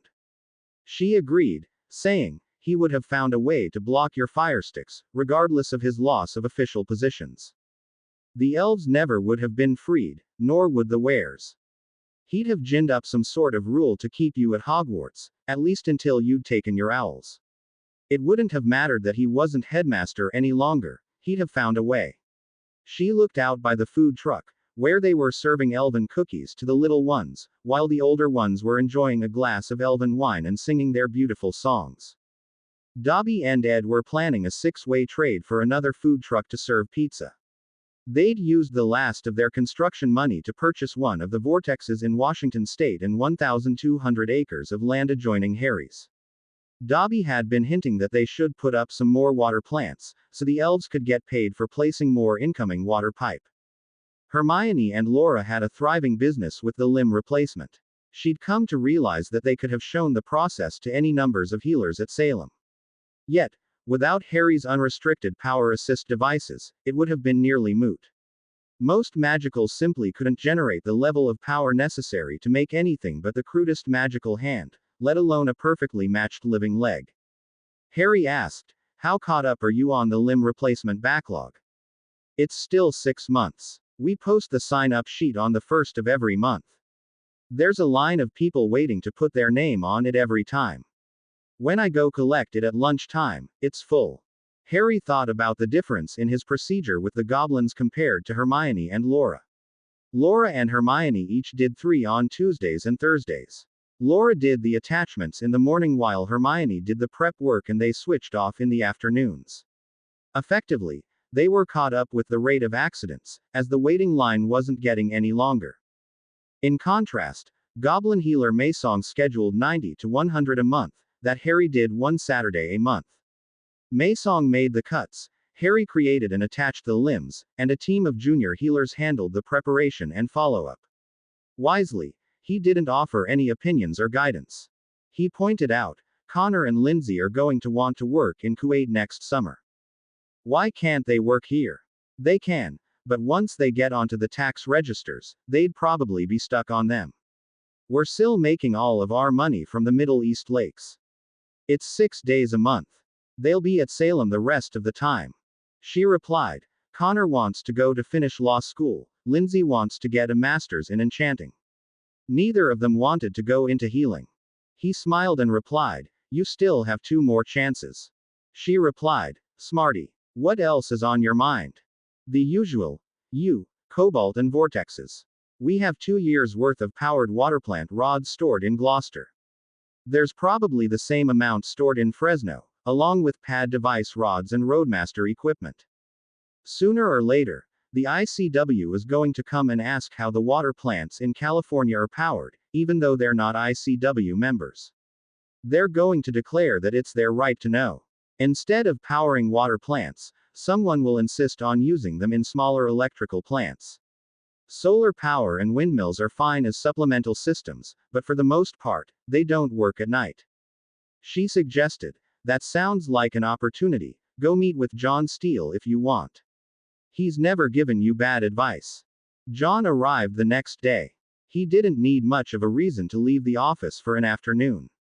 After Harry described the idea regarding a small electrical generation plant, John observed, this is a bit different than constructing lakes out in the middle of nowhere. Most of the wind generators that you see around are owned by the power companies and are sitting on leased BLM land, or land that the power company purchased. Harry replied, okay. John caught his impatience and got to the point. In your water business, you rarely have any direct competition, in that you have the country's or the county's cooperation. If you attempt to move into the electrical generation business, the power companies will immediately focus their attention on you.